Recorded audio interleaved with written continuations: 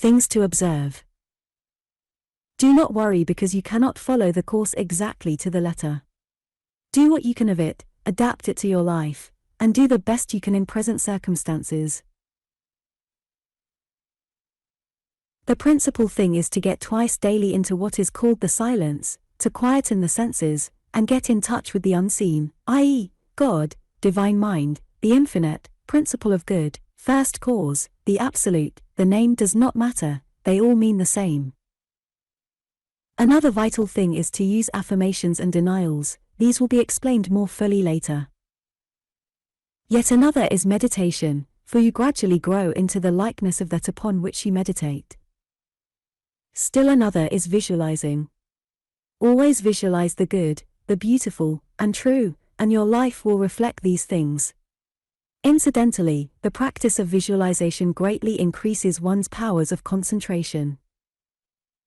Also, while you are receiving this course and for some time after, refrain from all hazardous speculation. Do not launch out in business without sufficient capital and then expect everything to turn out all right. Instead, wait until the way is made clear. Guidance and help will come in time, therefore do not try to force things. Remember that although as soon as you start right thinking, you begin to build up your life, yet it takes time to manifest. At first things may seem to be worse, if so keep on and they will soon settle down. You cannot fail in the long run if you will persist and persevere. Part 1. I want you to realize that within you are infinite power and possibilities. That the inward power can be aroused and brought into expression by holding high ideals in the mind and by affirmations and meditation.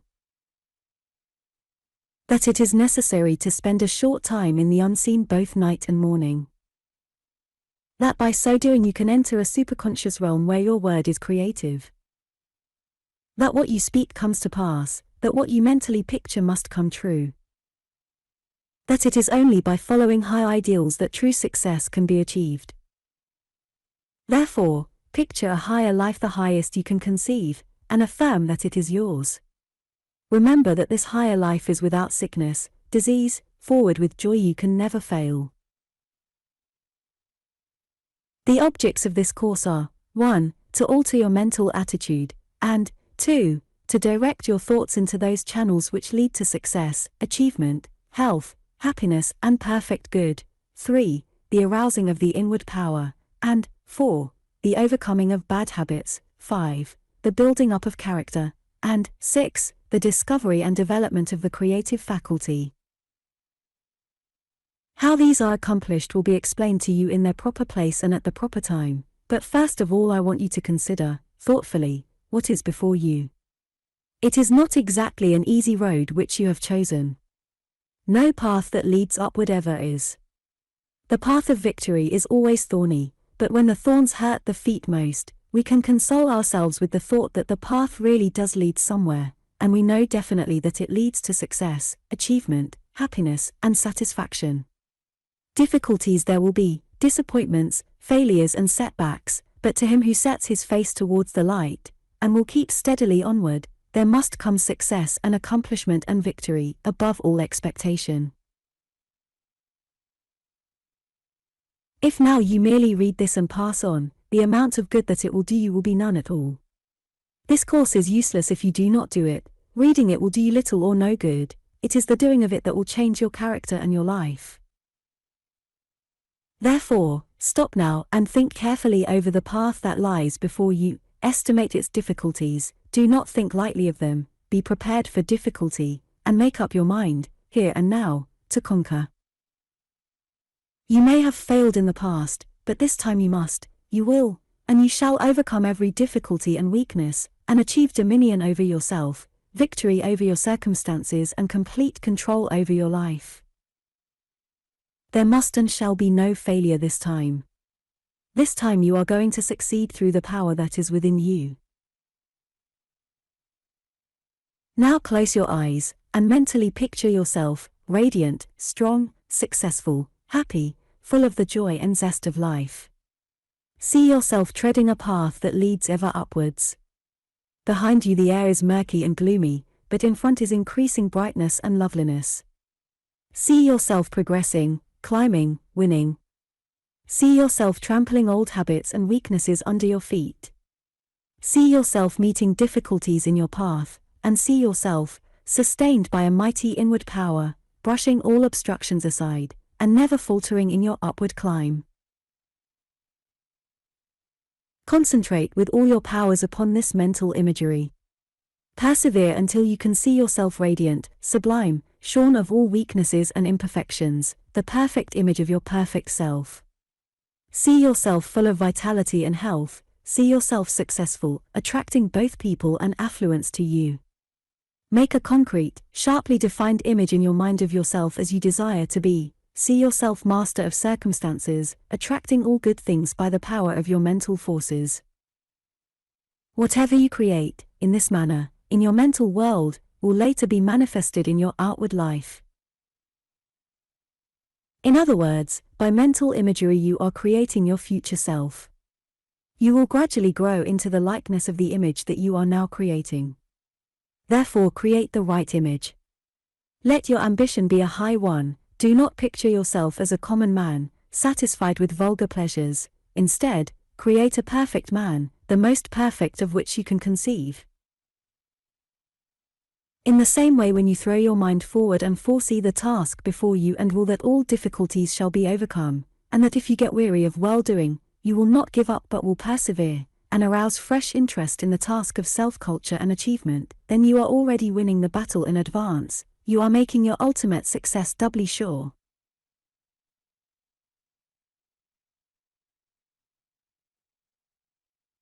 I want you to realize that this journey of yours is not a walkover. I want you to understand that it is a fight all the way, but at the same time to realize that it is a winning fight all the time. For although difficulties are real, yet you have within you the powers which make difficulties and obstacles melt away.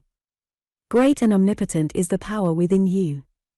Nothing can stay your upward climb. There is nobody who can prevent you succeeding except yourself. There is nothing that can stop your progress but your own doubt and fear. All things are possible if you believe that they are possible. Unbounded confidence, the keynote of success. You cannot fail. You, yourself, are success. Another word for unbounded confidence is faith. Every successful man is a confident man. He believes wholeheartedly in his own power to succeed. This is not vanity or being too cocksure. Instead, it is either conscious, or unconscious, or subconscious realization of the inward power.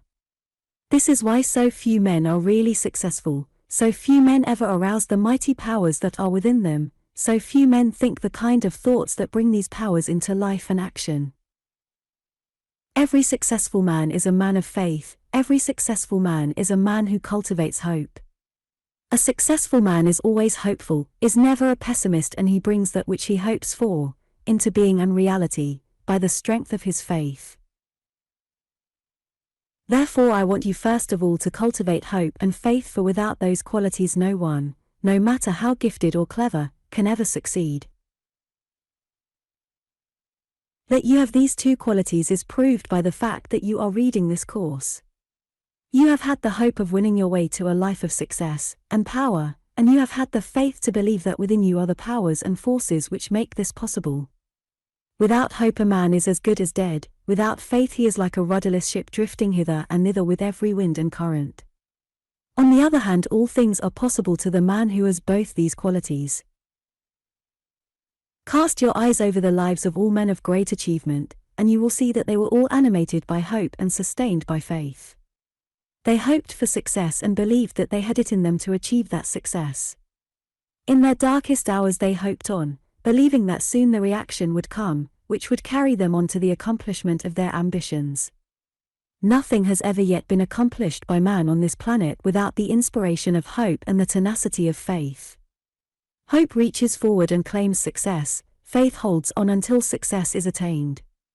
Therefore, seek to develop these qualities to their fullest extent.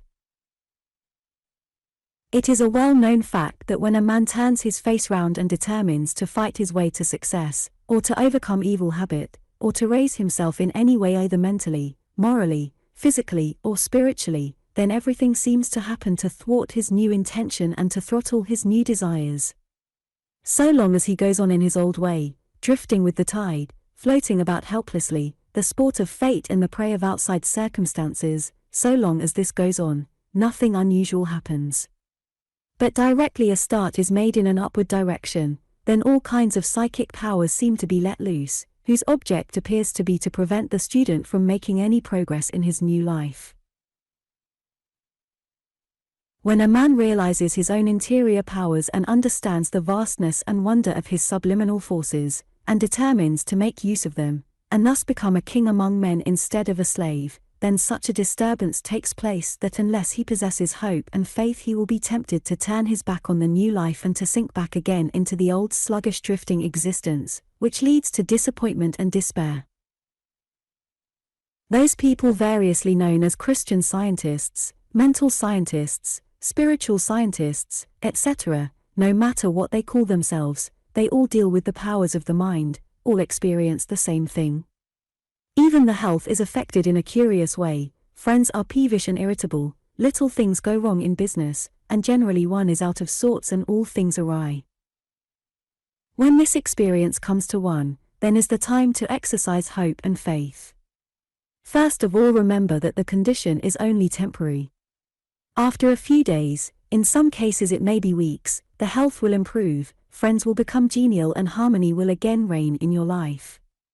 When the entities that cause the disturbance realize that you mean to keep on, and that you cannot be bullied into going back to the old life, they will quickly leave you. In any case, there is nothing to be afraid of, because these entities are helpless if one does not fear them. In other words, if you have hope and faith you can win through. Hope for better times although the present may be discouraging. Faith in the sure belief that soon all the disagreeable symptoms will disappear. Hope on, by faith, hang on, and keep hanging on and you will win through. Do not be discouraged by seeming failure, nothing was ever won without effort. What can be had without effort is not worth having. Take encouragement from the fact that this disturbance in your life proves that vital changes are taking place within, that the vast powers of your subliminal mind are beginning to awaken, and that the entities of your old erroneous beliefs and habits are taking their departure. Believe now that you can conquer and win through, and you will conquer and win through. What you believe you can do, because all power is within you. There is nothing in all the world that can stop you, except your own doubt and fear. I want you to trust me to the extent of doing something, the underlying principle of which cannot be explained in this first lesson. I want you to make what is known as an affirmation. I want you to affirm the following: the old life is dead and buried. I have severed myself from it once and for all. Henceforth I live the new life of success and power, of self-mastery and all accomplishment. First of all, memorize these words. Keep repeating them over until they sink deeply into your memory, and their meaning finds a place in your consciousness. If you can get a few moments to yourself during the day, practice making the affirmations. The right way is as follows: go into a quiet place, whether you sit, stand, or lie down is immaterial. Now close your eyes and say the words over very earnestly. Strive to realize all that they mean and address the words to your inner mind. It is your submerged mind that you are influencing, so address the affirmation very earnestly to it. Do this for several minutes, and finish by making the affirmation into space. Hurl it out as a message to the universe, and by so doing you will come into harmony with innumerable invisible forces, who will help and strengthen you. Do not make the affirmation while in a state of strain and nervous tension. Relax yourself, take a deep breath, and as you exhale let your muscles go limp, smooth out your nerves until your whole body is in a peaceful, easy state. Concentrate your thoughts on what you are doing. If they wander, bring them back and begin again. The more you concentrate, the better will be the result. The most important, in fact the time above all times for making the affirmation is just as you are falling to sleep. There is a great psychological reason for this. If you can fall asleep while making the affirmation, or while visualizing it, so much the better. Therefore take no food or stimulants. It is better to avoid the latter altogether, just before retiring. The reason cannot be given here because it would take too long, but it is an important one. In the early morning immediately on waking is the next best time. Both times should be made use of, and on no account be missed, but of the two the one just before sleep is by far the more important. The influence of these two affirmations will be felt during the day. They will have an effect upon your mental outlook, and upon the way in which you will deal with the problems of your day's work, but this influence can be intensified and buttressed up, as it were, by retiring into yourself at intervals, during the day, and mentally repeating the affirmation. This will give you a sense of power and confidence and hope, such as you have never experienced before. This is not imagination, it is your hitherto unsuspected interior powers being aroused into activity. When you have finished making the affirmation, again close your eyes and make a mental picture of yourself in the manner already taught. Endeavor to see yourself a radiant being, with the old life and its murkiness and imperfections left far behind you. Picture yourself pressing forward to higher and better things, meeting difficulties, it is true, but overcoming them, trampling old habits, weaknesses, and imperfections under your feet. Try and realize that you have the power to raise yourself above the ordinary things of life, that you can breathe a rarer and purer atmosphere. Picture yourself as a new being, happier, healthier, brighter and more radiant than ever you have been even at your most sublime moments. This will not be easy. It requires concentration and perseverance. You will find it difficult to see yourself as you wish to see yourself, or you will find it not easy to see yourself clearly at all. Also, you will find it difficult to keep your mind concentrated upon the making of the image. There is only one thing to do, and that is to keep on trying. Thus in the first lesson do you come face to face with a battle royal. With most students this visualizing is a great difficulty, but no matter how difficult it may be, it has to be overcome. If you fail to overcome this difficulty, then you fail in this course of lessons. If you fail to overcome now, you will fail in the larger things of life. The best way to overcome a difficulty is by getting interested in it. When you have developed interest, enthusiasm is aroused, and after that concentration becomes comparatively easy, and this commands success. Therefore get interested in this problem of visualizing. Remember that all men of great achievement have had this power greatly developed. Therefore if you wish to be great and successful you must first develop this same faculty. There has never been a great act or achievement in the world's history that was not first visualized in this manner. Everything is first created in the unseen before it is manifested in the seen.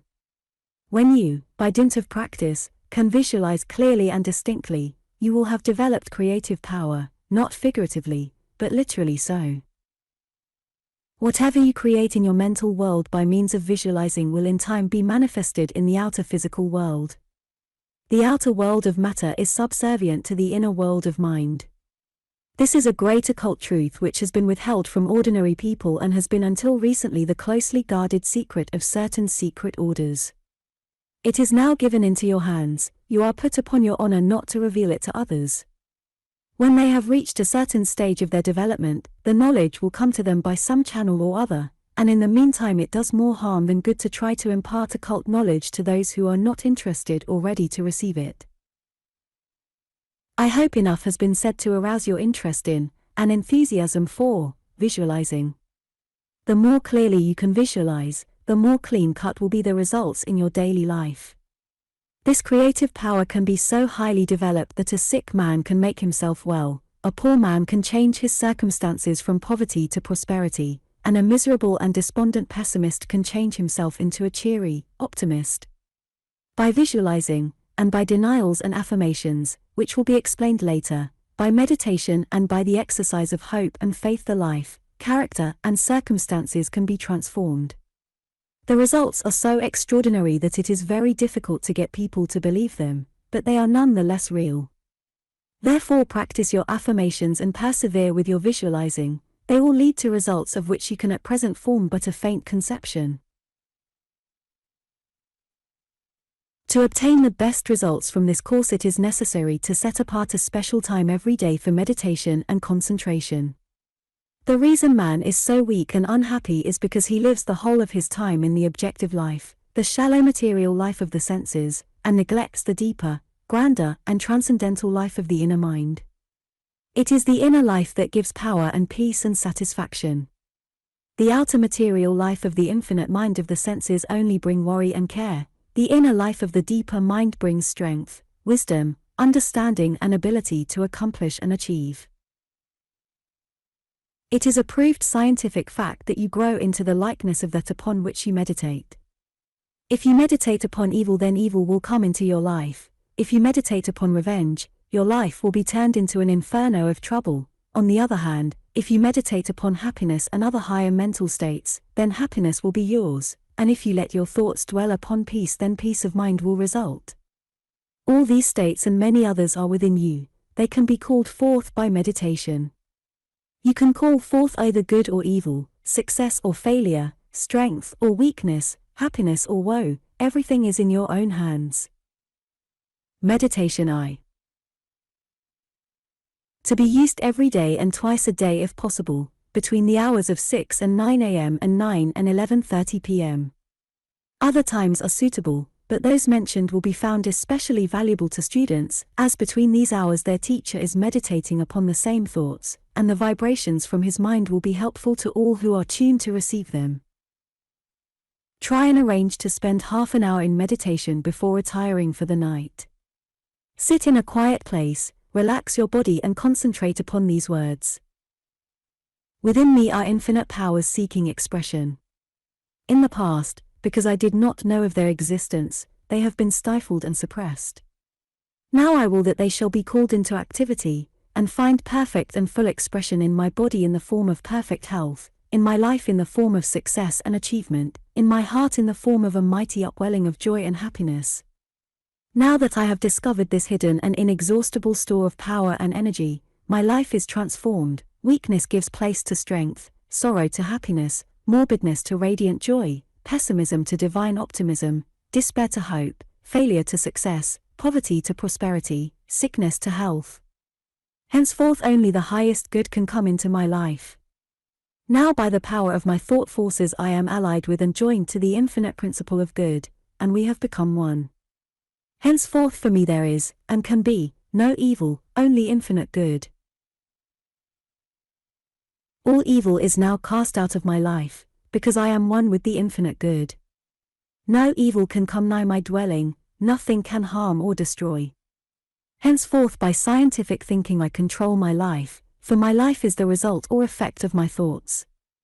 When evil thoughts, or weak thoughts, or impure thoughts, or failure thoughts, or fear thoughts, or poverty thoughts, or hate thoughts, or disease thoughts assail me, I will cast them out and think only of thoughts of love, and strength, of health and prosperity, of success and achievement, and of the infinite perfection with which I am now allied, and of which I form a part. When meditating upon the above, take each thought separately in turn and concentrate all your thoughts upon it. Not only grasp its meaning, but try and picture what it means. For instance, my life is transformed. When you think upon these words, try and see your life being transformed, see your weaknesses falling away from you like an old garment, and instead, strength, success and noble qualities being born in their place. Practice and concentrate and feel the power of this meditation. This ends the metaphysical part of this week's lesson. The following are some brief hints of great value to the student beginning the study of scientific thought. 1. Everything works according to law. We each of us have what we deserve. 2. Covet no man's goods, possessions, or happiness. He deserves them, let him alone. Realize that the universe holds all that you can possibly desire for you. 3. Hate no man. Hatred will come back like a boomerang and hurt you far more than it can the object of your hatred. Ignore what you cannot like, and concentrate your mind on pleasant things. 4. Be true, be honest, be faithful. All these create vibrations which will bring back blessings and happiness to you. You have entered a life, the power and possibilities of which you at present have no conception. If I described it now you would not understand. But, believe me, It is a life of power to accomplish and victory over all weaknesses. It is a life of prosperity and true success. It is a life of transcendent joy. It is a life of peace and blessing to your fellows. Look up. Keep looking up. Keep on affirming. Keep on visualizing. Keep on meditating. Keep on believing. Keep on hoping. What you hope for, and believe, and affirm, and visualize, is yours. Remember also that you grow into the likeness of that which you meditate upon. The brain is a very delicate instrument. It is the vehicle through which the mind finds expression. The mind cannot manifest its power if the brain is clouded by grossness of body. The one who would improve his or her mind, who would awaken the mighty powers within, must give up hurtful physical habits. It is useless to attempt to eradicate bad mental habits while the body is suffering from indulgence of any kind. For instance, it would be waste of time to affirm all or any of the higher qualities of the mind and then to go to bed intoxicated or full of pork chops and fried onions. Let your diet be on the light side, always rise from the table slightly hungry rather than repleted, and never eat later than 3 hours before retiring to bed. For instance, if you go to bed at 11 p.m., do not eat at a later hour than 8 p.m. This is a most important point. The affirmations have more power if made when fasting. Therefore, the last thing at night and the time of waking in the early morning are the best times at which to perform them. There are physical and psychological reasons for this. Bathe the body every day and follow by rough toweling. Do not wear too much clothing. Avoid tight collars and neckbands. Take a fair amount of exercise. Walking is the best form for most people. When walking, keep the shoulders fairly well back, the back hollow and the body well balanced over the hips. Above all, keep the head up. Do not look down, but look up. There is a reason for this. As regards diet, eat the food that agrees with you best, but eat if you can digest them 1 or 2 raw things every day, raw ripe fruit, salad, watercress, etc. Again, there is a reason. Masticate each mouthful of food until it becomes liquid. Get into the habit of breathing deeply and through the nose. Keep the mouth firmly closed. Keep your windows open night and day. Fresh air is cheap. Lastly, try always to maintain a cheerful frame of mind. Appendix. It will be helpful for you to think of your subliminal mind as another person, one who is always listening, listening, listening. He hears all that you say, and acts upon all the thoughts that you let pass the threshold of the inner mind. Hush! He is listening, should be the watchword of your life. Let no thought of evil, of impurity, of weakness, of ill health, of failure, of hate, of anger, of fear, enter your subliminal mind, for he will receive them as orders which he will obey, and being all-powerful, great and terrible will be the results. Therefore let only thoughts of good, purity, strength, health, success, love, self-control, courage and determination enter this greater mind of vast intelligence and power. Do this, and your subliminal mind will take these thoughts as orders, and will shape your life and health accordingly. Thus, in a general way, your subliminal mind will be led to develop your life on healthful and successful, noble and harmonious lines. The visualizing taught in this course, also the denials, explained later, affirmations, meditations and other exercises, all have a very strong, deep, scientific purpose in view, and this is the training of the subliminal mind. The affirmation and the visualizing taught in this lesson are given you in order to make a definite impression upon your subliminal mind. The main object of this lesson is to make a dent or impression on the subliminal mind and to make it realize that the old life is dead and that you have now entered a new life of health, success, and power. Your subliminal mind will accept this if you persevere with the visualizing and affirmations, and will thus be prepared for the more advanced training which is to follow. Let hush. He is listening be the watchword of your life. Part 2. Gaze up into the sky at night and sense the infinite majesty of the universe. Get mentally into touch with those patient stars that flash and twinkle like gems of purest water. Realize that they are suns, situated millions of miles away. Then think of our own little spot in the universe, the solar system. Think of the majestic magnetic sun, the planets all following certain paths guided by a wonderful system of universal law. Observe the precision of the rising and setting of the sun, the lunar periods, the rhythmic ebb and flow of the tidal sea. Let your mind grasp what all this means. Let it sweep right from the grandest aspect of nature down to the atom itself, and what does it see? A power expressing itself in an infinite variety of ways, in everything, and through everything.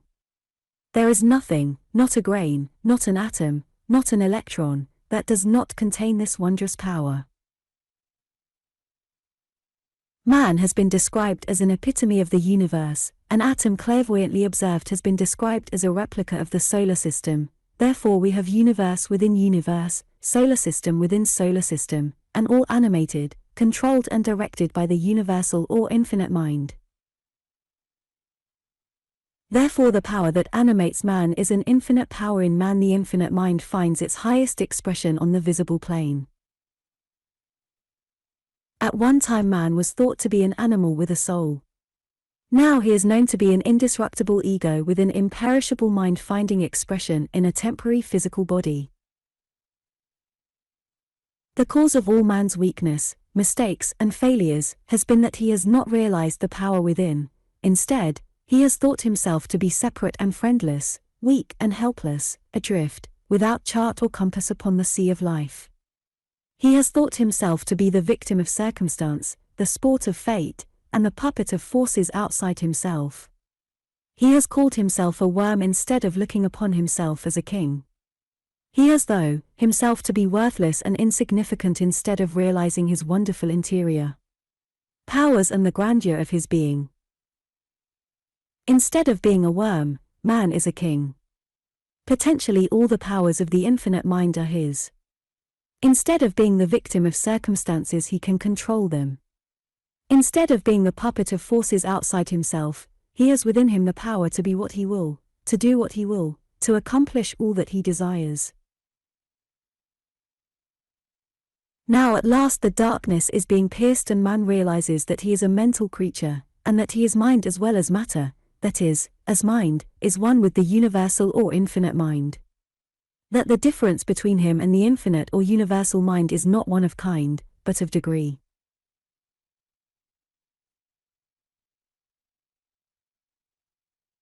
Like a traveler lost in the bush, who, almost dying, at last finds his way to a permanent spring of water, and drinks again, knowing that he can never exhaust the everlasting supply, so does man after long wanderings, at last realize, that within him is a fountain of never-failing power and wisdom, and that his subliminal mind is linked up with, and forms a part of, the infinite mind of the universe.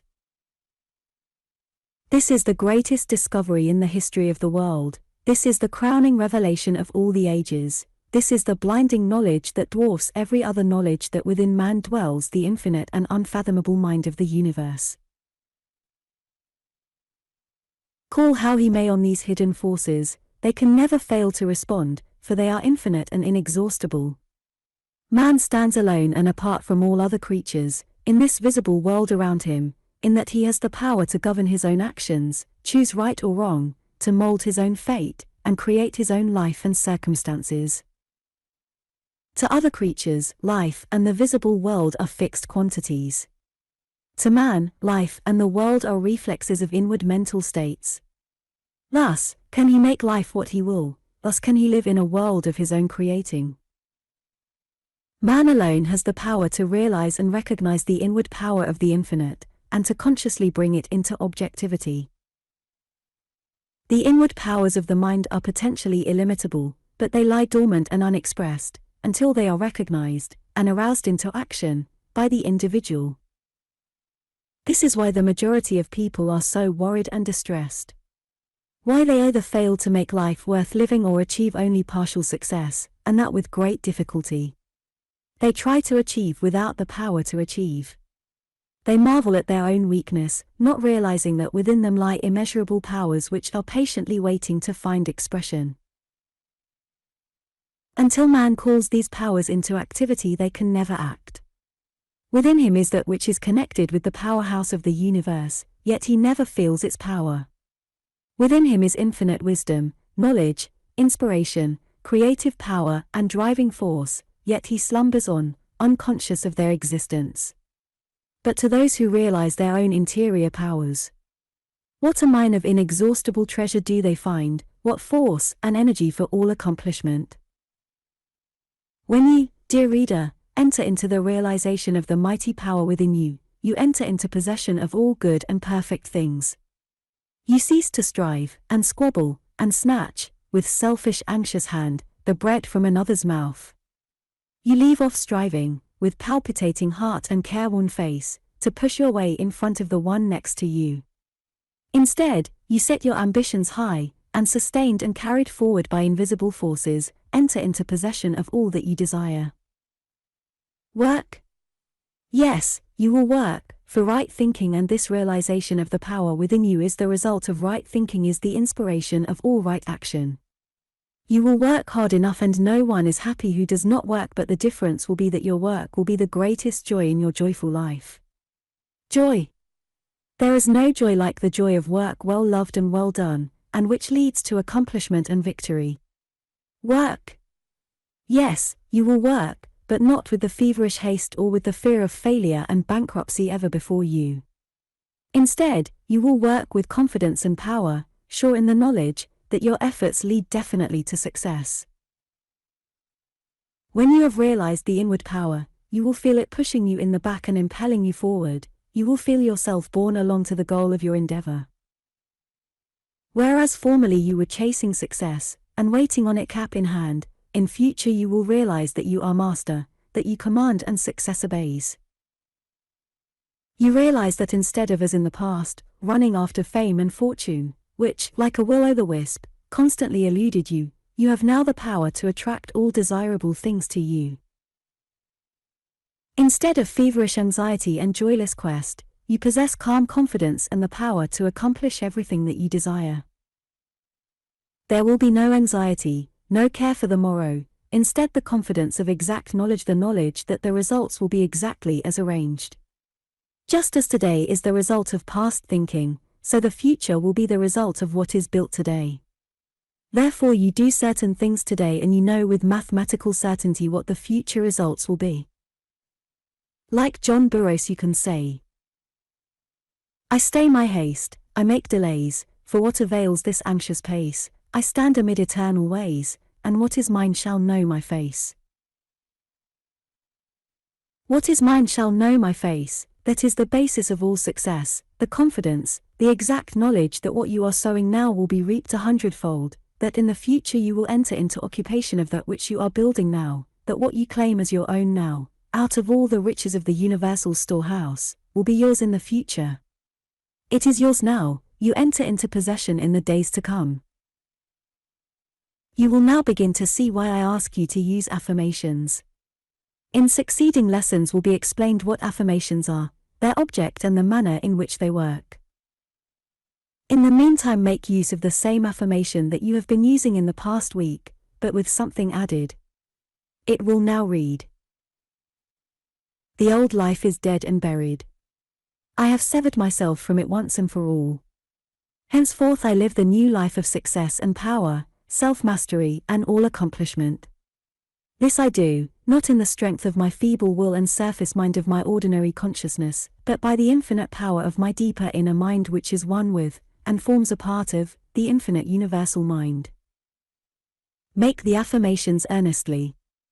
Think of what you are saying. Enter into all that the words mean. Try and feel their power. Do not, however, screw yourself up to a nervous tension, instead let yourself relax. First your body with its muscles and nerves, let them all go limp, then your mind let that unbend also. Now affirm calmly and confidently as instructed, and then visualize a picture of yourself, radiant, calm, and possessed of a new power.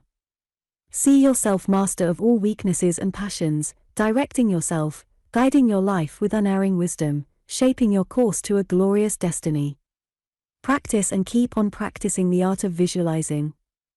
Remember that you are dealing with finer matter than that which is discerned by the senses, but it is none the less real. In fact, it is far more real. The fact that you can see with your mind's eye that which you have created by your mental processes is proof that what you have created exists. If it did not exist, you could not see it. If, therefore, you create in your mental realm a picture of yourself, radiant, successful, self-disciplined, master of your life and destiny, then you are creating a new you which in process of time will become objectified in your outward life. In other words, the new you, the radiant being of your mental imagery, will later manifest itself in a new outside physical you. Whatever is created in the unseen, later becomes manifested in the seen. This is an immutable law. By mental imagery you create in the unseen.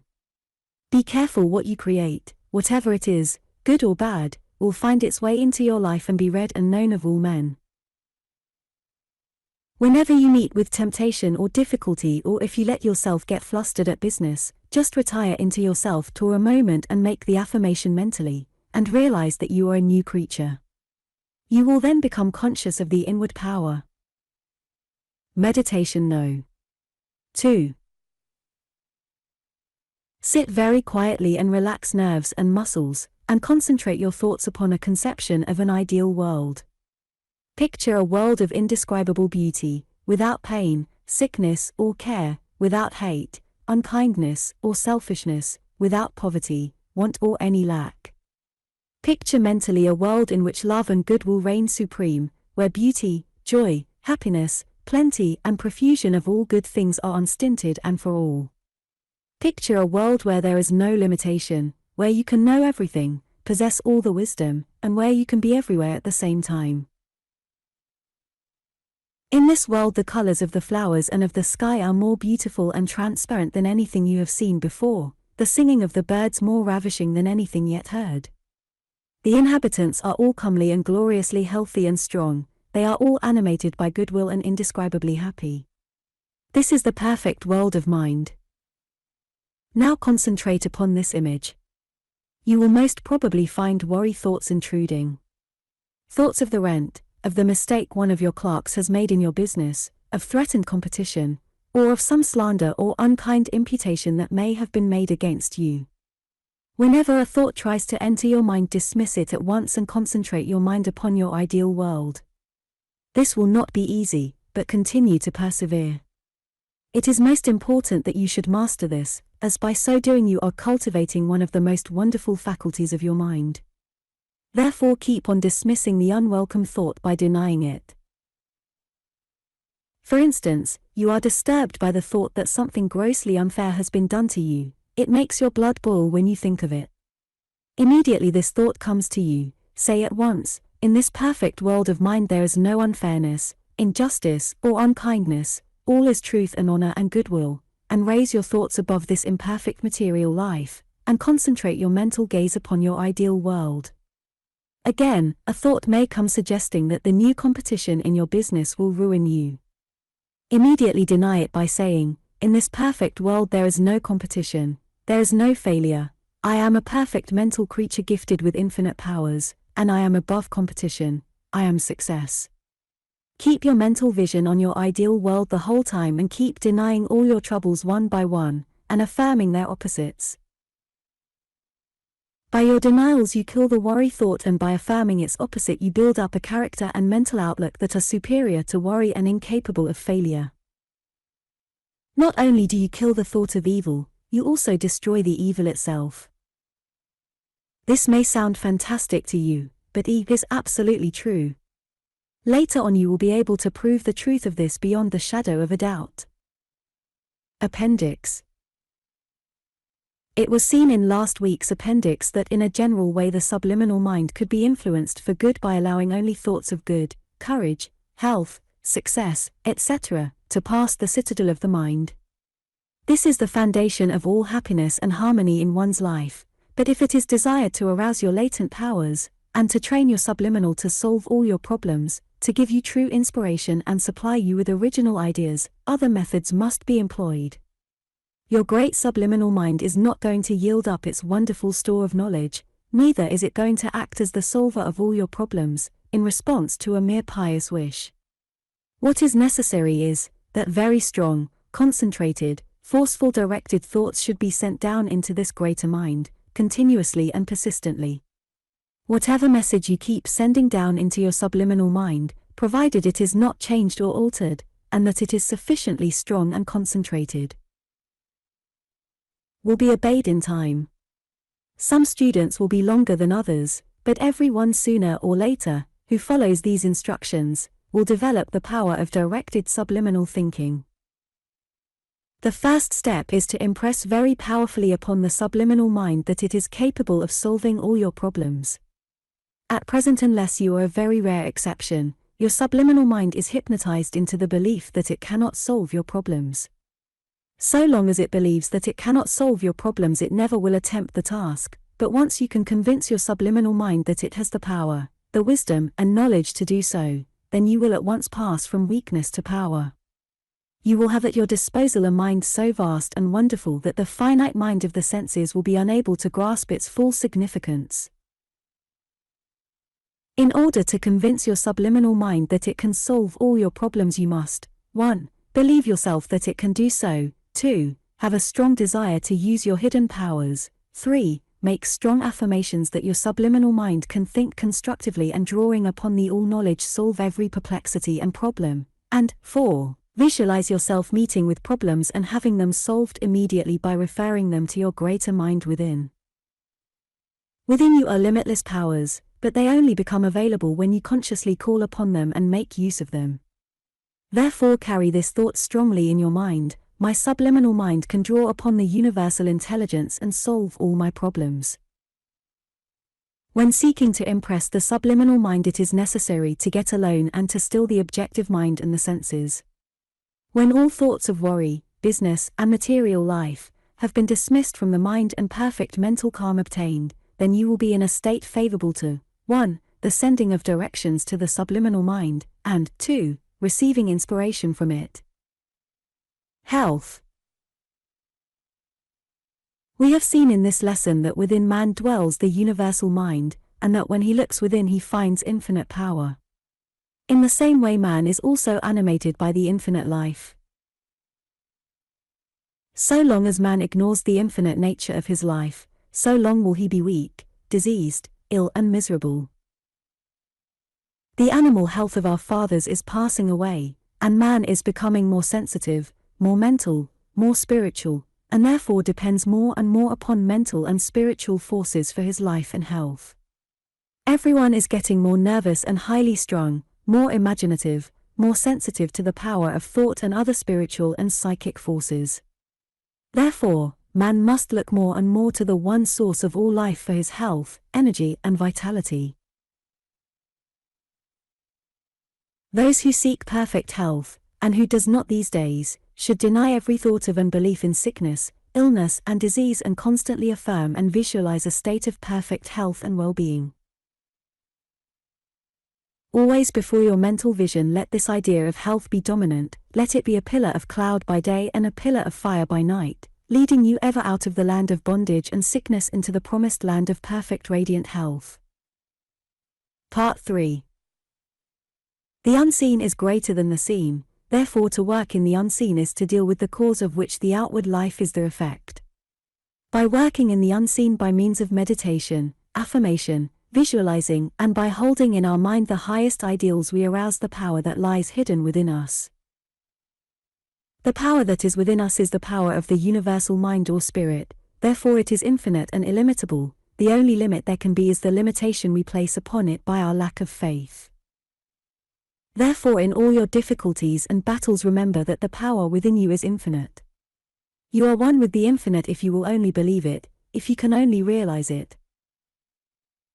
Rise up and go forward with confidence. Your highest ideals can be attained too, if you will believe and have faith and reach upward to higher and better things.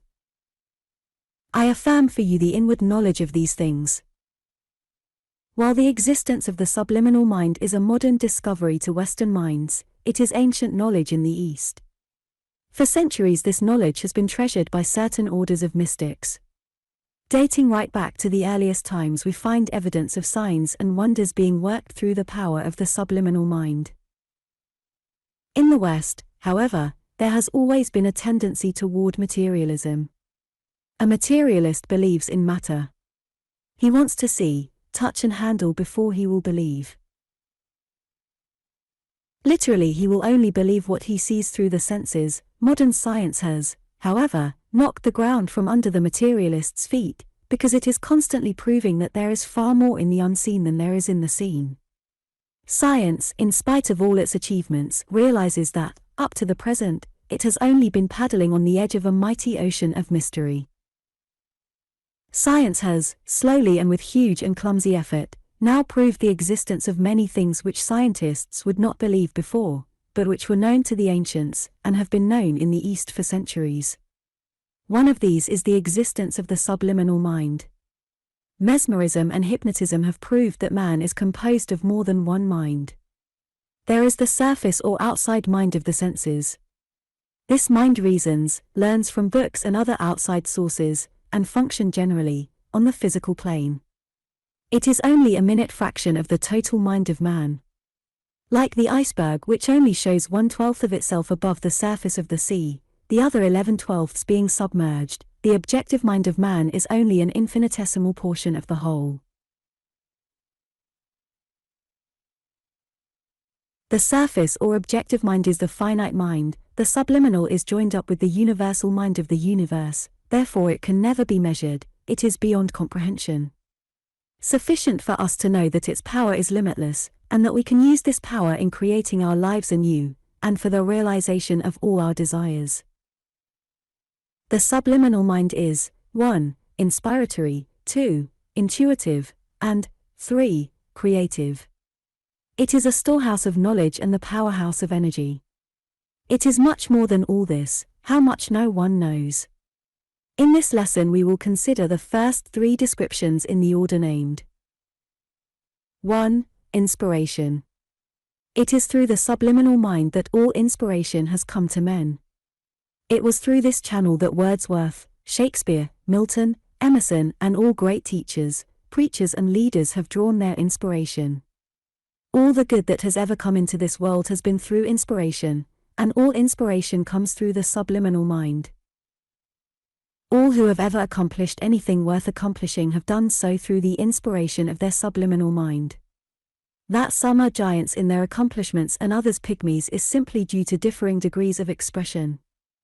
Some express more of the power within them, some express less. The power is there, it is for us to express it. We cannot all be Shakespeares and Miltons, neither is it possible for all men to be Gladstones or Lincolns, but there is a niche somewhere in the world where we can each find a useful field of congenial work. We can, if we will, be guided by inspiration, find somewhere a field of labor where we can pour out our pent-up passion for achievement, where we can command success beyond our wildest dreams.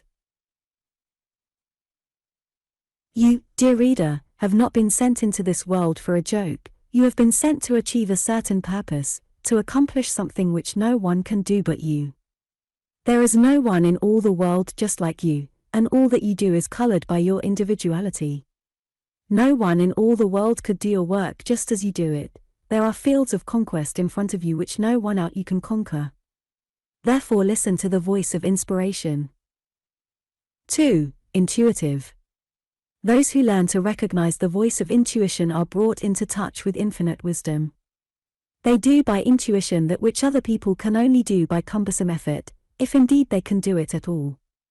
One who has developed this power has no perplexities, because all his problems are solved for him by his subliminal mind. He listens to the inner voice of wisdom, acts accordingly, and the result always justifies his faith in this inward power. President Lincoln, when confronted by a perplexing problem, used to make a habit of dismissing it to his inner mind, and then going for a short walk. During his walk he would interest himself in the birds and trees and other things around him and then give no thought to the perplexity which was demanding an answer. When he got back from his walk the answer would be ready, his subliminal mind had solved the problem. Others, puzzled by an intricate matter, may go to bed with the problem still unsolved, and awake in the morning with the solution of their difficulty already formed in their conscious mind, or it may come to them, like a flash, while they are dressing. The subliminal mind has solved their problem. In the subliminal mind is all wisdom and understanding. You, too, can use this wisdom and understanding if you develop the faculty of inward hearing. 3. Creative. The subliminal mind is creative. Being one with the universal mind, which is the creative power of the universe, it partakes of the same nature. The difference is not one of kind but of degree. As in the macrocosm, so in the microcosm. Just as infinite mind is absolute through the whole universe, so is man king of his life, master of his fate, captain of his soul, creator of his life and circumstances. Man cannot create a planet, but he can consciously form an image or picture in his creative mind, a picture of better circumstance, different environment or definite achievement, and holding that image persistently compel it to materialize in his life and circumstances. This is not a fairy tale, it is a hard, common sense fact. There is nothing that has ever been accomplished by man that has not first been created and imaged in his mind. It is always the vision first, and afterwards the accomplishment. The difference between men is a difference of vision. The difference between their vision is the difference between their accomplishment. Some men create more than others, it is because theirs is a greater vision. All the great ones of the earth, leaders of men and nations, artists, poets, inventors, financiers, have been what they were because of their vision, because they were men of imagination. People who pride themselves on being practical look askance at imagination, thinking it to be something impractical and shadowy, something belonging to the realm of dreams. They confuse constructive imagery with daydreaming. Now, the imagination of which I am speaking is the very antithesis of daydreaming. Daydreaming is the aimless frittering away of the mental powers. Creative imagination, on the other hand, gathers together the mental forces, and by focusing the powers of the hidden mind bring into being a definite image. This definite image is the vision which all men of accomplishment possess. This vision is the basis of all achievement. It is impossible to name a single great man or woman who has not been inspired and guided by it.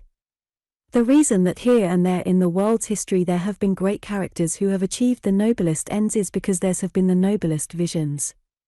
It is impossible to create a poor, puny, low kind of image in the mind, and then to win great success in life. As the image is, so your life will be.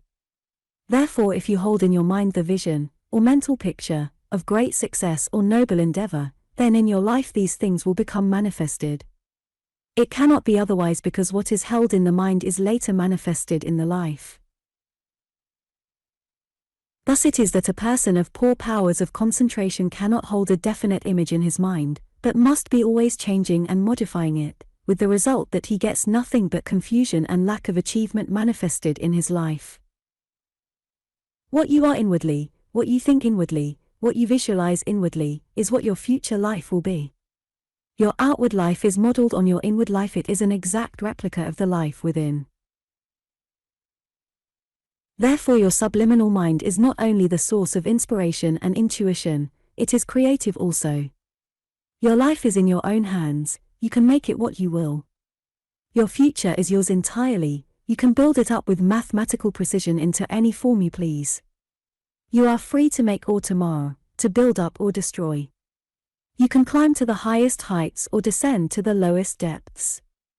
You can be weak or strong, filthy or pure, miserable or happy, unsuccessful or successful, poverty-stricken or prosperous, ill or healthy, hated or loved. It is all a matter of thought control and scientific thinking.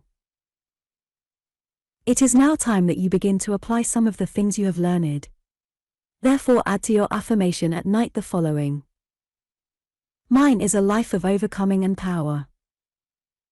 Henceforward I will cease doing, and will instead do. I do this by the infinite power within me which can never fail. Where I have left blanks I want you to fill in with 1. Whatever bad habit you most wish to eradicate, and 2. To insert the virtue which you wish to put in its place. For instance, suppose you have been in the habit of getting up late, swallowing your breakfast hurriedly and rushing to business, getting all behind with appointments and correspondence, developing indigestion, headache, and peevishness in consequence. Supposing this is the case, of course I only use this as an illustration, you will fill in the words to suit, so that the sentence will read something like this: supposing your proper time for rising to be 7 a.m. Henceforward I will cease getting up late and will instead get up punctually at 7 a.m. Or better still, you can command yourself to wake at 6:30 and spend half an hour in meditations and the saying of affirmations. You will then be quite ready to rise at 7 o'clock. Immediately following the affirmation, visualize a picture of yourself waking in the morning. See yourself open your eyes and look at the clock. See that the time is 6:30. See yourself engaged in concentration, meditation, and making of affirmations. See yourself look at the clock again, and at 7 o'clock see yourself get up and go to the bathroom. The more clearly you can picture this scene, the easier will you find the task of getting up to be. You may not be successful the first morning or two, but if you persevere you will find that you have by the use of affirmations complete control over yourself. The more successful you become, the stronger does your willpower grow. If you are in the habit of going to bed too late, you can add to your morning affirmation the following: henceforward I will cease going to bed late. I will instead go to bed at 10. At 10 o'clock tonight I shall feel sleepy and tired. I will then go to bed. After making this affirmation, visualize yourself as you will appear at 10 p.m. You are, we will say, sitting reading or working. You see yourself look at the clock. You see yourself put your book or work away and go to bed. Persevere with the visualizing until you can see every detail with great vividness and distinctness. Make this affirmation and create this mental picture, and you will find that what you have affirmed and visualized will come to pass exactly as desired. Before you is unfolding a life of perfect self-control and overcoming. When you have become master of yourself, first in small things and then in the greater, you will have become master over your life, your circumstances, and your destiny. Not only is it necessary that you should overcome habits in this way by reversing them, but it is also necessary that you should reverse all your wrong ideas of life and the universe, replacing wrong and harmful ideas by truth. One of the objects of this course is to dispel old erroneous beliefs, and thus to change your mental outlook. In addition, it is necessary that you should reverse every thought and suggestion of a harmful character directly it comes to you. A thought may come to you such as, "You will fail, you can never succeed." Now if you allow that thought to enter your mind, it will weaken you, paralyze your efforts, and bring failure into your life, just as surely as day follows night. Therefore, as soon as it comes to you, you must kill it by denial. In this case you would raise yourself in thought to your perfect mental world and say, "There is no failure. I am a perfect mental creature living in a perfect mental world, all the potentialities of the infinite mind are mine. I cannot fail." Say this over several times and then affirm, "I am success, within me are infinite powers, I am success in all that I undertake." Every time that you do this, you drive failure further and further away and establish success more firmly in your life. The oftener you do this, provided that you get a clear concept of your perfect mental world, and, as it were, breathe its atmosphere, the more rapidly you will progress. Do not, however, strain and worry after results. Instead, seek to adopt and maintain a calm, serene, confident attitude, above the worries and cares of life. Again, the thought may come to you, "There is that pain again, I am going to have one of my bad attacks."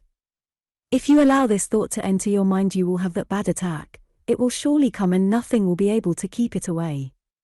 The attack is only effect, the cause is the thought within your mind, and no amount of medicine will be able to help you because it cannot touch the cause, and can only tinker about with the effect. Such efforts are on a par with trying to keep the ocean back with a broom. Therefore, when the pain and thought come and seek admittance at the door of your mind, immediately deny their existence. They have no real existence. You, the real you, are a perfect mental creature in a perfect mental world, where there is no such thing as pain or attacks, and if you realize this you can never be ill. It is only when you let thoughts and suggestions of pain and illness come into the mind that pain and illness become possible in your body, because what happens in your body and life is an exact reflex of what you hold in your mind. Therefore, if you deny pain and sickness in your perfect mental world, then at once the pain will cease. In Lesson 2 I told you that by denying evil you not only killed the thought of evil, but that you also destroyed the evil itself, and that later you could prove the truth of this.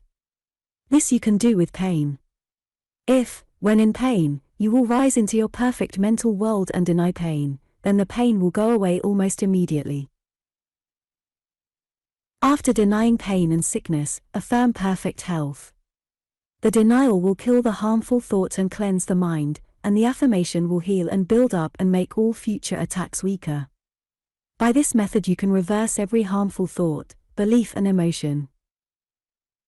It is necessary when you deny any evil, no matter what it may be, that you clearly realize that you are denying apparent evil to exist in the material world.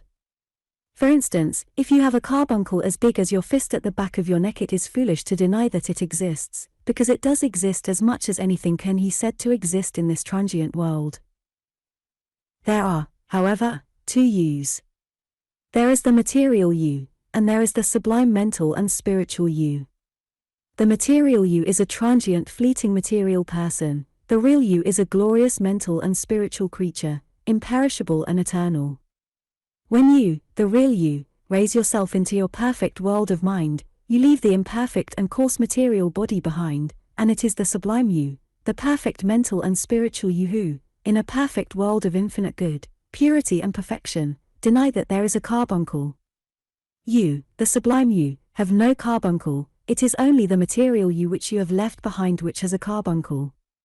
By raising yourself into your perfect world of mind you transfer your consciousness from the material world to that transcendental world of infinite perfection which our greatest philosophers and thinkers have always realized to exist around us and above us. This is why, as you raise yourself into your perfect world of mind, your pain disappears like the sound of a band dying away in the distance. It is because you have transferred your consciousness from a material world to a mental or spiritual one. If, when you have entered this perfect world of mind you deny the evil that is troubling you, by this you do not deny that it exists in your material body but only in your radiant mental body, and if you then meditate upon the infinite perfection, boundless life, perfect good, unsullied purity and immeasurable power of the infinite mind which rules this perfect mental world, if you will bask, as it were, in the sunshine and happiness of infinite perfection and love of this transcendental world, then you open your life and your physical body to the action of the universal mind, and your material life, circumstances, and body become more like the life of the perfect world of mind, and your body more like your sublime mental body. Thus if it is a carbuncle that is troubling you, then it will disperse and your body become quite healthy. The clearer your concept of the perfect world is, the more rapid and certain are the results in your life, body and circumstances. Every time you rise to your perfect mental world and deny evil, every time you realize and bask in the infinite perfections of the ideal world, each time that you do this, evil is destroyed in your life and body, and good is installed in its place. Therefore, the more you live in your perfect world, the more perfect will your life and circumstances become. Remember, therefore, to always retire into yourself and to rise into your perfect world of mind before making a denial and an affirmation. Meditation No. 3. To be pondered over between the hours of 6 a.m. and 9 a.m. and 9 p.m. and 11 p.m. Especially just before retiring is recommended. In the past I have listened to the distracting voices of this imperfect, unsatisfying life of the senses. I have been pulled this way and that, by desire, by impulse, by uncontrolled emotions, and have been influenced by the advice of those who have had no inward knowledge. Henceforth I turn a deaf ear to all these voices and listen only to the inward voice which always speaks with perfect wisdom. No more shall I be perplexed and worried, not knowing which way to turn or what to do. Instead I shall be guided perfectly by the inward voice of inspiration. I raise my mind above this life of the senses and dwell in the perfect world of mind. All thoughts and suggestions and states that are not in harmony with the highest good, I reverse into their opposites. Thus do I cleanse my mind, my thought, my life, my circumstances, my world, and build up my life anew. When perplexed or faced with difficult problems, I retire into my inner self, and, by thought control, I keep out, or reverse, the unwanted thought, until my inner mind is stilled and calmed, and I can hear the inner voice of wisdom. This voice of wisdom never errs, never leads astray, but always guides me toward the highest good. Therefore I have no worry or care or perplexity, because I always know how to act even in the most perplexing circumstances, being guided perfectly by the inner voice of wisdom. Henceforth there is for me no care, anxiety or worry, because I am guided into all good. Every good and perfect thing is mine now. Health, prosperity, happiness, peace of mind, all are mine here and now. Appendix. Having for this week past impressed on your subliminal mind that it can think constructively and drawing upon the all-knowledge, solve your every problem, it is now necessary for you to tell your subliminal mind that it does solve all your problems. This week's meditation indicates the way to retire into yourself. This is the secret. To most students it is a difficult task to still the senses and inhibit unwanted thought, but it is comparatively easy, if, instead of trying to inhibit all thought and keep on concentrating upon it and dismissing every thought of care, worry, business, or anything to do with the senses which comes to you. It must be a thought which will draw you away from the life of the senses to the greater life of the mind and spirit. For instance, the Bible student might with advantage concentrate upon some such words as these: "Thou wilt keep him in perfect peace whose mind is stayed on thee." Another might say with Emerson, "I am the owner of the sphere, of the 7 stars and the solar year," and so on according to what your religion or philosophical views may happen to be. Or you can concentrate upon a mental image of infinite beauty and perfection, the future golden age, paradise, heaven, or whatever is to you the highest, most pleasing and most inspiring. Continue to dismiss all other thought until all worry is killed and the mind and spirit are at rest. Then say in your own words, something like this: "My subliminal mind draws upon the all-wisdom and solves my every problem and difficulty." The life that lies before the student of truth is one of great glory, of infinite expansion and unfoldment. It does not, however, always appear thus to him. In order to test his mettle, it often appears drab and hopeless. Everything seems to go wrong, and voices whisper, "Go back, why trouble any longer, the pursuit is hopeless." If the student does go back, he proves that he is not worthy, and for him there can never be the steep ascent to God. But the one who will keep on in spite of all discouragements and opposition, and who proves his worth, passes on to a life of indescribable joy, of victory and achievement, of abundant health and peace of mind. I affirm for you the life of true freedom. Ye shall know the truth, and the truth shall set you free. Part 4. We now have to deal with that part of your mind which is the center of all action and the seat of all memory. Not only the memory of this life, but the race memory of all mankind. This division of the mind we will call the subconscious mind. We will do so in order to distinguish it from the mind of creation, intuition, and inspiration, which we have already considered, and also from the objective or conscious mind, which will be described later. This subdivision is not orthodox according to the ordinary teachings of psychology. The usual practice is to term the whole of the submerged mind subconscious. That this is not correct must, if we think for a moment, be apparent. The subconscious mind acts only according to instruction and instinct. Thoughts and commands flow from the seat of the will through the conscious mind down into the subconscious mind and are immediately acted upon. The subconscious mind is a blind intelligence. It cannot reason, it can remember, it can act, but it cannot think, plan, or reason. Yet we have a mind within us that can inspire, create, and bring forth the most wonderful thoughts. A mind which can solve our most complicated problems, that can guide us through the most difficult situations if we will but trust it. This cannot be the subconscious mind because we have already seen that this is a blind intelligence acting only upon instruction, suggestion, and animal instinct. Therefore, there must be a mind or minds other than the subconscious, and this I have termed, for the want of a better word, the subliminal. The subconscious mind is a kind of a sleepy giant, or a slumbering volcano. It only requires arousing to cause it to manifest extraordinary power. It is a vast and wonderful intelligence, so wonderful that our consciousness cannot form any conception of its wonders. All that we know is that this wonderful center of life and action is as far above our understanding as our own consciousness is beyond the comprehension of a beetle. Yet this subconscious mind of ours is subject to our will and guidance. Within us is this wondrous power, the almost infinite intelligence, yet its use and control are in our own hands. Unto us is given the ability to govern a power whose extent we cannot gauge, to direct an intelligence so great that it is impossible for us to grasp its full significance.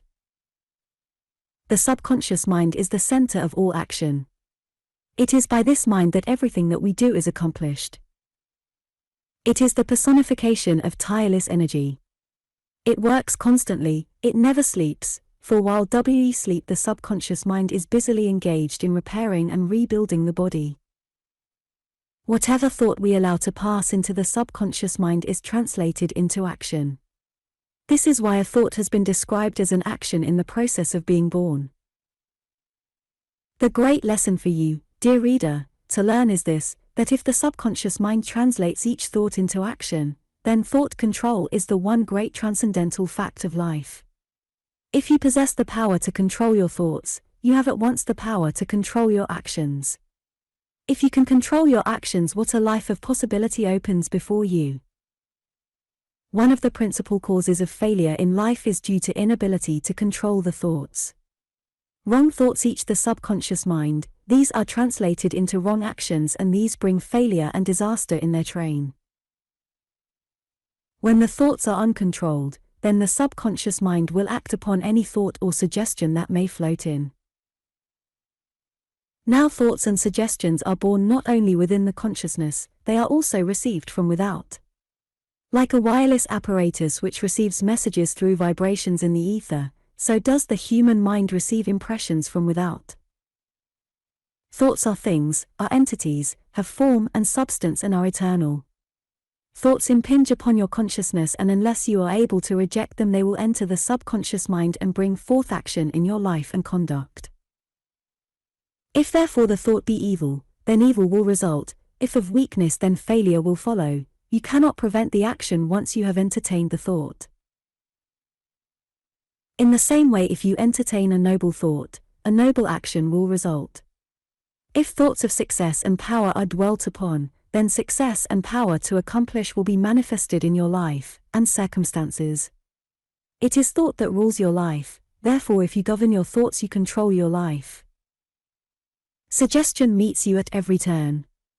Kind friends with the best of motives suggest ill health to you when they remark on your pallor. Their well-meant remarks of how you look send a suggestion of sickness to your subconscious mind, which later manifests itself in real sickness in the body. Articles in your daily paper on diet, influenza, and other topics again suggest illness to you. Even the advertisements suggest that you have kidney disease or worse, and that to save your life it is necessary for you to take certain tablets or pills. The newspapers themselves do their best to suggest evil to you. The columns are full of the seamy, sordid side of life. If any man commits a crime, it is reported in the papers. If however he resists temptation and instead does a good deed, no notice is taken. Therefore newspapers give an entirely false presentation of life. The press closes its eyes to the good and presents the evil, and thus suggests evil to you, which if you do not watch it, will produce evil in your life. For every bad deed reported in the papers, 1,000 good actions go unrecorded. The world is full of noble deeds and gracious thoughts, and they can be seen and realized by those who look for them. Therefore be very careful what newspapers you read and how you read them. Avoid reading of the evil, seamy side of life. Instead, look for the good, and you will find it. When reading your paper, devote your attention to the large things, those which will go down in history. Avoid that which is mean and petty, thus will you avoid unwholesome and dangerous suggestion. Newspapers, periodicals, and some books would have you believe that life is an unlovely thing. Even some hymn writers have dared to describe the world as a vale of tears and life as a long drawn-out woe. Do not believe these wicked suggestions. Life is a gracious and lovely thing. It is full of beauty and love and peace and happiness. Life is what we make it. We can make it sublime or we can make it savor of hell. It is in our own hands. Therefore do not read either papers, books, or magazines that do not present life in a joyous and optimistic way. Avoid low-class scrappy reading. Read instead good books by great minds. Imbibe noble thoughts. Read good poetry if you can. Seek the beautiful, the noble, the true, in your reading and in your fellow men, and you will find them and be richly blessed thereby. How then, you ask, can I escape all this harmful suggestion? I am conscious of evil in my life. I do not know what to expect next. How then can I cast out evil and avoid all these harmful suggestions that impinge upon my consciousness from 1,000 different sources? The answer is by denials. First of all, I want you to understand that your life consists only of that which is in your mind. Your world also is really nothing more than a reflection of your own mind and what is in your own mind. It is because of this that two people in precisely the same circumstances will each find life and the world very different. One will see in life great joy and much cause for thankfulness, and the other may experience only unhappiness and disappointment. The difference is not in circumstances but in the mind. The mind is the real thing, the world is transient and fleeting, and has, philosophically speaking, no real existence, but mind endures. The natural or mortal mind view of life and the world is almost always the exact opposite of what is the real spiritual truth and fact. Metaphysics tell us that the visible world is an inverted reflection of the real. If then it is inverted, it is natural, until our spiritual or inner eyes are open to the truth, for us to see things as the exact opposite of what they really are. Therefore it is not surprising to find that, whereas the mortal or animal mind of the senses thinks the world is the real thing and the mind only a shadow, the real truth is, that mind and spirit are real and eternal, and the visible world but a transient and impermanent thing which has no actual reality. Such being the case, then the only thing that really matters is what is in the mind or what is not in the mind. If we have a belief in evil, and thoughts of evil, in our mind, then we have evil in our life. If, however, we can cast the thought of, and belief in, evil out of our mind, then it will cease to appear in our life. By raising ourselves above the sensuous life and realizing our permanent world of mind and there denying evil, poverty, failure, pain, sickness, unhappiness, or whatever our trouble may be, we kill the thought which is the cause of all our troubles. Then whatever we affirm will take their place. If we deny evil, then we follow by affirming good. If we deny sickness, then we affirm prosperity and affluence. By denials we can take out all the evil, care, fear and worry out of our lives and build up in their place by means of affirmations, perfect good, success, affluence, happiness, health, love, peace and courage. Everything being in the mind, then everything that is taken out of the mind is taken out of the life, and everything that is put into the mind, comes into the life. Thus it is possible with mathematical accuracy and certainty to recreate the life, to cast out all the undesirable and to build up in its place only the beautiful, the good, the true. Life is what we like to make it. We can make it like heaven itself, full to the brim with all that is good and beautiful, or we can turn it into a perfect hell. Therefore do not accept the suggestions of those, who having failed in life, proceed to call it hard names. We can make life a continual joy, if we create a heaven within us by the quality of our thinking and mental processes. All that we see in life, all that we experience, even life itself, is but the outward expression of the life within. The life within is built up by our thinking. You will have seen by this time the purpose and value of affirmations. Affirmations are concentrated thoughts. Back of each affirmation is a strong emotion, and this gives it tremendous driving force. Not only do affirmations impress the subconscious mind, thus producing action in accordance with the will, but they project outwards from the mind into space, attract forces and help from other sources and bring them to minister and to bless. Not only so, but they also arouse the subliminal mind to inspire, to create, to impart wisdom. By the use of affirmations, all the finer forces are aroused to action, and the life is transformed from weakness or ineffectiveness to strength or purposefulness. By the use of affirmations, the will is strengthened until it becomes so strong all else has to bend to it. By the use of affirmations, the body is strengthened and made healthy, and exercise and body culture become a pleasure instead of a duty. By the use of affirmations, difficult tasks and unpleasant duties become easy of accomplishment. By the use of affirmations, it is possible to break bad habits of a lifelong standing, and replace them with good ones. By the use of affirmations, we can build up character, mold our circumstances, shape our destiny, captain our soul. We can be what we will, do whatever we desire, attain to all our ideals. Therefore, it is of the utmost importance that you should be most diligent in practicing the affirmations always. Never let a single night or morning pass without spending several minutes in quiet concentration on the affirmation given you in this course. Reading this course through will do you but little good. It is doing what it teaches that is going to make you strong and successful.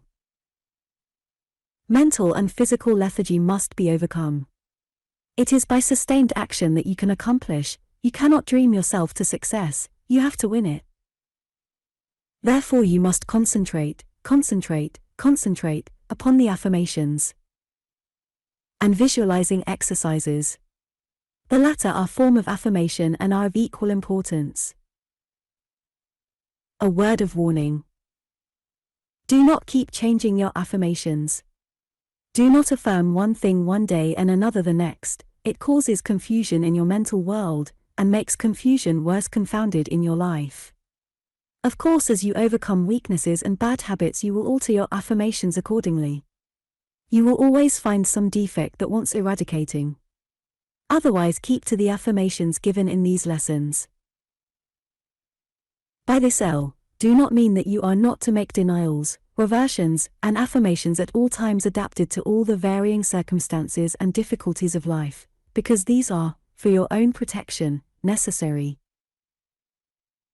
Thus, if you see a sight that suggests evil to you, a drunken man, an act of hate, a quarrel, an act of immorality, or if you read that which is lowering and depressing and suggestive of lower things, then, for your own protection, you must reverse it.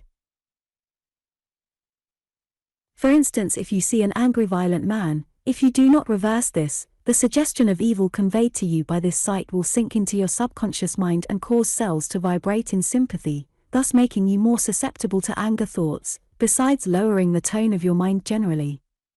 Therefore you must raise yourself to your perfect mental world and deny anger, by saying, man being a perfect mental creature, can never be angry. There is no anger in this perfect world of mind, all is love and goodwill.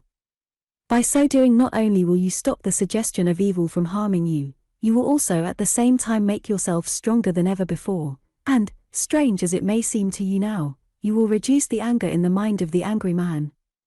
The reason of this is, that there is really only one mind, we are all inlets of the same sea, and if we cast evil out of our own mind, then we also make the world and the minds of others the better by so doing. Thus by purifying himself does man become a savior of the world. These reversals of denials and affirmations, made in your perfect world of mind, must be taking place all day. It is in this way that every evil is transmuted into good, every difficulty into accomplishment, every threat of failure into success, and every pain or sickness or disease thought changed into perfect health. This must go on continually, thus will you grow in power daily. But apart from this, you will doubtless have some plan towards which you are moving. You have some ambition to be realized, some creative purpose in your mind which you wish to accomplish. To attain to this end, you deny failure, you affirm success, you visualize a picture of that which you wish to achieve. That being so, and having made up your mind, now stick to it. Do not change your affirmation, do not alter your mental image. Keep it unchanged until it is accomplished. If you vary it and change it, you will bring the utmost confusion into your life. Therefore, do not change, modify, or alter the main creative plan of your life. See to it that the image remains unimpaired, getting clearer and more sharply defined from day to day. If you do this, you will see it working out with mathematical precision in your life. This course has been prepared so as to guide students by a sure and safe path to the goal of their ambitions. It will guide you if you follow the lessons exactly. Therefore, while taking this course, do not read any other metaphysical literature. Concentrate on this teaching, persevere with the doing of this teaching, and you will be able, like the writer, to prove and demonstrate its truth in your life and circumstances. I want you to start seriously to develop your visualizing powers. By this you will improve your memory out of all knowledge, but that is quite a minor matter. What is of importance is that what you create in the form of a mental vision, if persistently held in the mind, will assuredly manifest itself in your life. Thus you have two methods by which you can alter your life, create better circumstances, and achieve success. First, by denials and affirmations, and, second, by meditation, concentration and visualizing. The two should work together. For instance, you make an affirmation, preceded by a denial. Next, you conjure up a mental picture of what you have affirmed yourself to be. You wish to be successful, therefore first of all you must deny evil and affirm good, because evil is the general cause of all your troubles and lack of success. Next you will affirm success and follow this by visualizing either yourself in your perfect mental world, radiant and successful, or else dwell only on the perfect world of mind where there is no failure or limitation of any description. First you clear away the mist of evil which clouds your vision and numbs your faculties and crowds your life with difficulty. This you do by killing it by the use of the denial there is no evil. Use this denial until the mist clears away and you get a clear view of your perfect world of mind, then affirm there is only infinite good. Then deny poverty and failure, because they have no part in a perfect world, neither can they affect you, who are in essence, a perfect mental creature. Having killed failure and poverty by denial, then affirm I am success, I am a perfect mental creature, one with the source of all good, part of the universal mind. I am success, like a magnet I attract to me all that I need. 1,000 invisible forces hasten to do my bidding. I am carried along by an irresistible power, I am success, success, success. Make this affirmation preceded by the denials, night and morning, always making the affirmation in your perfect mental world, buttress it up by repeating it during the day, each time raising yourself to your higher world. Do this, and you will revolutionize your life. In order to increase your powers of mental imagery, do the following exercise. Take a simple flower, or picture, and gaze at it very attentively for several minutes. Examine it in every possible way. Impress every detail upon your mind, then close your eyes and call up an exact mental image of the thing you have been looking at. If the image is crisp and sharply defined with no details missing, you will have done well. If not, keep on trying until you succeed. When you go into a strange room or office, examine carefully every detail, where each piece of furniture is, what pictures are on the walls, what is on the floor, the kind of fireplace and everything else that forms part of the furnishing. After you get home or when in the train, close your eyes and recall, by making a mental image, as much as you can, of what you saw. Practice this visualizing as much as possible during the coming week, and make affirmations to suit your growing developments. Whatever your need may be, you can make a denial and affirmation to supply that need. Whatever difficulty you have to face, you can overcome it by denial and affirmation made in your perfect world of mind. This course seeks first to build a firm foundation of character upon which you can later erect the superstructure of success. Seek first to eradicate all weaknesses of character and in their place install their opposites. For instance, if you have been a procrastinator, become instead noted for your instant action. If you have been pessimistic, become cheerful and optimistic instead. If unpunctual, become the most punctual person who ever lived. If you have been sullen and morose, seek to be bright and cheerful. All this is possible and really quite easy of accomplishment, by the use of denials, affirmations, and mental imagery. When you have built up your character, the road of success will become comparatively easy, because success is principally a matter of character. The elementary general affirmation has now served its purpose and must now be strengthened. You have progressed sufficiently to join us in the greatest denial and affirmation of all, which is: there is no evil, only infinite good. It is very difficult for the beginner to realize that there is no evil. There are entities in your mind which prevent you from understanding this truth, but they will be cast out by the denial. So powerful is this denial that it makes some people quite ill at first. But this only proves how great is the cleansing work that is going on in the depths of the mind. Keep on making the denial night and day, keep looking up into your perfect world of mind, and after a time you will suddenly realize that for you there is no evil, only infinite perfection and everything that is beautiful and true. Proceed every other affirmation by this denial and affirmation. Before starting any important work, make use of them, and previous to engaging in any meditation, always use them, raising, at the same time, your mind into its perfect world. By this means you will so cleanse and strengthen your mind that you will transform your life. For meditation this week, think upon these words of James Allen. The soul that is impure, sordid, and selfish, is gravitating with unerring precision toward misfortune and catastrophe. The soul that is pure, unselfish, and noble, is gravitating with equal precision toward happiness and prosperity. Every soul attracts its own, and nothing can come to it that does not belong to it. To realize this is to recognize the universality of divine law. And also upon these words of Buddha. All that we are is the result of what we have thought, it is founded on our thoughts, it is made up of our thoughts. And again, these further words of James Allen: your own thoughts, desires, and aspirations comprise your world, and, to you, all that there is in the universe of beauty and joy and bliss, or of ugliness and sorrow and pain, is contained within yourself. By your own thoughts you make or mar your life, your world, your universe. Referring to page 92 of this lesson, third paragraph from the bottom, it should be stated that quicker results will be obtained if, in addition to visualizing yourself radiantly successful, you will create a sharply defined picture of the exact success that you wish to achieve.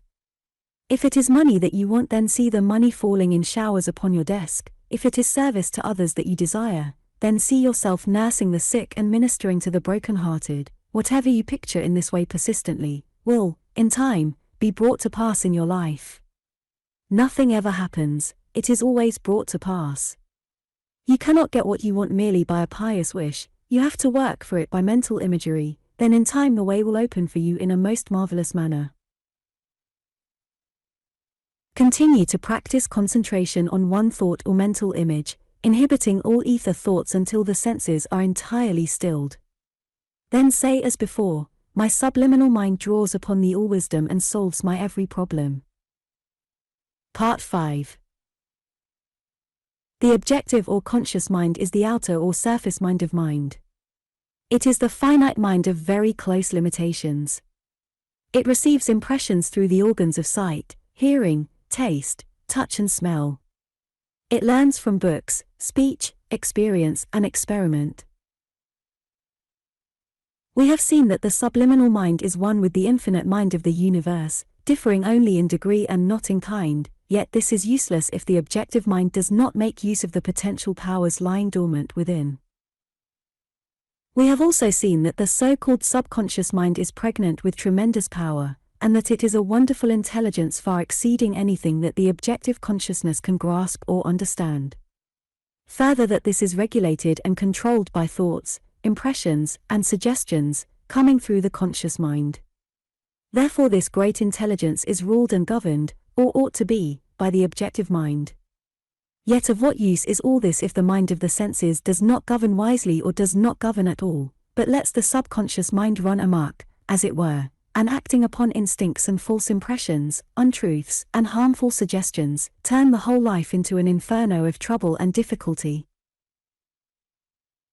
Therefore you will see that the objective mind, although very limited, is, in a way, the most important of all, at any rate as far as this life and consciousness are concerned, for through it the ego governs or can govern the whole of the submerged mind. The ego is the I part of man.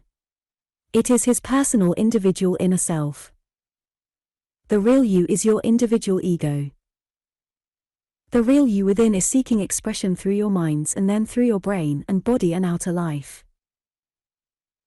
It can only do this properly when the will is strong enough either to carry out, or force your minds to carry out, the commands of the ego. Suppose the real inner you says to the will, I wish to succeed in this undertaking. We will imagine that this undertaking is a course of study which requires a great deal of application and perseverance, and a certain amount of sacrifice of pleasure for its accomplishment. It necessitates working while others are playing, the resisting of entreaties on the part of friends to join them in their pleasures. After receiving its instruction, the will passes on the order through the conscious to the subconscious mind, but unless your will is naturally very strong it does this in a half-hearted manner. Although this supposed course of study is of the utmost importance, for without it you cannot succeed in your profession or calling, yet the will is so weak it cannot impress this sufficiently upon the subconscious mind, with the result that there is very little driving force behind your efforts. For a time the studies go along successfully. For one thing the first lessons are always easy, and for another, there is the novelty and freshness of the new work, and the glow of self-satisfaction at having entered upon a self-appointed task. But after a time the tasks get more difficult and require more application and concentration, the calls of friends to join them in their pleasures become more insistent, and the will not being strong can no longer deal with the situation. The will, through weakness, allows suggestions such as the task is too difficult, others are enjoying life, why should not you? Others can get on in life without working themselves to death, so why not you, to pass down into the subconscious mind. The latter, knowing no better and acting entirely upon suggestion, responds accordingly, with the result that the lessons are flung aside, games are indulged in instead, and another failure is written large on the scroll of your life. Suppose on the other hand that your will has been reinforced by affirmations. First, the subconscious mind is deeply impressed. It realized that this self-imposed task has to be accomplished somehow, no matter what the cost may be in hard work, perseverance, discomfort and self-sacrifice. Therefore from the very first there is great driving power put behind your efforts. A concrete well-defined image of the object of your endeavor, the successful ending of your studies, the pride of achievement, the pleasure it will give your friends, the great assistance it will be to you in your profession, the increased status, the enlarged income, the better house, the improved condition of living for those dependent upon you, all these combined in one sharply defined image, are impressed upon the subconscious mind so deeply that they form a pattern upon which the mind will concentrate all its intense energies, activities, and powers. The energies and powers of the mind working on definite lines laid down by the will, create in the life a complete replica of the image which has been held in the mind. When studies become difficult, instead of faltering, the mind puts forth greater effort, generates more power, and overcomes the subject of difficulty. When friends try to entice you to leave your task and join them in their pleasure, then entreaties fall upon deaf ears. You reply, I must complete this course of study, or I must pass this examination. When I have succeeded and won the position I seek, then, and not until then, I will unbend a little. This is why very few men succeed and many fail. Most men have not the staying power to succeed. They have the desire to succeed, but they lack the force of character, and the necessary willpower to carry their plans to fruition. Some men are full of splendid ideas, but they never carry them out. They see their opportunities, but lack the strength to take advantage of them. Such a man always has plenty of excuses for his non-success, any reason but the right one. He will never admit that it was his will that failed. Circumstances, he tells you, were against him. Nobody would help him at the critical moment. Something or other happened, which accounted for his failure. And so it was that he gave up his little business, just at the moment when it needed but a little push to get it past the corner and on the road to a permanent success. Now he works for another man and for the rest of his life will be a servant and nothing but poverty and the workhouse to look forward to in his old age. The number of men endowed with the necessary strength of will to succeed by willpower alone is comparatively small. For one who can succeed in this way, there are thousands who must fail. These thousands of failures might be turned into successes if they only realized the power within them, and understood the wonders that can be wrought from affirmations and mental imagery. Men and women endowed with but the ordinary amount of willpower can achieve success beyond their wildest dreams when they have learnt to use their true inward powers, and to reinforce their wills by the use of affirmations and mental imagery. But it must not be thought that because you are being taught valuable metaphysical knowledge that you can neglect your will. On the contrary, the training of the will is of the utmost importance. In order to succeed, you need imagination and vision, faith in yourself and the power within you, but more than all else, staying power is required, and this is largely dependent upon the strength of the will. Desire to succeed, energy, ambition, ability, intellect, imagination, capacity, large ideas, all are good, all vitally necessary for the achievement of success, but they are all useless if staying power is lacking. If the will is weak, then nothing can be accomplished.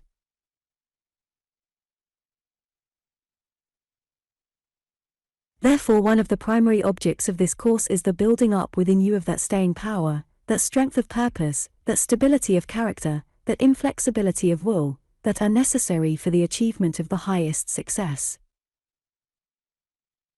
While it teaches valuable metaphysical knowledge which gives you a tremendous advantage in life, because it reveals to you your inward powers, and shows you how to use them, yet these powers and forces have to be controlled by your will, otherwise they may work harm instead of good. Do not misunderstand me, I do not teach that, except in a very few cases, success can be won by willpower alone. It is not willpower that creates, inspires, and attracts success. It is the subliminal mind that is the fountain of perpetual power and the storehouse of wisdom. It is the subconscious mind that provides the driving power, but it is the will that provides the staying power. The ego decides what is to be done. It is the will that compels the subconscious mind to carry out the wishes of the ego. It is not the will that executes, it is the power of the subconscious mind. All other systems of instruction with which I am acquainted teach a series of gymnastics for the objective mind, and a kind of will training by brute force. It is a joyless quest seeking success along these lines. It is equivalent to trying to start an automobile engine with the petrol turned off, or without first switching on the electric current. Scientific thought arouses the latent powers within, puts the student in touch with all the cosmic forces, and trains the will in order to direct them towards the accomplishment of his ambitions.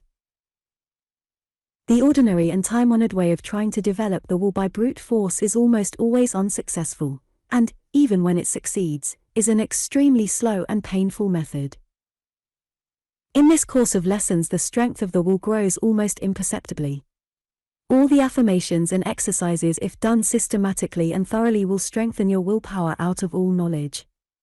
If you will pay great attention to the affirmations and persevere with the visualizing, you will find that your willpower will increase to such an extent that you will become a new creature. Therefore, pay the greatest attention to these things so that your willpower may increase and its development keep pace with your increase of knowledge. Affirmations rob the training of the will of half its terrors. If you affirm calmly and steadily and confidently that you will perform some difficult or unpleasant duty at a certain time, you will find, when the time comes, that there will be an impulse urging you to perform that duty. And when you screw up your courage and go and do the thing you dread or dislike, you find to your surprise that it is not half as difficult or unpleasant as you thought it would be. This is the power of the subconscious mind. It not only urges you to act at the proper time, it also supplies you with the power to act. It must be pointed out here that when the subconscious mind gives you this impulse, it must be obeyed. If, we will say, you have affirmed, both overnight and early in the morning, that at 3 p.m. you will go into your chief's office and ask for a raise of salary, then when the time arrives go and do it. Fear will say, he is very stern, unpleasant man and will only snap your head off, put it off for another day. Instead of listening to the voice of fear, deny it, and say, there is no fear, man is a perfect mental creature and can know no fear, then affirm I am courageous and fear no man, I am success. I attract success by the infinite power within me, and buoyed up by this, go and see the man at once. You will find him far easier to deal with than you expected. If you do not get the raise, you may pave the way for it, or by finding out why your request is refused, you may be able to make a raise possible in the near future. In any case, you have done yourself good, you have strengthened your will, and lost your fear of a man you formerly rather dreaded. If, however, you listen to the voice of fear, and put the dreaded interview off until the morrow, you do yourself a grievous harm. If you affirm that you are going to do a certain act, and then do not do it, even when your faithful subconscious mind gives you the helpful impulse, then you are destroying your mental power's root and branch. You are deliberately slamming the door of progress and achievement in your own face. If you have an alarm clock, and set it to act at a certain time in the morning, and then get up directly its bell rings, that clock will always awaken you. If, on the other hand, you turn over when the bell rings and go to sleep again instead of rising, then never again will you be able to hear the clock ring. As an alarm clock it will be useless. So it is with the subconscious mind. When it prompts, obey it, for if you do not, it will soon cease its promptings, and this wonderful power will be lost to you. So you see that by the use of affirmations you can so influence the powers within you that things impossible to you before become comparatively easy of accomplishment. The only condition being that you act with decision, that you go fearlessly forward and do exactly what you have planned to do. Now I want you from this time forward to do each day something that is unpleasant or difficult but which you really ought to do. It may be that you really ought to go to your dentist. You are aware that your teeth are getting rapidly worse and that the dentist could stop the mischief if you were given the opportunity, thus saving you much pain, loss and ultimate expense. You know that your digestion, and consequently your general health, are suffering through this neglect, and yet you keep putting the matter off. It means the trouble of arranging appointments, the sacrifice of a certain amount of time, and the expenditure of money. Also, it is unpleasant to say the least, so you have been letting the matter drift. Or it may be that there is a certain man you ought to go and interview. You know that if you could get him interested, a lot of profitable business would follow. You have, however, put off visiting him from time to time because he is a great man and has an antipathy to people such as yourself. You know that if you do see him you will most probably be snubbed most unmercifully, and that no business will result. For these two reasons you have avoided what promises to be an unpleasant interview. Whatever the unpleasant duty may be that you decide to perform, you should prepare the way by denials and affirmations. For your visit to your dentist you can deny and affirm as follows: there is nothing to fear at the dentist, there is nothing that he can do to me that I cannot take smiling. Therefore, tomorrow at 11 a.m. I will write, or phone, for an appointment with Mr. He will put my mouth in splendid order and this will benefit my health. After saying the affirmation over several times, visualize a picture of yourself in your office. You see yourself look at the clock on your desk. It is 11 o'clock. You see yourself take up the telephone and ring up Mr. and hear yourself arrange an appointment. Or you see yourself dash off a note to your dentist asking for an appointment. Next, you picture yourself in perfect health and your mouth in splendid order. The next day you will have no difficulty in carrying out what you have affirmed. If it is a difficult interview that you decide to undertake, make the affirmation for 3 or even 7 days if possible before the interview takes place.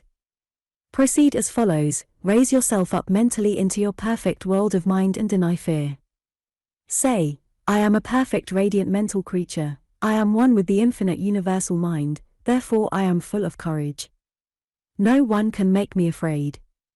On day at noon, or any other time you can arrange, I will interview Mr.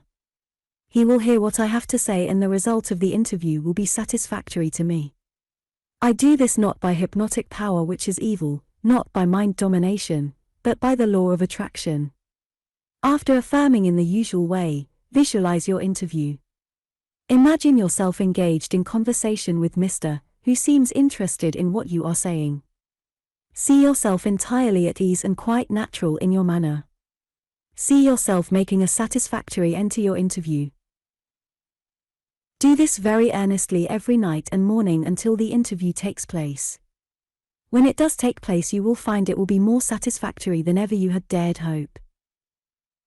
When you have learned in this way to act with courage and decision, you can leave off using affirmations for such small matters and use them for more important things.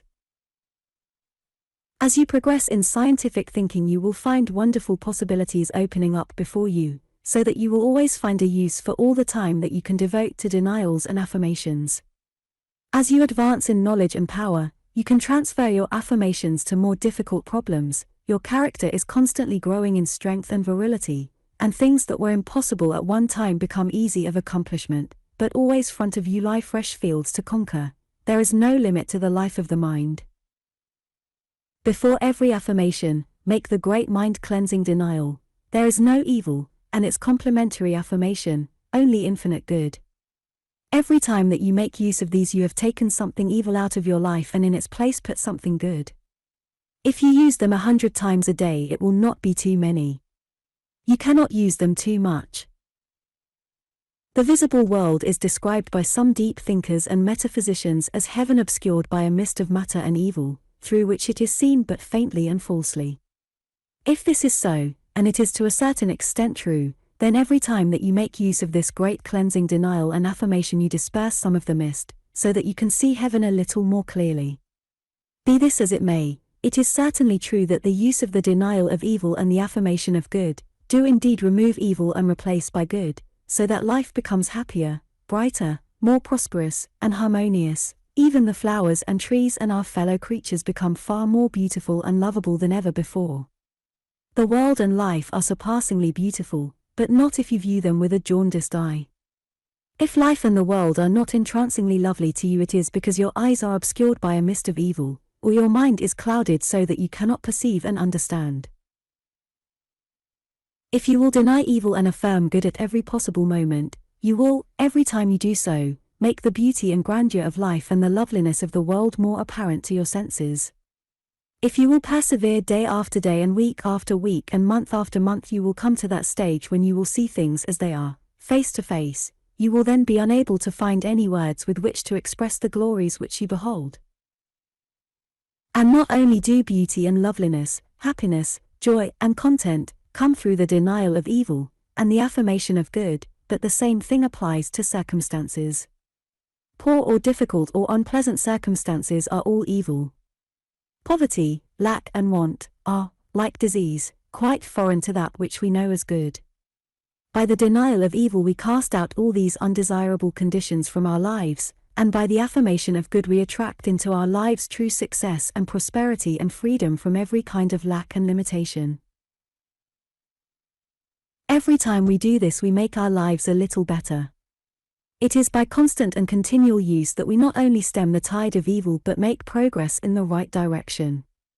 Therefore the denial, there is no evil, and the affirmation, only infinite good, should be as much a part of your life as breathing.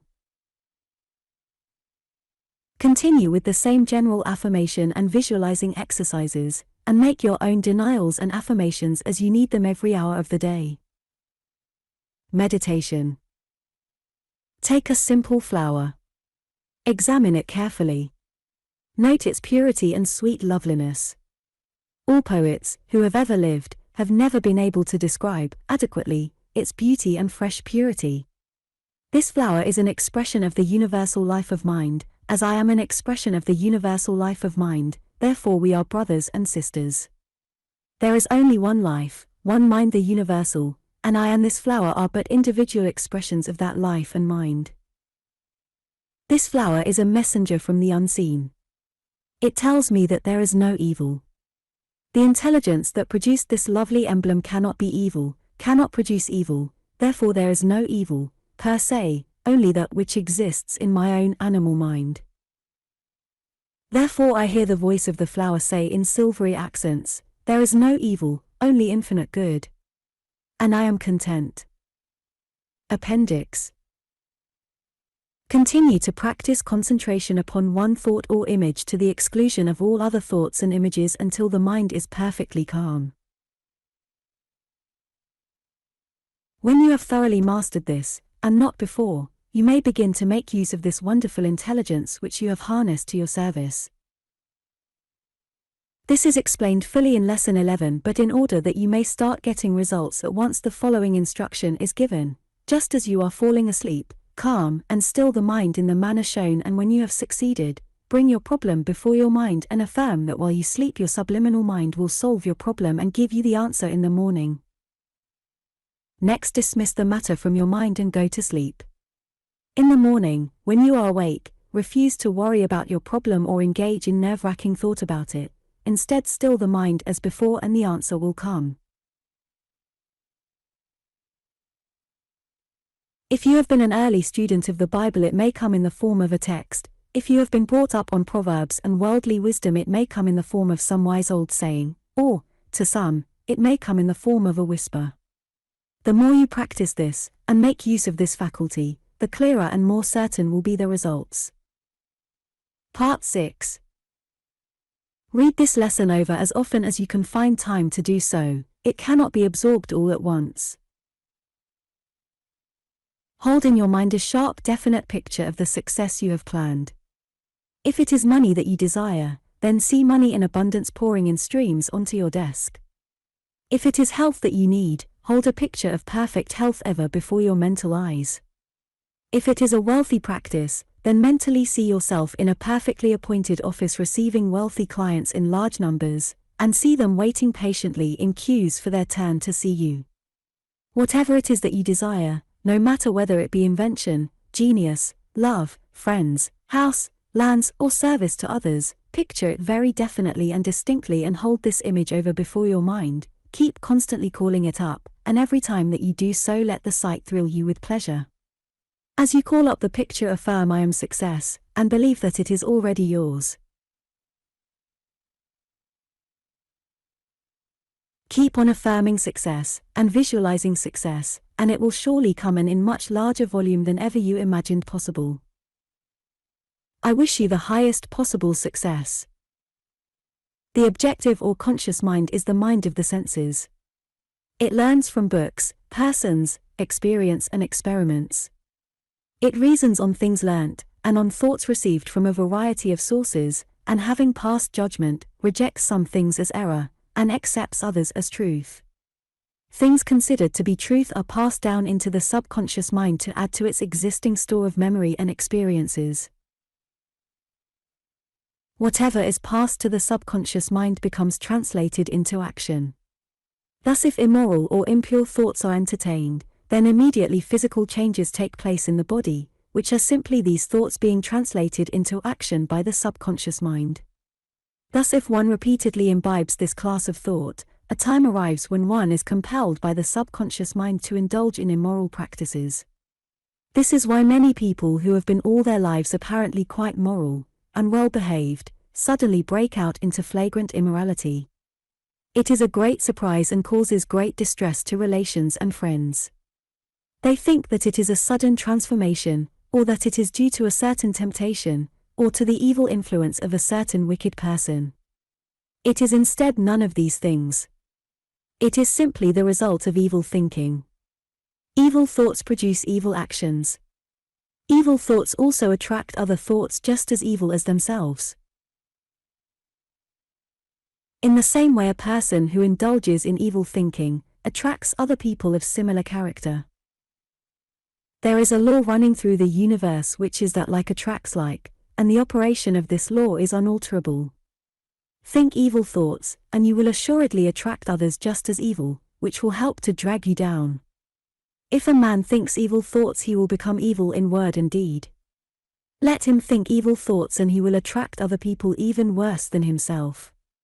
In the same way, if you entertain thoughts of failure, if you doubt your ability to succeed, if you feel that circumstances will arise which will swamp your business, then you will attract streams of failure thoughts which will help to keep success away.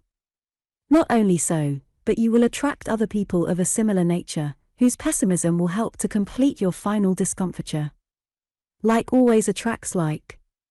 Thus it is that failures always drift together, just as men of a successful type always draw to themselves others of the same type of mind. Birds of a feather flock together has behind it an unalterable law. It is the same law that makes it impossible to think or fear sickness, disease, or ill health, without drawing to yourself streams of thoughts of a similar nature which cause certain cells to vibrate in the subconscious mind, and thus produce disease. And not only by so thinking do you produce disease, but you also attract diseased people to you, who help by their diseased mental outlook to make your illness become more firmly seated. The reverse is of course equally true. If you entertain pure thoughts, you will attract thoughts of a similar kind from out the ether, and be strengthened and blessed thereby. By the same law you will attract other people of lofty minds who will aid you in your upward climb. If you entertain beautiful thoughts, you will draw to yourself a constant stream of thoughts of a like nature, and you will attract to yourself friends of a noble and inspiring character. In the same way, if you allow thoughts of success only to be held in the mind, and chase away all thoughts of failure, you will attract to yourself a full measure of successful thoughts. These will strengthen your determination and inspire you to greater effort. By the same law you will also attract to yourself men and women of a successful type of mind. You will find yourself sought after by successful people, and they will bring with them opportunities for your more abundant success. Again, if you will only think thoughts of health and perfection, and kill by denial all thoughts of disease, if you will raise yourself into your perfect world of mind, and realize that there is no such thing as sickness, illness, ill health, or disease, but that instead there is only infinite perfection and abounding health, then not only will health manifest itself in your body, but you will also attract to yourself happy, radiant, healthy-minded, and healthy-bodied people, who will inspire and help you in every department of your life. Therefore you will readily see how important it is that only the right type of thoughts should be allowed to enter the subconscious mind. The will and the conscious mind stand as sentinels at the door of the subconscious mind. To them is given the important task of deciding what shall, or what shall not, enter. Every kind of thought and suggestion, inimical to our welfare, meet us and strike us on every hand. Harmful thoughts seek to enter our minds at every turn. Books, magazines, race thought, the mental outlook of friends and acquaintances are all against our mental development. The attitude of mind of the average person, of the common ruck, is not inspiring. It does not suggest success, it expresses at best only a passive acceptance of life. It takes like as it is, things as they come. It is not often that you meet a man who is conscious that he is master of his fate, the captain of his soul. How then can you escape all this deadening, destroying mental atmosphere? First, you must, in habit of thought, separate yourself from the crowd. You must shut out their pessimistic belief in circumstances, weak failure, low type of thoughts altogether, and live in an entirely different world, the inner world of your own creative thought. If you meet a noble or inspiring thought, and later you will be the recipient of a continuous stream of the finest thoughts the world has ever known, let it in. I do not mean that you are to look down upon your fellows, for nothing is more destructive or contemptible. You must mix with your fellows, and while holding yourself proof against low and weak types of thought, seek to raise their minds by your own hopeful suggestions. When a friend talks as though failure were a possibility in his life, suggest instead that success is hastening his way. When people are sad, try to cheer them by hopeful suggestions. When they look on the dark side of life, show them the bright side. When they rail and rave, pour oil on the troubled waters. Seek to cheer people up and resolutely refuse to accept the suggestions of their minds. The greatest antidote to this deadening atmosphere of doubt and helplessness, of ignorance and materialism, of fear and failure, due to the world's wrong habit of thought is the use of that mind-cleansing denial there is no evil. It goes right to the root of all trouble and failure, all that is undesirable in our lives, and destroys it. The word evil embraces everything in life that is not of the highest good: failure, poverty, fear, sickness, disease, pain, ill health, unhappiness, all that limits, confines, cramps and fetters one's life. All these and much more are included in this one word. By this denial, all this evil atmosphere is neutralized, and the mind is cleansed, ready for the affirmation only infinite good, and these two words infinite good cover everything that we can possibly desire. Peace, power, plenty, health, happiness and joy, success, achievement, love, service to all mankind. What more can one desire? Therefore mix with your fellows, they are your brothers and sisters, seek to do all the good that you can, but continually cleanse your mind and thought by the use of the denial of evil, and build up your character and life and circumstances by affirmations of infinite good. Thus while you are still mixing with the ordinary everyday type of men and they have much that is lovable and noble in their characters, yet you will be as the poles apart. The fact that you are taking this course proves that you are not as others. That you are taking a course of metaphysical training shows that you are of a different type to the ordinary crowd, that you are marked out for distinction and progress. Second, everything that you read must be examined and criticized. You must remember that books, papers, magazines, letters, unless you consciously prevent them, will convey suggestions to your subconscious mind and in course of time become translated into action. Therefore, if you read books of passion, your life will be unbalanced and perhaps wrecked by gusts of violent desire, which call loudly to be satisfied. On the other hand, if you will read books written by lofty minds, you will receive thoughts which inspire and strengthen you. You should therefore choose your reading wisely. Read the best literature, and do not then accept as truth all that you read. Refuse resolutely to accept any idea that is not in agreement with your new conception of life.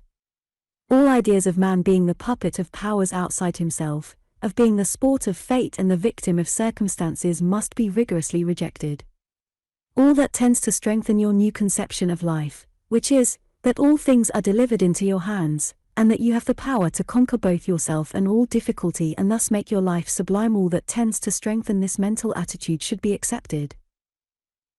The will and the conscious mind stand at the gate, by them you must examine every thought, every suggestion. Hold everything up and examine it in the light of your newly found knowledge, and if it cannot stand this searching test, cast it from you.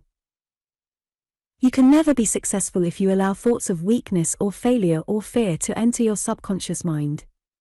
The one great outstanding characteristic that distinguishes successful men from the unsuccessful is their absolute belief and faith in their own ability to succeed. Thoughts of failure or fear never enter the mind of the truly successful man. If you examine the character of any great and truly successful man, you will find this dominating characteristic absolute faith in his own success, and with it an entire absence of fear or weakness. Therefore it is certain that you can never be successful if you allow doubt and fear to enter your mind. It is only when by mind control you have cast out fear and doubt that you can enter the path that leads to success. Some men are successful and are not conscious of the laws which govern success. They unconsciously work according to law by instinct rather than knowledge. It is because they are naturally men of large faith and unfailing courage that they have become successful. Therefore you, too, in order to succeed, must have a large faith and unfailing courage. Faith in the power within you and a courage that is born of knowledge. Thus can you be placed on the same footing as that of any other successful man. In fact, you will be better equipped than the naturally successful man, for possessing knowledge will enable you to avoid many errors, into which he, through ignorance of the law, might fall. Therefore in your reading you must close your eyes to all suggestions which are antagonistic to your newly found knowledge. Third, by denial and affirmation you create a new mental outlook. By denial we obtain immediate relief from our troubles. For instance, if, when you are in pain, you will deny that there is pain in your perfect mental world and raise yourself above the ordinary life of the senses, and realize that you, your higher mental self, are a perfect mind, or mental creature, incapable of being attacked by pain, then the pain will quickly go. In the same way, whatever trouble may confront you, by denial you obtain immediate relief. Denial kills the evil thought which is the cause of all the trouble, and cleanses and purifies the mind, making it ready for the affirmation. Always precede an affirmation by the necessary denial. If you are going to affirm health, then first deny ill health, sickness and disease. If you are going to affirm success, first deny failure. If you wish for prosperity and plenty, then first deny poverty and want, so as to get the mind ready for the affirmation I am success, prosperity and plenty are already mine. But, you exclaim, how can I truthfully affirm that I am that which I know myself not to be? The answer is, there are two yous. There is the finite, outside, surface, material you, and there is the great and glorious inner spiritual and mental being which is the real you. The former is a weak and coarse reflection of the latter. This glorious and real you is perfect and lives in a perfect mental world. When you affirm in your perfect mental world that you are perfect, you mean the real and sublime you, and you are telling the truth. Whatever good quality you affirm is quite true, because you, yourself, the real you, are perfect.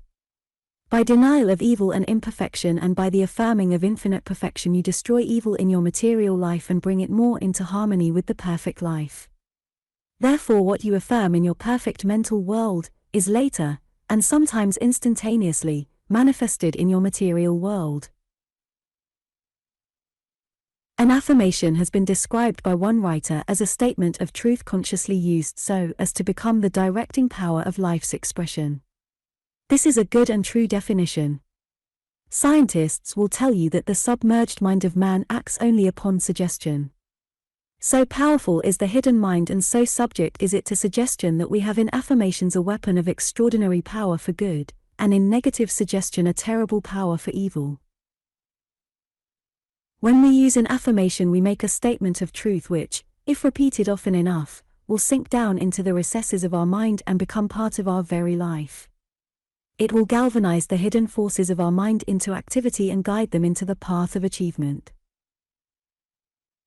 If in the past you have been a failure, then by constantly affirming I am success, you will gradually eradicate the weak fearing give up too soon attitude of your material mind, and build up in its place the mental outlook of courage, cheerfulness, optimism and belief in your ability to succeed.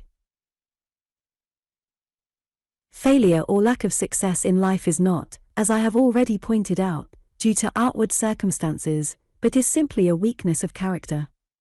By affirmations you can build up your character and make its former weak points strongest in your armor. It is by affirmations, then, that man can control himself, build up his character and shape his own destiny. It was for this reason that I gave you in your first lesson the affirmation, which is a denial and affirmation combiner, the old life is dead, I have entered the new life of success and power. In that affirmation, if consciously applied and persevered with, you kill the old life of failure and partial success, and step out definitely into a new life of power and accomplishment. As a consequence, you will look upon life in a different way, you will act in a different manner, you will attract a different kind of people. Soon you begin to see evidences of the truth of these teachings manifested in your life and circumstances. Therefore you can by affirmations make yourself proof against the harmful suggestions that meet you on every hand. By affirmations you build up the courageous, confident, hopeful, cheerful, absolutely certain attitude of mind, which is the only type of mind that can readily succeed. As you begin to see evidences of the working of your newly found power, you feel lifted up in a strange and wonderful way. You feel as if you are being carried forward, by invisible powers, to success, it is as though some impelling force were pushing you in the back and urging you forward to the goal of your endeavor. Therefore, persist and persevere with your affirmations. Continue to look for difficult tasks, and unpleasant, but very necessary duties, and aided by the power of affirmations. Do them. Make affirmations to suit your own peculiar needs. If you are too energetic and inclined to run yourself to pieces, and rush and tear about and get your own nerves and everybody's else on edge, affirm as follows: I am perfectly calm, cool and collected. I refuse to get excited or flustered. I work quietly and methodically. Then mentally picture yourself at work in a very calm, cool and collected way, without hurry, fluster or excitement. You will find your work go much better in consequence, and certainly not less quickly. If, on the other hand, you are inclined to be lazy or lethargic, affirm as follows: I am the personification of industry and energy. I am busy from morning until night. Then picture yourself hard at work, doing good work and plenty of it. This you will find will help you vastly in enabling you to stick to your task, and to keep sticking to it day after day. Thus you have within your grasp the power by which you can overcome every weakness of character, a key which will unlock every door, an art which is the open sesame to the unlimited treasure house of the universal mind. By the use of this wonderful power you can turn failure into success, sorrow into joy, sickness into health, mediocrity into genius. To you all things are possible: strength of purpose, the joy of achievement, all the glories of a life of self-mastery. Unto you it is given to taste of the delights of heaven while yet upon earth, for heaven and hell are within you, they are but mental states. Unto him who attains to the dazzling height of self-mastery, unto him who can stand erect, and unafraid, and untroubled by the things that vex and rend the hearts of men, unto him who is master of his passions, his emotions, his circumstances, and his life, unto such a one has come that for which the world has longed and strived in vain, about which philosophers, poets, and seers have, for centuries, spoken and written, and yet never have been able to grasp or to hold. He who overcomes himself, overcomes the world, all its treasures are poured at his feet, all the divine forces hasten to minister to his eternal joy. Dear reader, all this is for yon. Persevere with the affirmations and practice the visualization exercises as taught in this course, and you can never fail to succeed beyond your wildest dreams. For visualizing exercises, picture the window frame of your bedroom, trace the wood of which it is made, step by step, process by process, right back to its original form, the tree in the forest. See clearly and distinctly every stage, leave out no detail. Meditation. In future I am going to close my eyes to the imperfections of other people and endeavor only to see their good points. Everyone has lovable traits in his or her character. Even the hardest case has a soft spot somewhere, therefore in future I will look only for the lovable traits and the soft spots. In everyone I shall see something to admire and reverence, something to love. And I shall not stop with people. I will also look for the good in every circumstance, in every difficulty, in every failure. I will look for the good in every blade of grass and every opening flower, in the wind that blows and the sun that burns my cheek. Rain or sunshine, fair weather or foul, I will see good in everything, see perfection underlying all. Out of these will grow a new sympathy, a more extensive and embracing love, a larger and wider consciousness, for everyone and everything are my brothers, each forms a part of the one whole, we are one with one another and the universal life and mind of which we each form an individual part. Appendix. Continue to get your subliminal mind to solve your problems. Do not be disheartened by failures, simply try again until you succeed. One word of warning. After receiving your answer in the early morning, you get to business, or practice, or whatever your work may be, and you may think that the answer which came to you as a flash of inspiration must be a mistake, so opposed does it appear to ordinary worldly wisdom. Be not deceived, what you have received by inspiration is the sublimest wisdom, and the so-called wisdom which now seeks to reverse the decision, will, if followed, lead you to confusion and disaster. Infinite wisdom always appears to be foolishness to finite man. Continue to hold a vision of glorious health and eternal youthfulness ever before your mental eyes. Also deny sickness and affirm health without ceasing, not in a strained way, but with confidence and conviction. Part 7. To the ordinary man in the street, a thought is an airy nothing, a mere flash in the consciousness. It comes, it goes, and there is an end to it. To the student of mind, however, thought is known to be the power that is greater than any other power, a force that controls all other forces.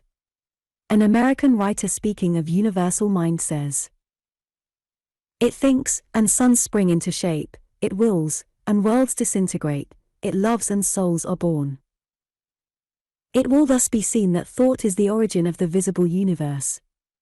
All that we see around us is the result of thought.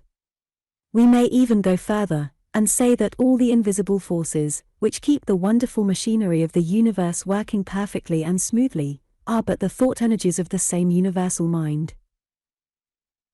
As in the macrocosm, so is it in the microcosm. The subliminal mind of man is the same in essence as the universal mind of the universe. The difference is not one of kind but of degree. In our world, our circumstances, our life, our bodies, we stand supreme, or rather we have within us the power, which properly directed, can make us supreme. This power is thought. Thought is so subtle, so elusive, that it has by the majority of men been considered impossible of control, but the greatest philosophers, seers, and leaders in the world's history have known differently. All that they achieved, they accomplished through the power of thought, and this was possible because they had learned the art of thought control. What man has done, man can do. This was never so true as it is today, because the science of mind is now being spread abroad, and that it is possible for quite ordinary people to learn how to control their thoughts, is now known to be a scientific possibility.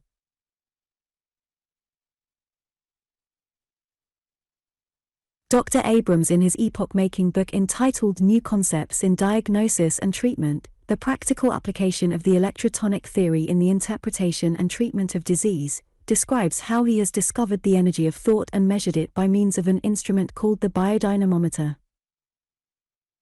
With one subject in a room with closed doors, and another subject, in another room, 40 or more feet away, it was found that one subject could affect the other by a definite exercise of thought. Anger and emotion yielded an energy which produced an effect at a distance of 80 feet. Dr. Abrams also found that there are 3 great energy centers in the human body, the right and left side of the brain, called by him the right and left psychomotor areas, and the fingertips. When the brain is actively engaged in thought, there is an increase in the discharge of energy from the psychomotor areas, and also from the fingertips. It was also found that ordinary people discharged energy from one psychomotor area only, but a great thinker discharged energy from both.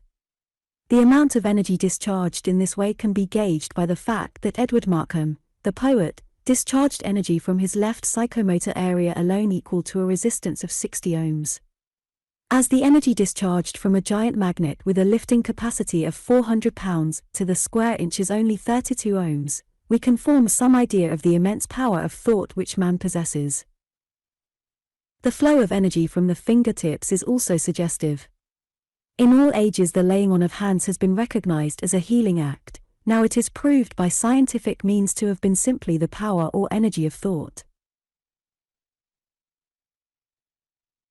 You will therefore see that thought, so far from being an airy nothing or a mere flash in the consciousness, is a wonderful and potent force, the most wonderful and potent force of which we know.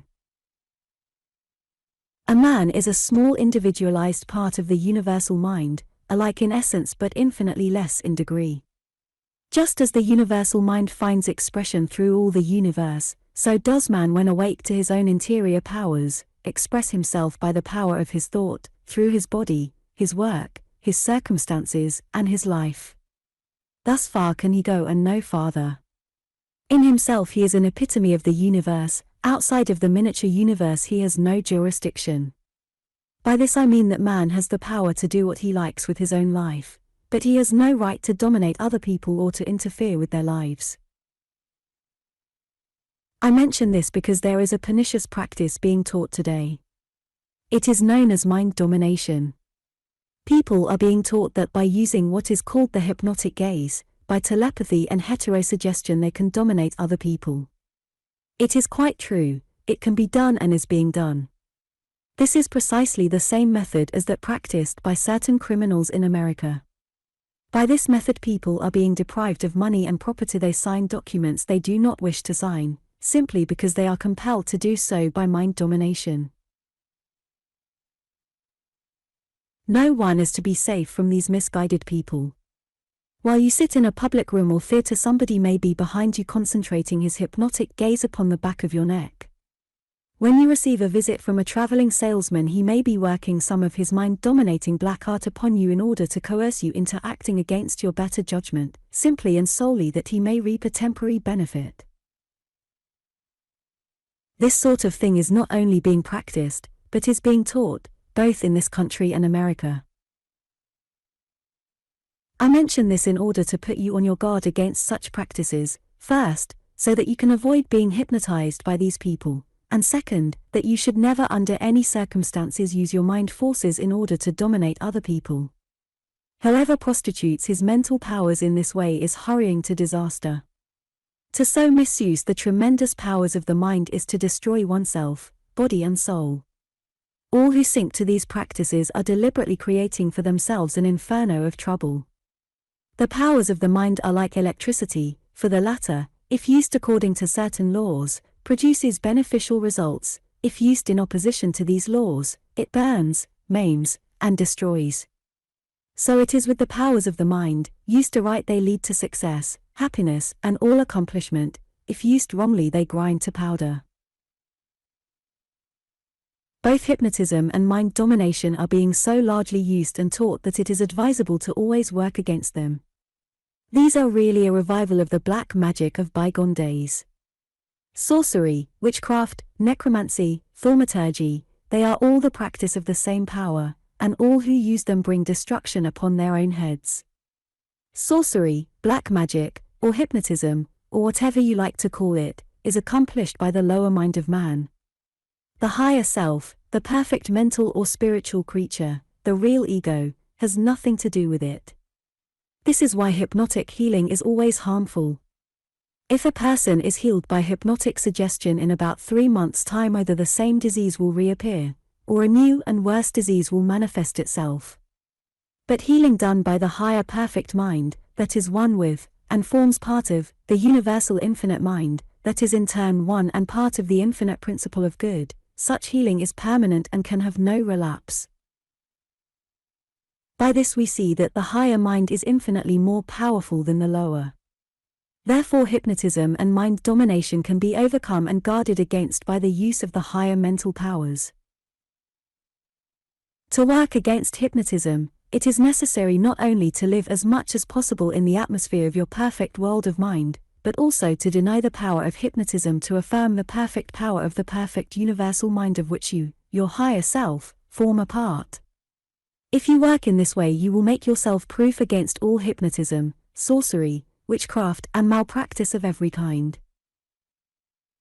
The law which keeps the universe running so smoothly is the law of attraction. It is this law that brought it together, it is this law that keeps it from falling apart.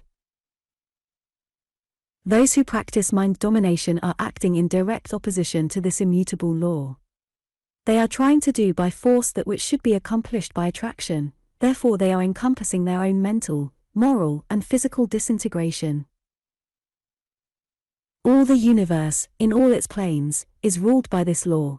In the spiritual world it is called the law of love, in the mental world the law of attraction, in the material world it is known as the law of affinity.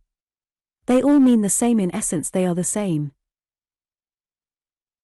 Just as the electrons are called together in the invisible ether, thus to form an atom, so, in turn, are atoms brought together, and by vibrating at different rates of speed, create what we call form. Thus is matter, so-called, built up into all the beautiful forms we see, simply by the law of attraction. It is this law that holds all matter together. If it failed, rocks would fly asunder and all things would disintegrate, because the power that attracted one atom to another would have ceased to operate. It is the same in the mental world, everything works according to this same law. It is because like creates like and like attracts like that it is possible to revolutionize our lives by the power of thought. Thoughts, said Prentice Mulford, are things. Thoughts, says T. Sharpen Olson, so far from being mere brain flashes, are, judging solely from their effects, real entities, apparently composed of spiritual substance, the nature of which is outside the range of discovery of our present faculties. Thought, says Levi, is not an event which dies in a world ethereal, supersensible, imperceptible, it has continually its likeness and repercussion in our organism. Thought is not, says Ralph Waldo Trine, as is many times supposed, a mere indefinite abstraction, or something of a like nature. It is, on the contrary, a vital, living force, the most vital, subtle and irresistible force in the universe. In our very laboratory experiments we are demonstrating the great fact that thoughts are forces. They have form, and quality, and substance, and power, and we are beginning to find that there is what we may term a science of thought. We are beginning to find also that through the instrumentality of our thought forces we have creative power in reality. Many more authorities could be quoted, but these will suffice to show that thoughts are just as much things as town halls or mountains are things. It is a great mistake to imagine that because you can see a thing with your physical eyes, feel it with your hands, or hit it with a hammer, that it is for that reason more real than something you can neither see nor feel. On the contrary, the unseen is vastly more powerful, lasting, and forceful than anything you can see with your physical eyes. What you see with your eyes is only the effect of greater causes which are invisible. Everything exists in the unseen before it is manifested in the seen, and in this sense it is true that the unseen things are real, while the things that are seen are the unreal. The unseen things are cause, the seen things are effect. The unseen things are eternal, the seen things are the changing, the transient. Thoughts then are entities, are things, are forces, are vital subtle powers. They, like everything else, and every other force in the universe, are subject to law. This law is the law of attraction. Whatever thoughts you think will attract to you thoughts of a similar nature. According as you create good or bad thoughts, so do you determine whether your life shall be blessed or cursed. If you think a good thought and dwell upon it, and, as it were, nourish it with your meditations, it will not only bless and enrich your life, but will attract hosts of other thoughts of equal power and beauty, which will hasten to minister to you. Thus, if you think success thoughts, and affirm them, and cling to them in the face of apparent defeat and failure, you will attract to yourself such a wave of powerful, upbuilding and inspiring thoughts that you will be lifted right over your difficulty and carried, as by invisible forces, along the path of accomplishment. On the other hand, it is equally true that if you think a weak thought, a low thought, a vile thought, or a thought of failure, there will be attracted to you a host of thoughts of like character, which by their nature will curse you and drag you down. Unto him that hath shall be given, and from him that hath not shall be taken away that which he hath is simply the working of the law of attraction. Think success and thousands of invisible forces will fly to your aid. Think failure and innumerable forces will help to make your failure even more complete. If thought is the greatest power of all powers, the most vital, subtle and irresistible force in the universe, and if your thoughts have the power to attract other thoughts of a like character, then the choice of your thoughts is the most important act of your life. By choosing your thoughts you choose either success or failure, happiness or misery, health or disease, hope or despair. Says one of deep insight into the nature of things, the things that we see, are but a very small fraction of the things that are. The real, vital forces at work in our own lives, and in the world about us, are not seen by the ordinary physical eye. Yet they are the causes of which all things we see are merely the effects. Thoughts are forces, like builds like, and like attract like. For one to govern his thinking then is to determine his life. Therefore do not believe anyone who wants to teach you how to overcome other people, and to dominate them either by willpower or by hypnotism. If you seek to get the better of other people and to influence them by mind domination, you are charging full tilt against the law of the universe, and this can only lead to the most disastrous results. The hypnotic gaze and suggestion can never bring you success. It may bring a temporary, fleeting advantage, but this will be followed by disaster either in your business or profession, your body, your life, or your home. By the right use of your thought forces you can make yourself a magnet and attract to yourself all that you deserve. We each get what he or she deserves. As we improve the quality of our thoughts, so do we become deserving of better results. As we become deserving of better results, so do better things flow to us by the operation of universal law.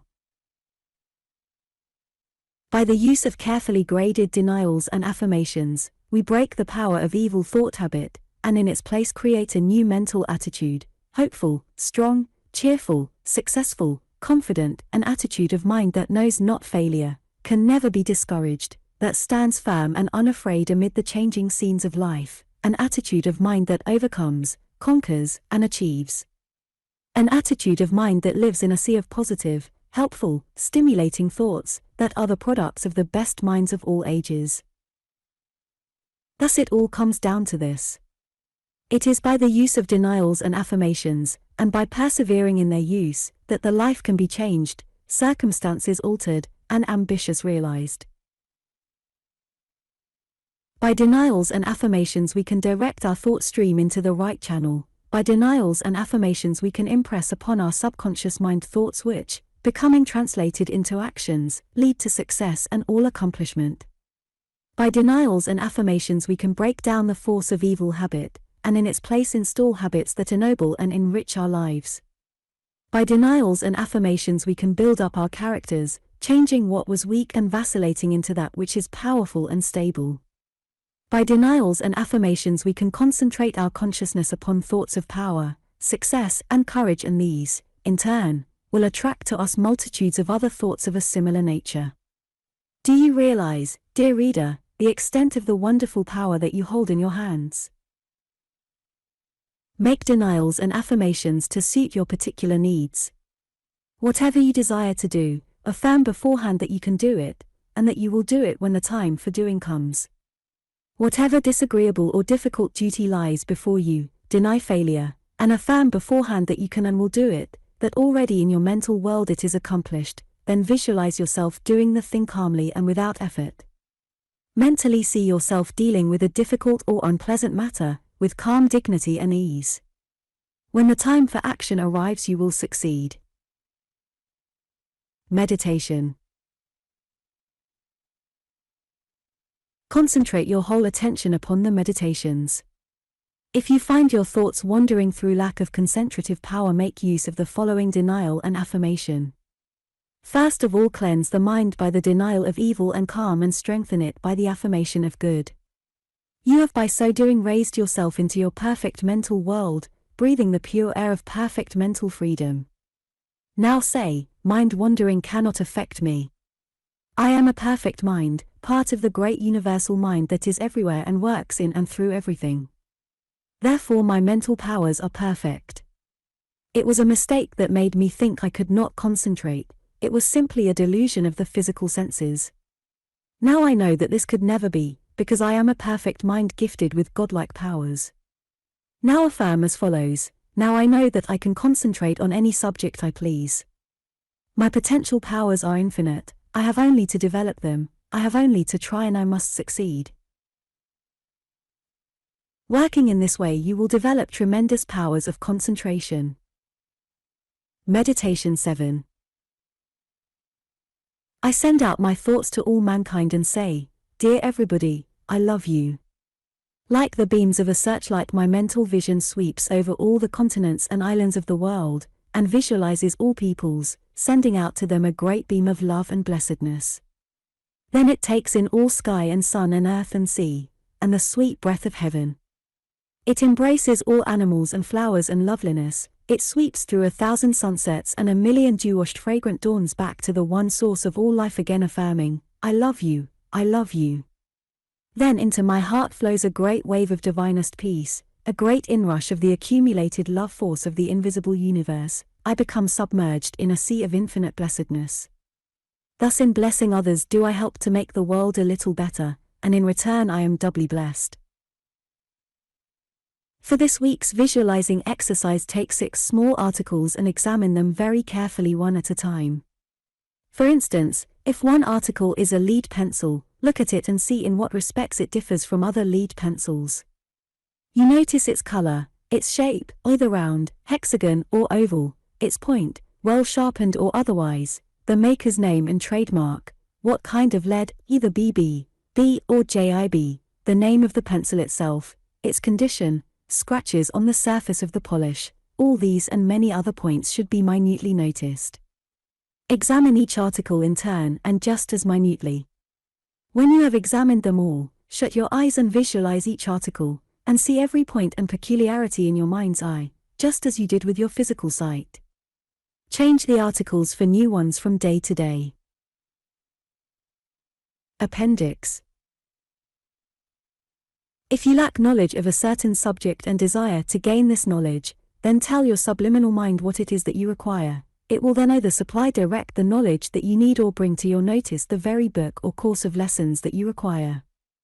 Also, in solving your problems, your subliminal mind may bring a sentence to your notice, which, directly you read it, tells you that it is the answer to your riddle. The more you can quieten the senses and the objective mind and rely upon your subliminal mind, the greater will be your wisdom and understanding. In the letter I have sent you this week, I speak of visualizing and affirming the success that you desire to demonstrate. In the same way, hold the picture of perfect health ever before your mind. Let it be a constant inspiration and source of radiant joy. Part 8. There has been a lot of nonsense written and spoken about the law of attraction. People have been solemnly taught that all they need to do is to adopt a certain mental attitude, think thoughts of success and abundance, and then to sit and wait for abundance of all good things to drop from the skies at their feet. The folly of it is seen when we find that these teachers of abundance and opulence have themselves to work for a living, by teaching the very thing which, if true, would save them from all necessity of working. Supposing it were true, then what is possible for one would be possible for all. And if all adopted this method of getting a living, then who would till the soil or make our clothes? Would everything we need come from the skies? Even if these were true and man could draw all that he needed by the power of thought from the blue vault of heaven, then no one would have anything to do, life would become stagnant, and the race would perish from inaction. Life is action. And if a man ceases to work, he at once begins to disintegrate and soon requires 6 feet of earth wherein to cover his bones. When businessmen retire, they quickly die, and those who, being born with riches, have no necessity to work for a living, have to find work and interest of some sort in order to prevent themselves from mental and physical decay. There is no such thing as getting something for nothing. The principle of the square deal runs right through life and the universe. A businessman who tries to get something for nothing, who, in other words, fails to give value for money, finally finds himself without a customer. Those who try to evade this law by creating trusts and combines will find that their ill-gotten gains will be confiscated by a power greater than themselves. The square deal, reasonable profits, fair wages, honest straightforward business integrity, all these will succeed and continue to succeed, as long as there remain people to do business with. But the ring or combine or trust, squeezing its swollen, dishonest profits out of the life and blood of the common people, can only do business so long as the community allows them to. All who read history know what has been the fate of tyrants in the past, and there is no reason for believing that the profiteers and extortioners of the present day will fare any better. Even if, however, a man can filch a fortune by unfair means, i.e., by not giving good value for money, by extortion or profiteering, he will lose in one direction exactly in proportion to that which he gains in another. Let him make a fortune by sharp practice, let him snap his fingers and sneer at integrity and honor and universal law, let him rejoice at what he has done, let him think himself a fine, clever fellow, nevertheless nemesis awaits him. He will lose in love, peace of mind, happiness and health in exact proportion to his dishonest gain. He makes money, granted, but he loses that which money cannot buy. The writer has known men to be happy until they became wealthy, then they became of all men the most miserable. He has known them to be healthy while they were comparatively poor, and full of sickness and trouble when they became passing rich. There is a law of compensation running through life and the universe, and you cannot avoid it. If you are to succeed, you must work and accomplish. If you are to receive the riches of the world, you must give of your best in exchange. Then give to the world the best you have, and the best will come back to you. This is where the law of attraction operates, not by your sitting still and expecting the impossible to happen, but by the giving in faith and confidence of your best efforts to the world.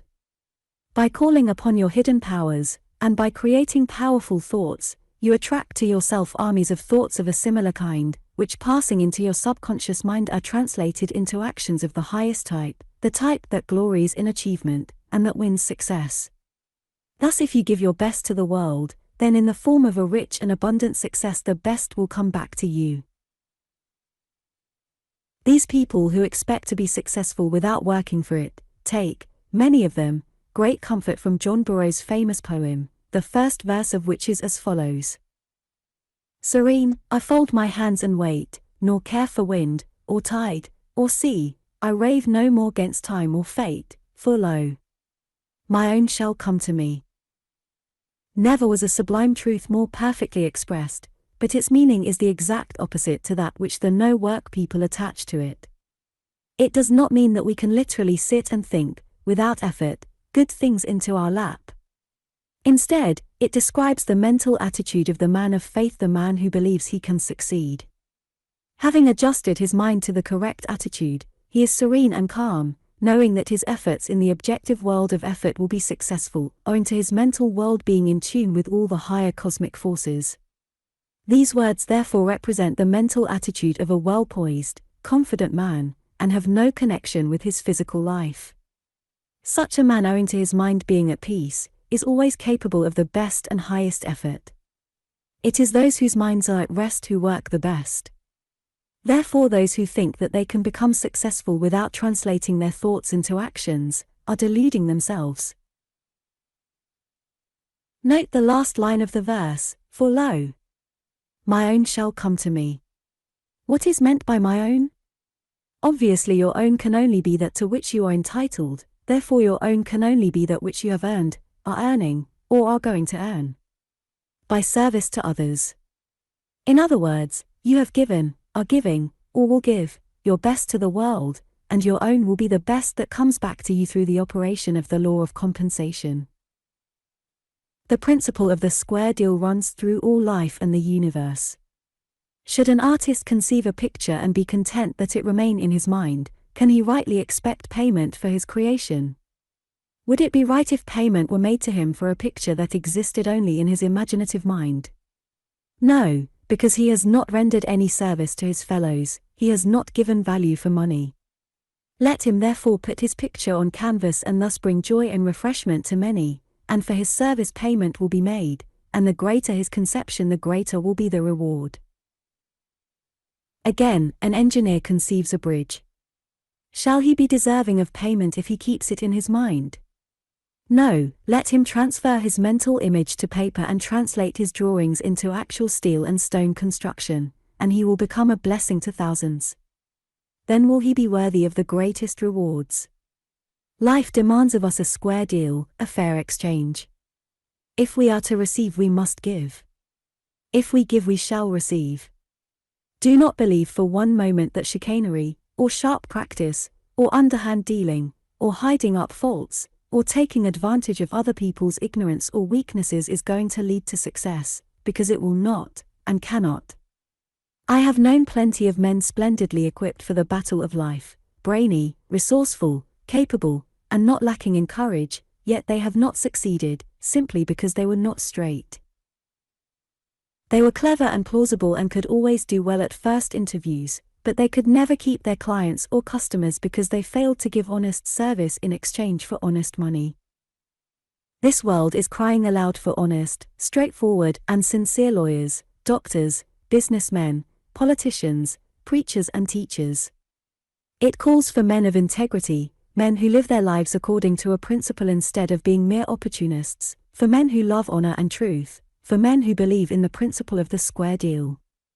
The world wants men who will give of their very best, and upon such is willing to pour out its treasures in rich profusion. Principle and sincerity are more than ever needed today. Men who can be trusted, men on whom a nation, a world, can rely. No great success is, or ever can be, possible without the quality of sincerity. No great achievement was ever won except by those to whom honor and principle were as the very breath of life. Look at the lives of all the truly great and successful ones that have ever lived, and we can only find sincerity of purpose, a giving of their very best service to the world. The extent of their sincerity was the measure of their greatness. They gave of their best, and greatness and immortality was their reward. You may not seek greatness, you may not desire to become an immortal, your ideas of success may be but an increase of salary, a moderate fortune, or a well-paid position in your calling or profession. To be a great writer or politician or poet or philosopher or leader of men, to be one great enough in character to carve your name on the history of your time, all these may not interest you in the slightest degree or, on the other hand, they may, but whatever your ambition may be, low or high, mean or great, you can only realize it if you are sincere. To win success of any kind you must be sincere, you must give of your very best, you must somehow find expression for that which is within you. As you come into conscious realization of the powers within you, you will have more to express. Therefore your best will be constantly getting better, with the consequence that your reward will be greater. In other words, as you develop within, as you build up in the unseen, so in like manner will your power to achieve be manifested in your life, and success and prosperity be attracted to you. All this is dependent upon your giving freely. If you give grudgingly you will receive but a scanty reward. If you give fully and freely of the best that is within you, you will reap a rich and abundant harvest. Give the best that is within you. How can I find words with which to express all that I mean? Give your best thoughts, hold nothing back, give your most faithful service, do not spare yourself, for all the cosmic forces are yours. Give to the utmost of all the powers, the forces, the emotions, the inspirations that are within you. Do this, and you will never lack. The universe is not run by caprice or chance, everything is according to law.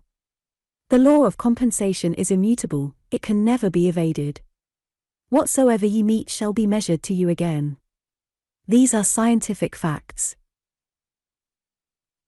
Thus do we hold our lives and destinies in our own hands.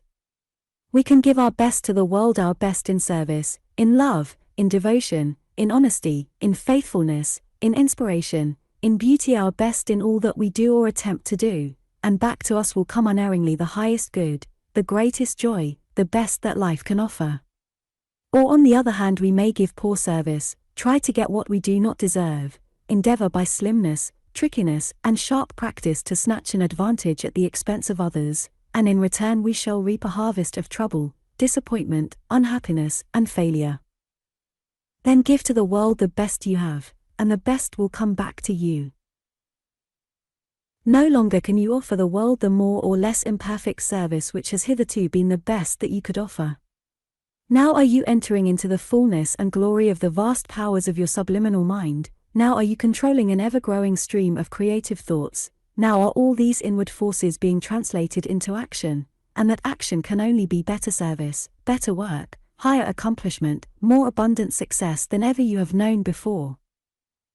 Let imperfect work belong only to the past, the badly scrubbed doorstep, the mediocre poem, the commonplace picture, the half-hearted service in Parliament, time-serving, men-pleasing, instead of working for a grand ideal. Let it all go, it belongs to yesterday and yesterday is dead. It belongs to the imperfect past. Now you live in a more perfect present, and press on to a still more perfect future.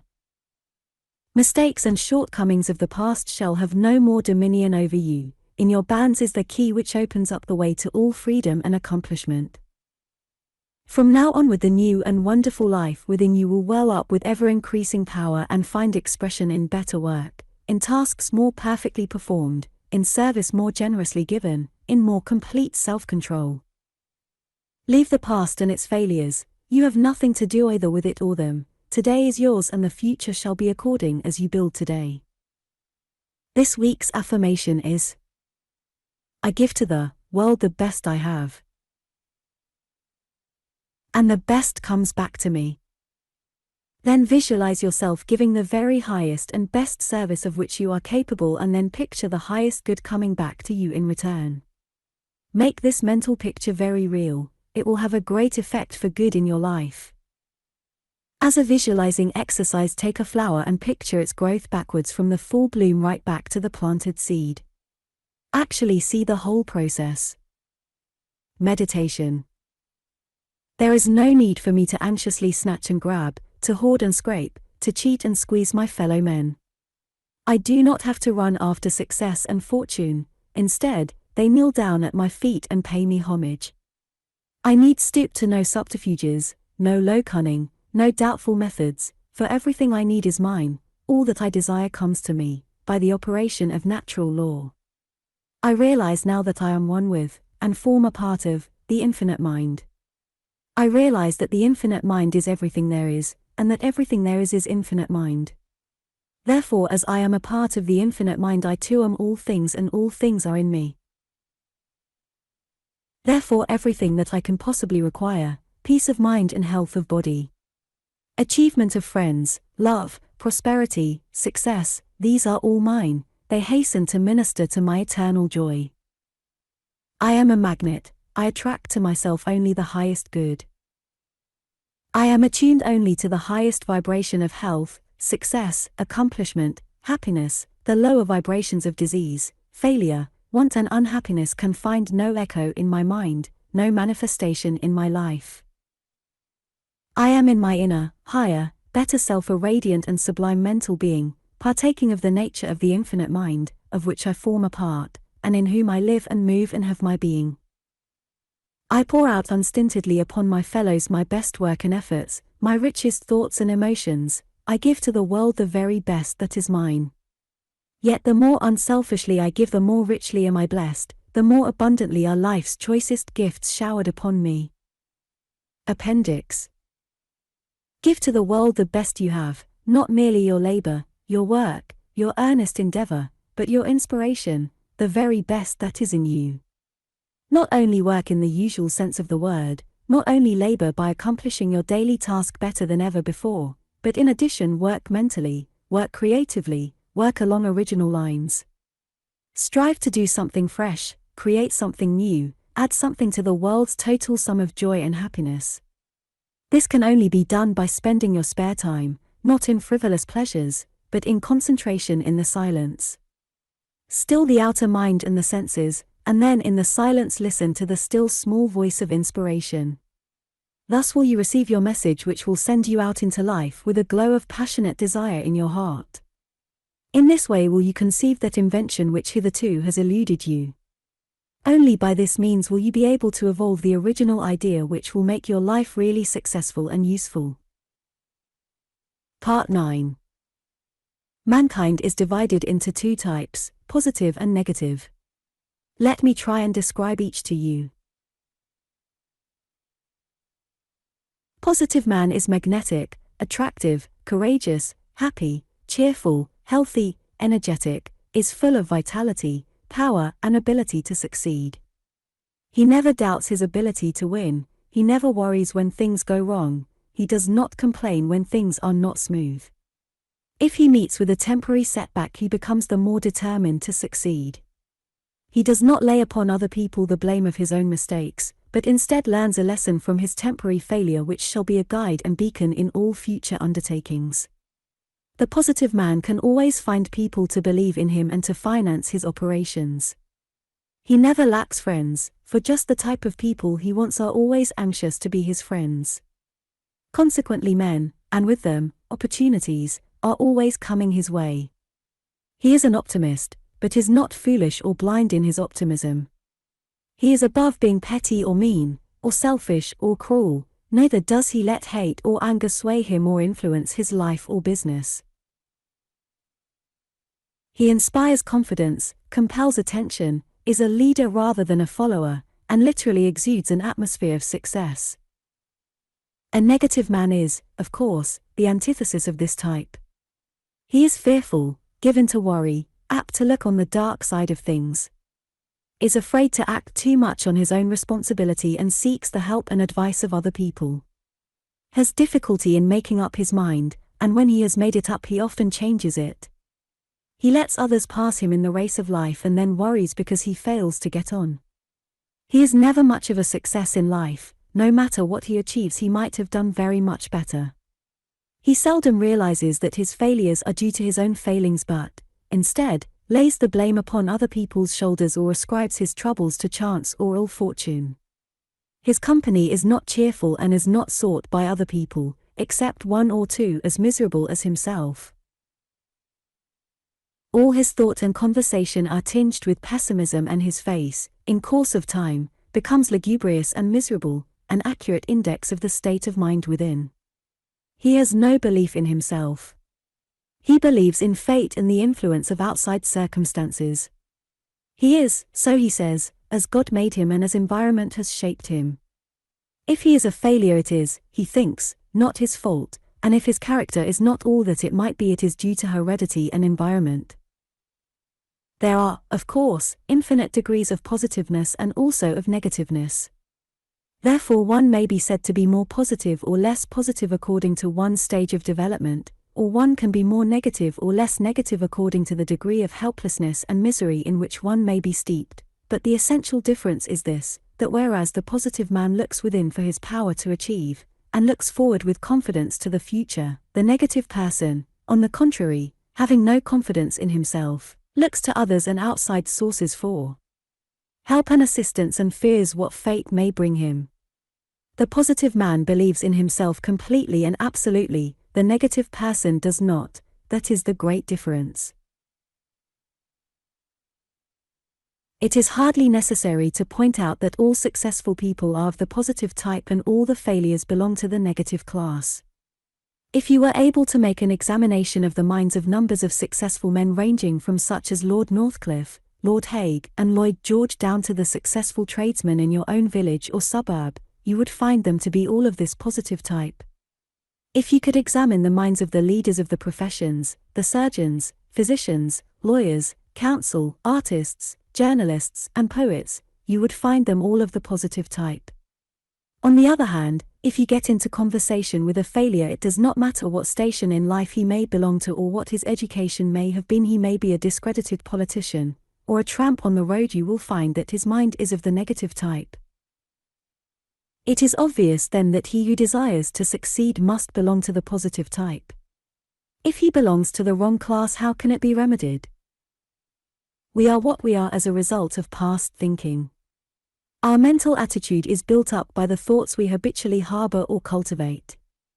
Thus, if we entertain positive thoughts only, and deny negative thoughts, replacing them by their opposites whenever they intrude, we gradually build up a positive attitude of mind, which means that we become positive men or women, and as such cannot fail to be successful in life.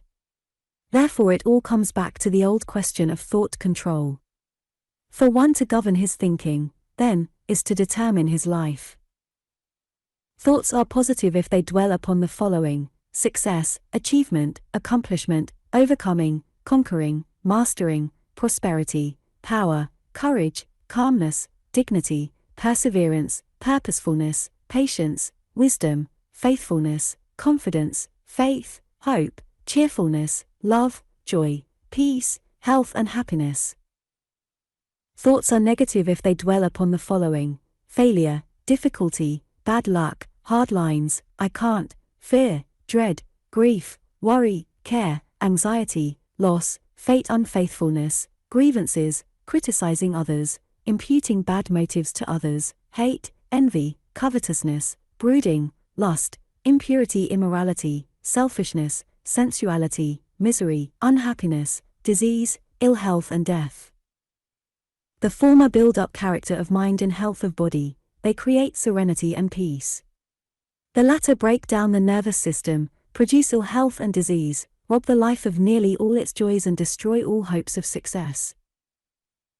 If you concentrate your thoughts upon the former for a few minutes and let the imagination play round each word, and call up in the mind just what it means, a sense of power, unlimited and all-comprehensive will pervades one's being. This is the infinite powers of the subliminal mind being aroused. All these positive qualities which these words represent are within you, otherwise you could not arouse this sense of power. If, by concentrating your thoughts for a few minutes upon success, a sense of unlimited powers of accomplishment stir within you, then you have actually within you unlimited powers of accomplishment. If, by thinking only of joy for a few minutes, a sense of intense joy pervades the mind, then you have simply called into activity an inexhaustible reservoir of joy that already existed within you. You cannot call into activity that which does not exist. In the same way, if you concentrate your thoughts upon a negative quality, such as misery, you will after a few minutes become gloomy and depressed, or if your mind dwells on fear, you will soon become full of dread and apprehension. Therefore your success, health and happiness all depend upon the type of thought that you entertain. If your mind dwells upon positive thoughts only, then you become positive and by sustained action, successful. If, however, you think negative thoughts, you become negative and consequently a failure. How then shall you so control your thinking that only positive thoughts are allowed? The answer is, by eternal vigilance, constant watch and guard, and by incessant denials and affirmations. Whenever a weak or vile or unworthy thought attempts to enter your mind, deny its existence in your perfect mental world, and affirm in its place a thought the exact opposite of the one which you have denied.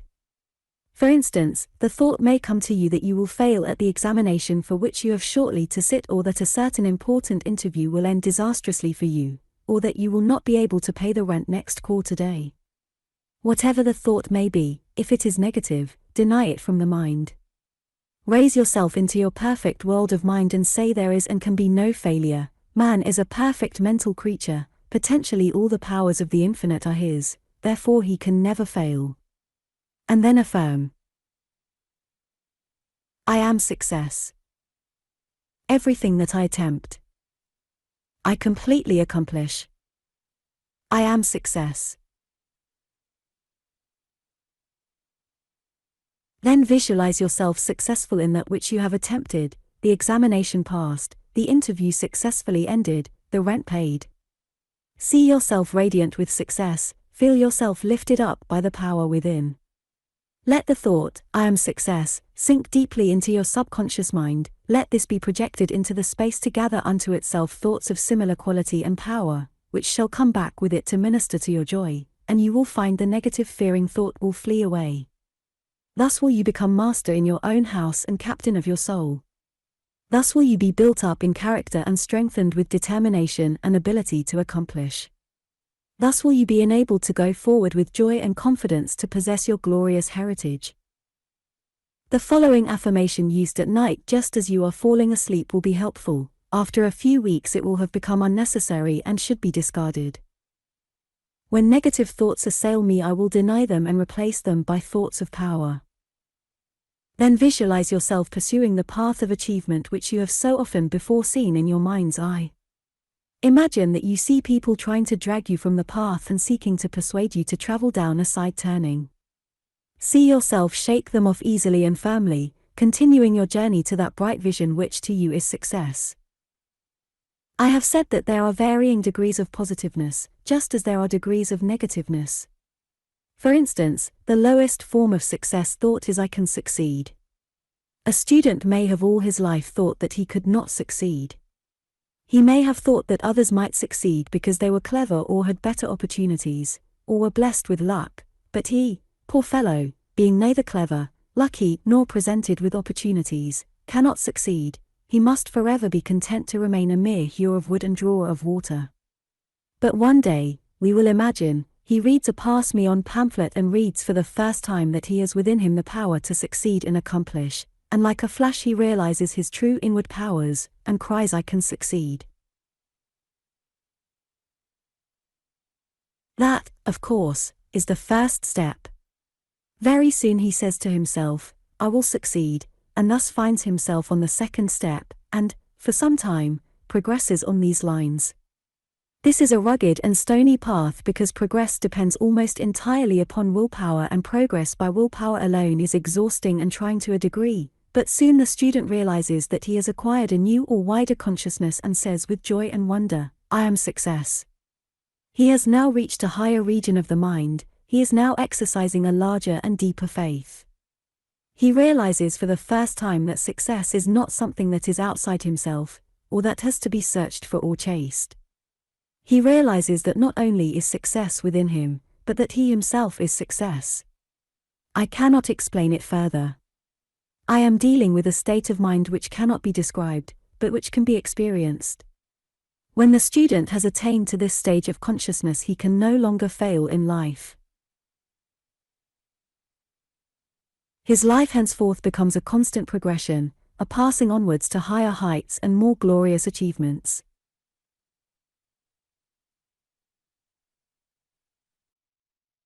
This is the reason why I have made the affirmation to read "I am success" instead of "I will be successful."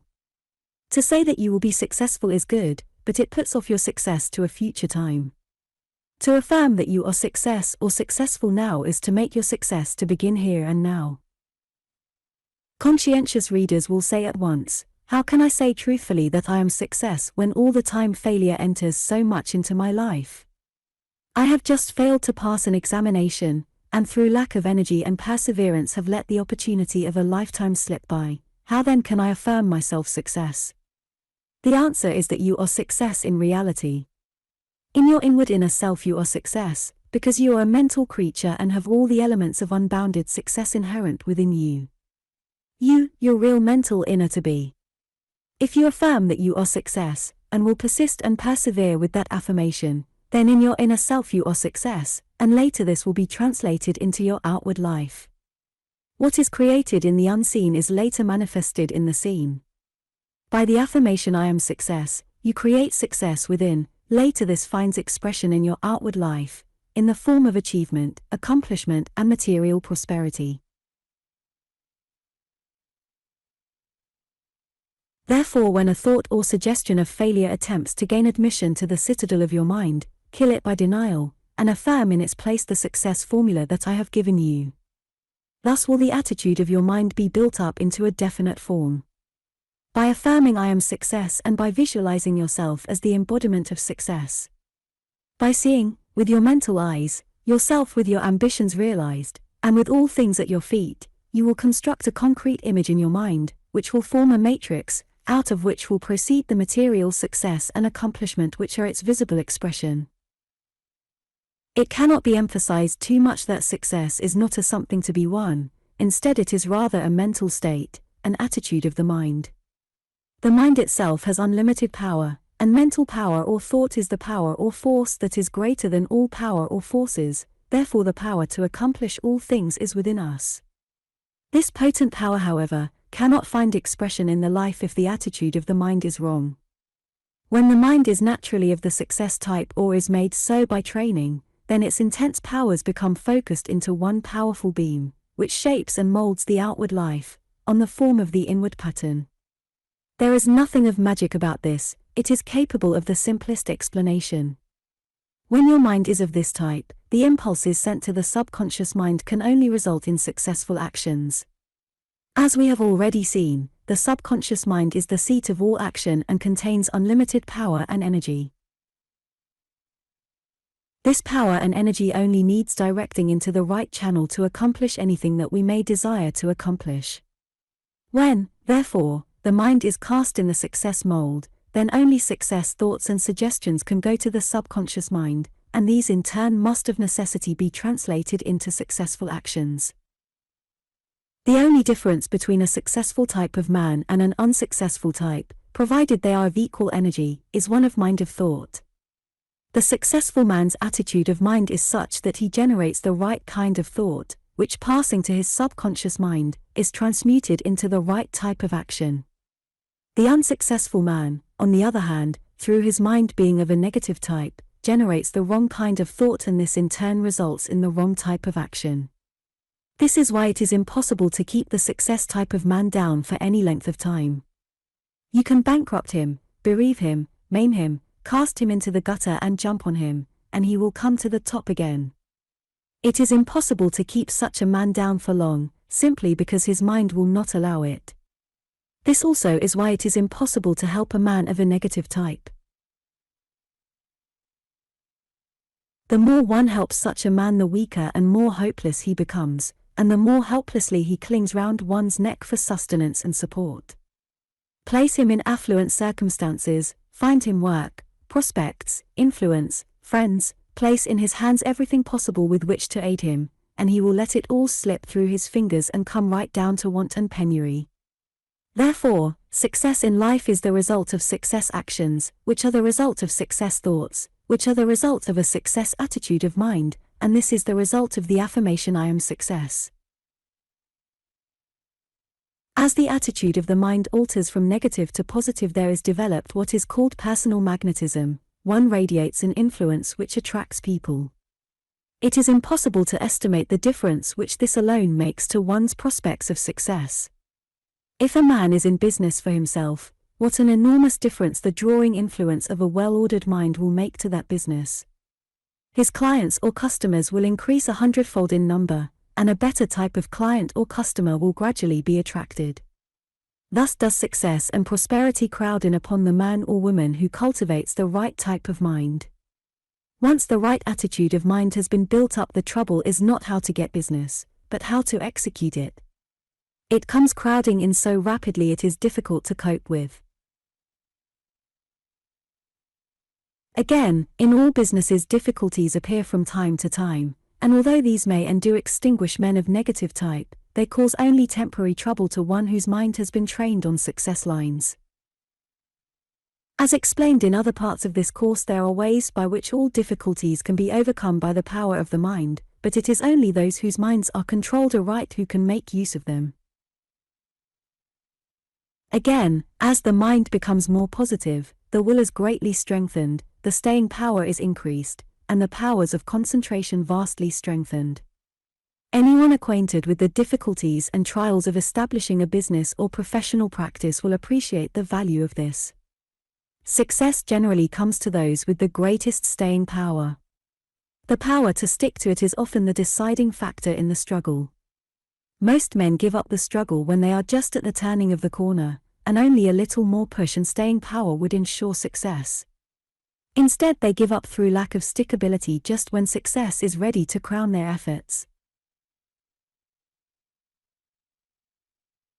Many other illustrations could be given to show how it is that success is really more an attitude or quality of the mind than something outside of us, but these will suffice. The great thing to aim at is to build up within you this success attitude of mind. When this is established and the habit of action well developed, there is nothing that can stay your success. Affirm that you are success now, steep yourself in the success idea, visualize yourself successful and all-conquering, breathe the success atmosphere, live, dream and be success, and nothing can prevent you from being successful, because you, yourself, are success. Do not, however, strain after success, rather realize that you yourself are success and that you therefore attract to you all that you desire.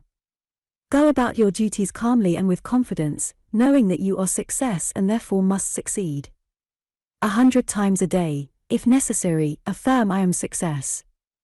The last thing at night, just as you fall to sleep, the first minute of your waking day, affirm it and affirm it again, always picturing yourself happy, successful and all-conquering. The special visualizing exercise for this week is as follows: sit upright in a quiet place and, closing your eyes, send out to all mankind the best and noblest thoughts of which you are capable, thoughts of goodwill and love to everybody in all the wide world. Now feel these thoughts being projected from you in all directions, and mentally see them being sent forth like the beams of light from the lighthouse. See them penetrating further and further, all over your own country and then through every other country. Do this for some time and then reverse the process. Feel the thoughts coming back laden with other thoughts of a like nature. See innumerable beams of light pouring into you from all over the world. Feel yourself filled up and overflowing with the riches of all the most glorious thoughts which the world has ever known. The first part of the exercise may exhaust you, but the latter part will fill you with courage, confidence, calm, serenity and peace. Persevere and endeavor to make this exercise as real as possible.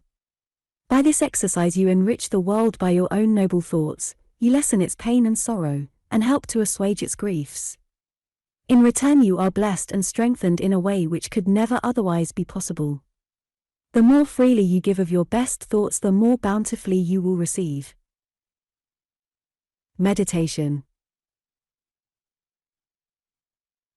Meditate daily upon the following words of James Allen. You say you are chained by circumstances, you cry out for better opportunities, for a wider scope, for improved physical conditions, and perhaps you inwardly curse the fate that binds you hand and foot. It is for you that I write, it is to you that I speak. Listen, and let my words burn themselves into your heart, for that which I say to you is the truth. You may bring about that improved condition in your outward life which you desire, if you will unswervingly resolve to improve your inner life. I know that pathway looks barren at its commencement, truth always does, it is only error and delusion which are at first inviting and fascinating, but if you undertake to walk it, if you perseveringly discipline your mind, eradicating your weaknesses, and allowing your soul forces and spiritual powers to unfold themselves, you will be astonished at the magical changes which will be brought about in your inward life. As you proceed, golden opportunities will be strewn across your path, and the power and judgment to properly utilize them will spring up within you.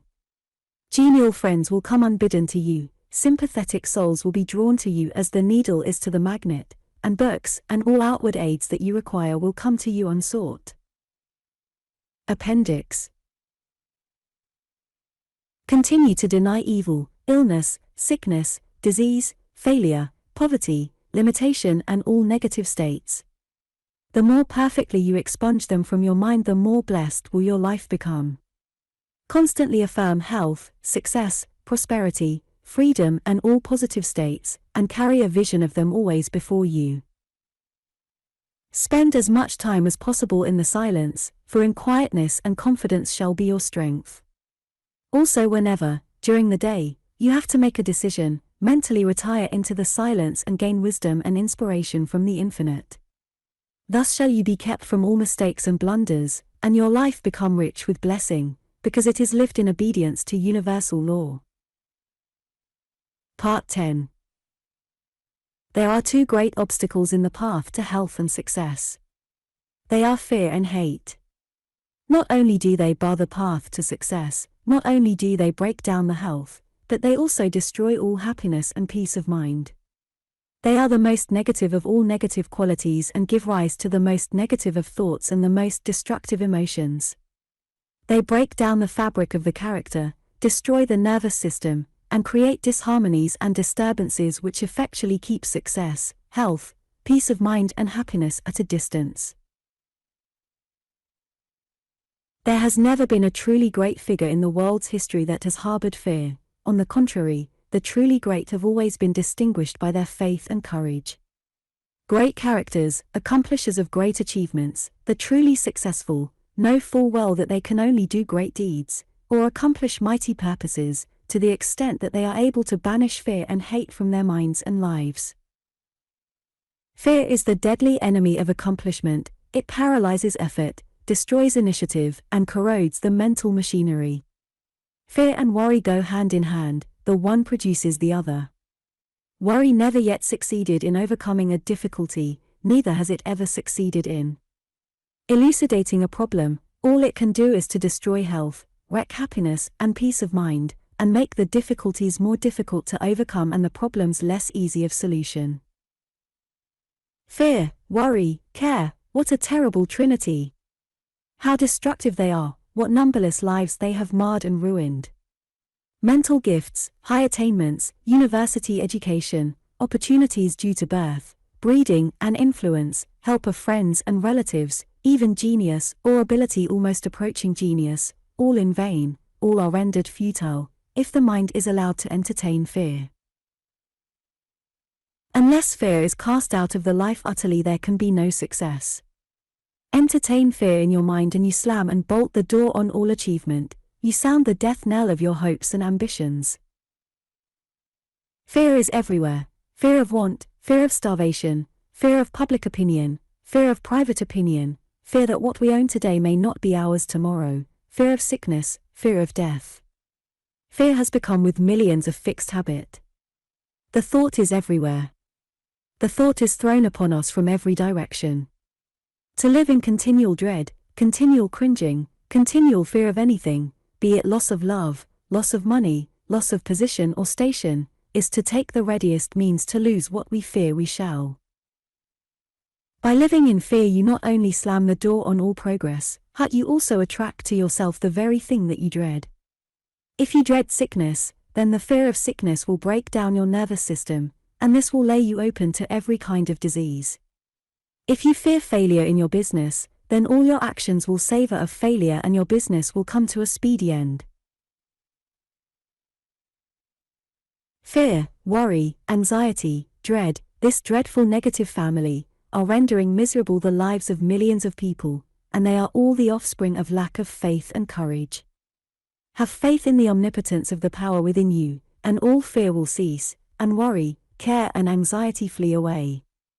Get right hold of the truth that your life, your circumstances, everything that comes into your life, is the result of your thinking, that your future will be modeled exactly on how you think today. Realize that everything is in your own hands and that as you are building well today, the future must and will be well. You cannot build well today and have a bad future, neither can you build badly today and reap a good future. The law is absolute: as you sow, so do you reap. Sow well today and in the days to come you will reap an abundant harvest of all good things. Therefore get this thought right down into your being: everything is in your own hands. Use your God-given faculties aright, concentrate your mind on good and positive thoughts and nothing can go wrong in the future. Think right thoughts now and the future can take care of itself. There is nothing to fear, henceforth there is nothing capricious or uncertain in your life, all is according to eternal law. All that you have to do is to think aright and to act aright, and all things will be added unto you. As you bring your life, by the control of your thoughts, into harmony with the unseen higher forces, you enter into a life of peace and power. There is nothing whatever about which you need fear or worry, because you are in harmony with all the universe. The power that maintains the stars in their places and guides the planets in their courses, is the same power that animates you. Nothing can come by chance into your life, only that which is the result of your thinking. Now is given into your hands the power and the knowledge whereby you can control your thinking, the power and the knowledge by which you can choose those thoughts which will build up your life in beauty and strength, and ensure an harmonious future. Nothing can go wrong in your life if your thoughts are right. Right cannot produce wrong, neither can wrong produce right. Get your thoughts under control and all evil must flee away. Therefore there can be nothing to fear, your life is in your own hands. He who is established in truth and courage need fear no evil, for evil has no power over one whose soul has cast out fear. When thoughts of fear assail you, and at all available times, make use of the following denial. There is nothing in all the universe that can make me afraid. After the denial of evil, this is the greatest denial of all. The most terrible thing in anyone's life is the belief in and thought of evil, but fear is almost as destructive. Yet there is nothing to fear. There is no evil and there is nothing to fear. They only exist in our minds. While they exist in our minds, they are very real and terrible, but they have no real existence apart from our minds. The only power that evil and fear, and the things feared, have, is the power that we invest them with, by our thoughts. Nothing exists apart from our minds. Everything is mind or thought, and its phenomena or manifestation. This is proved up to the hilt by the fact that when you have, by the power of the denial, there is no evil, and the affirmation, there is only infinite good, cast the thought of, and belief in, evil out of your mind, then you discover that there is no evil outside of human thought and that there is, and always has been, only infinite good. In the same way, when you by denial and affirmation have cast out fear, you discover, to your joy, that there is nothing and never has been, and never can be, anything to fear. There only exists that which exists in the mind. Therefore, to cast out fear, raise yourself into your perfect world of mind. Realizing that you, your real you, are a perfect mental creature, radiant and divine, that you are an individualized expression of the great infinite mind of the universe, and as such, are gifted with godlike powers. Having raised yourself mentally above the world of petty strife, of limitations, and time and sense, into the perfect world of mind, realize that you are in harmony with and form a part of the great power behind the universe, that infinite mind or principle of perfect good, which is the guiding spirit behind all life's mysteries. Get into touch with, and realize your oneness with, this infinite mind of perfect good, and you will realize that there can be nothing to fear. You are in harmony with the infinite principle of good, and there is therefore nothing that can harm you or of which you need be afraid. Stand firm then, looking up, realize your oneship with the highest powers, your harmony with all the divine forces, and use the denial unceasingly. There is nothing in all the universe that can make me afraid. Having purged your mind of fear, next build it up and strengthen it by this affirmation. I am in harmony with the infinite principle of good that permeates the universe, and against which evil has not the slightest power. Therefore I am unafraid, nothing can harm or destroy, nothing can ruffle me, or disturb my peace of mind. I am carried forward by the invisible forces of good. All is well. Then realize this stupendous truth, and visualize yourself standing dauntless and unafraid, serene and calm, borne up by higher powers. As we by the power of thought control develop our subliminal powers, we become conscious of a new self developing and manifesting itself within us. This is our subliminal self. Not only do we become increasingly conscious of the new powers within, but we also are aware of powers without us. As we develop our inward powers along correct lines, so do we come into harmony with the powers without. There are powers within and powers without, all of which will help and bless us, if we only come into line with them. There are, of course, testing times in all lives, but to the well-trained mind these should give no cause for fear. It is how we bear ourselves at such times that determines our real worth and use, whether we have stamina, backbone, courage, real character, and if at such times we can stand unfaltering, uncomplaining, desirous of neither sympathy nor pity, patient but resolute, and doing today what today reveals to be done, and so ready for the morrow when it comes. There can be but one outcome. The higher powers of all the universe stand back of such a life, they uphold it, they sustain it, they stamp it with success, they crown it with adoration and with honor. R.W. Trine in The Wayfarer on the Open Road. Therefore you have nothing to fear, so cast out fear and meet the future with joy and gladness. The other great obstacle to health and success is hate. There can be no health or success in life for the one who hates.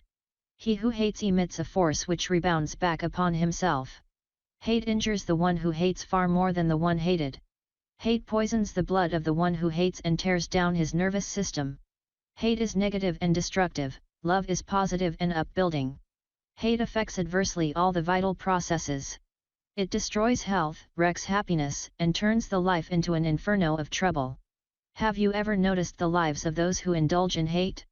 They are a continual round of trouble. Before they finish one brawl they find themselves engaged in another. They are at loggerheads with nearly everybody, and misfortunes seem to dog their footsteps. Misfortunes and troubles are attracted to them as a direct result of their hate. Through indulging in negative thoughts and emotions, negative conditions are produced and attracted.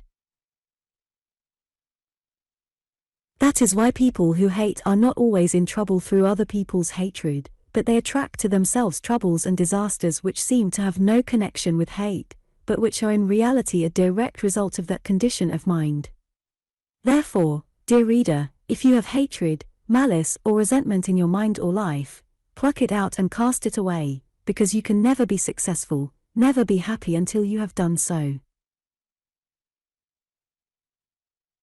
The best way to cast out hate is to hold your mind continually in the attitude of goodwill to all men. If hate is to you a real difficulty, if you blaze with resentment whenever you think of a certain person who has deeply wronged you, if there wells up within you a fierce desire to get even with the object of your hatred, or at least to wish him harm, remember this, that you can never make any progress in mind and thought control. You can never be successful and happy until you have forgiven your enemy. If, just as you are falling asleep, you use the following combined denial and affirmation, you will find it much easier to conquer your negative failing during the next day. First of all, raise yourself into your perfect world of mind, deny evil and affirm infinite good, then say, I forgive and forget all my enmity and anger, I send out thoughts of love and goodwill to all mankind. Get your mind into this attitude and all will be well. By thinking in this way you create currents and vibrations which will bring you blessing, happiness, health, healing and success. It may seem strange to insist upon forgiveness and love in lessons on mind training and success development, but believe me, there can be no true all-round success, no happiness or harmony in life, so long as hatred, malice and uncharitableness are cherished. These are negative qualities, and success, real, lasting and true, can come only to those who overcome and cast out, root and branch, all negative thoughts, beliefs and habits. Great minds are above all such petty, mean feelings as hatred, spite and malice. It is the truly great who can best afford to be magnanimous. By regulating and controlling your thinking, by casting out fear and hate and all other negative states, you, too, can become great in mind, and noble in action. Therefore, when you make the above affirmation, visualize yourself raised above the petty cares and strifes of men, looking with a broader outlook above those who hate and squabble and disagree. There is a mental realm of peace and quietude which is far above earth's troubles. But before you can enter into it, you must first put yourself right with your fellow men. We cannot dwell there if we are not dealing fairly with the world, and giving our very best service to the cause of humanity. We cannot dwell there if we fear. We must first of all banish fear and possess our hearts with courage. We cannot dwell there if we are selfish, nor if we desire or demand for ourselves anything or state which we are not anxious that all should partake of or enjoy. But when we have put ourselves in harmony with all the higher forces, then we can rise above the things which vex and grieve the hearts of men. We can rise to a plane where absolute calm and peace continually abide. I can hear some of my readers saying, "What has this got to do with success in life?" My answer is, everything. It is because the majority of people are so full of worry and care that they are perplexed and anxious.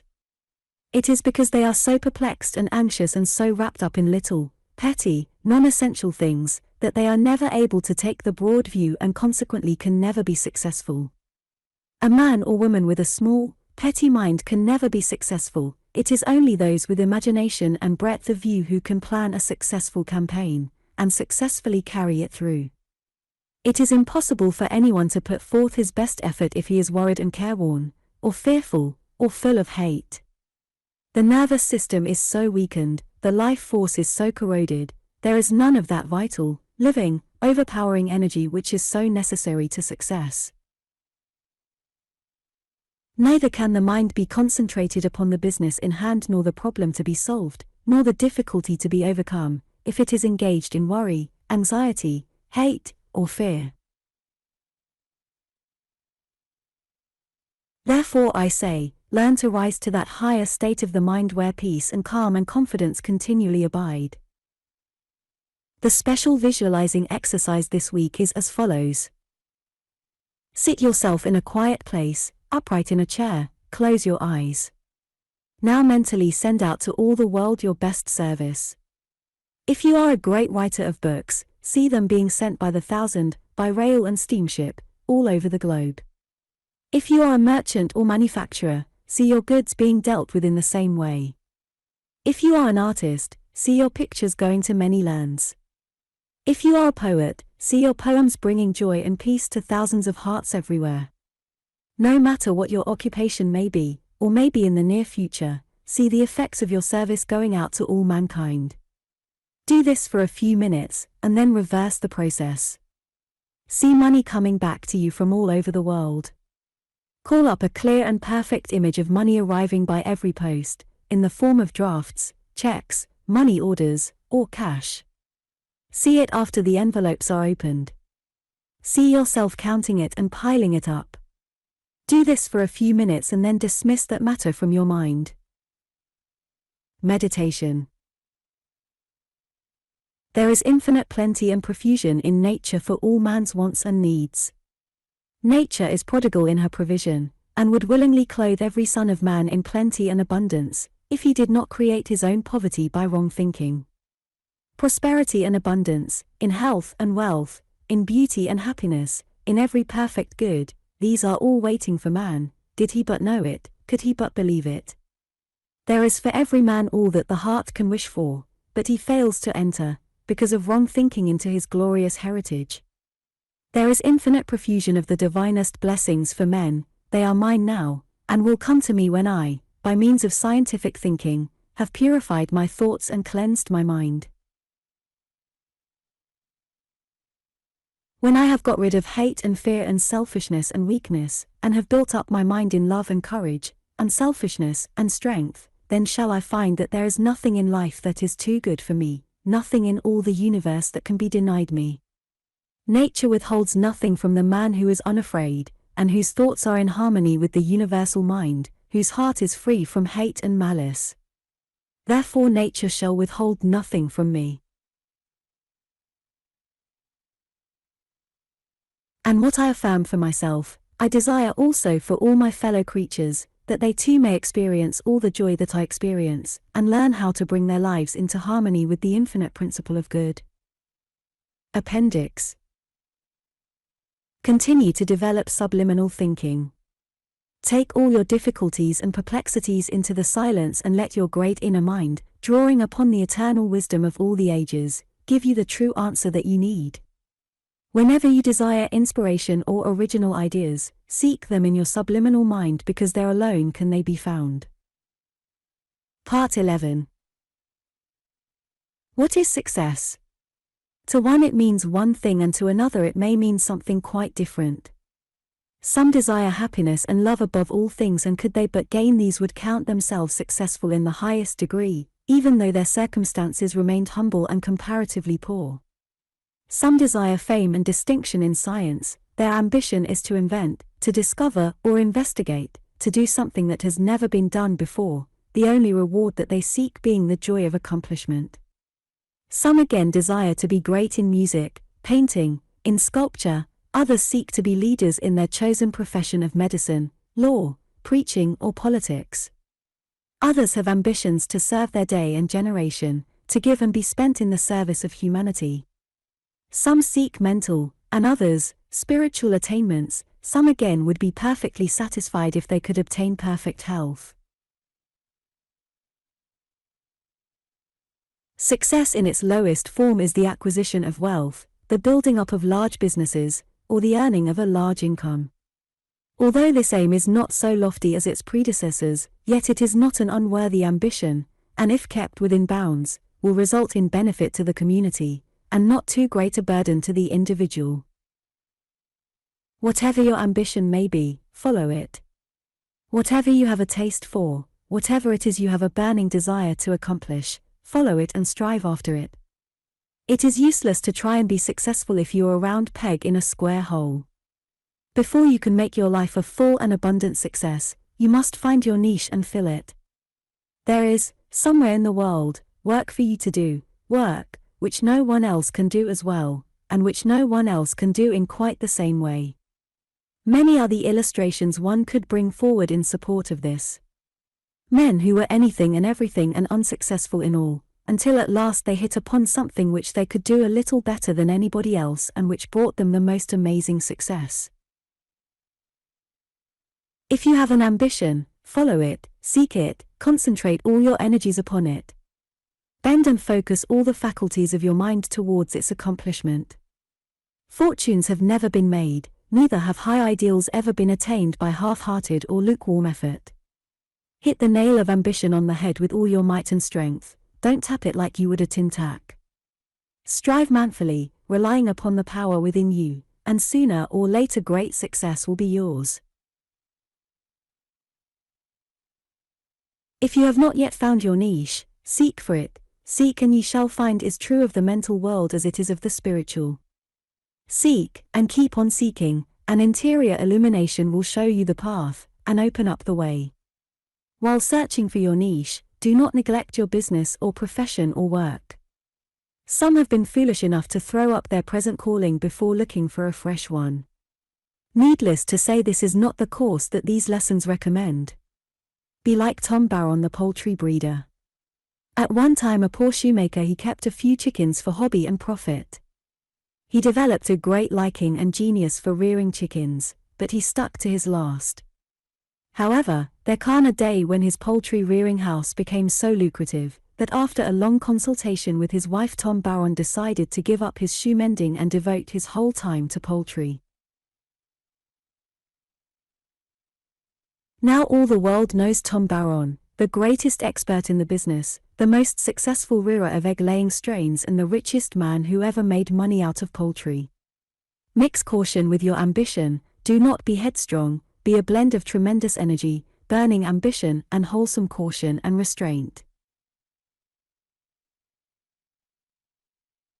The way out of undesirable conditions, the path by which you will find your niche in life where your work will be an everlasting and surpassing joy, is by doing your duty in your present sphere and listening to, and obeying, the inward voice of wisdom. If you shirk duty and responsibility in order to get on, you defeat yourself and curse your life. On the other hand, if you do your duty, however unpleasant, and shoulder, with cheerfulness, your responsibilities, no matter how heavy, affirming success, visualizing better conditions, listening to the inward voice of wisdom, you will find that sooner or later the way will be opened up before you in a wonderful manner, and you will enter into a life of great joy and usefulness. The outward life will and must conform to the inward life. Sooner or later the change must come, but only if you are calm, untroubled and serene. In your desire to find a way out of undesirable conditions, do not be tempted to take any shortcut, be guided only by the inward voice of intuition. No matter how anxious you are to change your conditions, do not be persuaded to do anything that will not bear the strictest examination in the light of your highest concept of truth. Therefore take these nevers as signposts and beacons to warn you from shortcuts, so-called, which lead only to disaster and failure. Never wrong anyone. Never betray a trust. Never go back on your word. Never do anything selfish. Never repudiate an agreement. Never shirk your responsibilities. Never do anything that looks mean in the light of your perfect world of mind. Finally, live your life to a principle, the principle of truth, justice, and love. In choosing your ambition, but more often of course it is that ambition chooses you, but whichever it is, examine it carefully and see just where it is going to lead you. Even if ambition chooses you, you still have the power to exercise restraint and to modify it according to reason. Ask yourself the question, am I prepared to pay the price of success? If it is money and business success that you are going to seek, are you prepared to pay the price? Remember that men of this type live laborious days. They can never get away from their business. Many have telephones by their bedside, some have a bedroom and bathroom at their office, so that in times of stress they need not go home, but can work 20 and sometimes even 22 hours a day. Unless gifts with constitutions of iron, such men become nervous wrecks, and most of them have no enjoyment in life outside their business. Their wealth is of no use to them. In order to keep fit they have to live on the most simple fare and, as regards work and recreation, a navvy or a convict has an easy and congenial time in comparison. Their only joy is the joy of accomplishment, the glow of satisfaction at having achieved. Are you prepared to pay the price that such a success demands? If you are, go forward, and if you really believe you can succeed, and have built up your mental powers and character on the lines laid down in these lessons, you must succeed. Do not blame me, however, if you find wealth and success of this type rather a burden. The only satisfaction to be got out of it is the satisfaction of having built up a big business. I speak from experience. I went in for this type of success and in 3 years created, out of nothing, one of the largest businesses of its kind in the United States. But, whereas, when I had lived in a very small house and had to economize on a very tiny income, I had been very happy, when I became passing rich, the owner of a big business, and could keep 1 or 2 motor cars and other things to match, I certainly was not as happy. I would have been happier if I had modified my ambition, and had been satisfied with a smaller business, a less generous income, and had had in consequence more leisure and opportunity for self-improvement. To all who are starting out on the road to success, I offer this advice. Think well before you start, because once you have started you cannot turn back. Even if after a time you find that you have made a mistake, you must keep on, because to chop and change your mental image about is to court disaster and to bring confusion into your life. When once you have put your hand to the plow, you must never look back, therefore before starting make sure that you are starting on the right road. After all, the satisfying of a great ambition is not the best thing in life. If you will sacrifice part of your ambition and thus live a more normal and well-balanced life, your life will, in its broad sense, be more successful than if you sacrifice everything to the accomplishment of your desires. One can become a millionaire and be but a poor shriveled soul in other respects. Far better is it, and I speak from experience, to aim for a broader ideal, to aspire to prosperity rather than great wealth, to desire health and happiness and peace of mind rather than to sacrifice these things at the altar of ambition. Far better is it to build up character than a great business, to develop an insight into nature's beauties than to own $1 million. It is far better to enjoy good health, refreshing sleep, and a splendid appetite, than to own a kingdom and at the same time suffer from nerves and dyspepsia. But whatever your ambition may be, once you have started, stick to it, do not change until your object is achieved. If you choose wealth, continue to pursue it. If greatness, concentrate all your powers on winning it, affirm its accomplishment, visualize yourself having achieved the object of your endeavors. If you will do this, success will be yours. To change about is fatal. Success is largely a matter of concentration, it is equally dependent upon staying power. Having settled upon your ambition, concentrate upon it. Let nothing turn you aside. Having mapped out your path, pursue it. No matter what opposition or difficulty you may encounter, go straight on. Remember that thought is the most powerful and wonderful power in the universe, and that you can control your thought. Therefore, by controlling your thought you have perfect mastery over the most potent force of which we have any knowledge. Having perfect mastery over these most potent forces, you therefore have control over your life and circumstances, and there is nothing that can prevent your ultimate success, save your own lack of faith and staying power. Your mind actually has creative power, not in a figurative sense but in reality. All that you see with your bodily eyes is matter vibrating at different rates.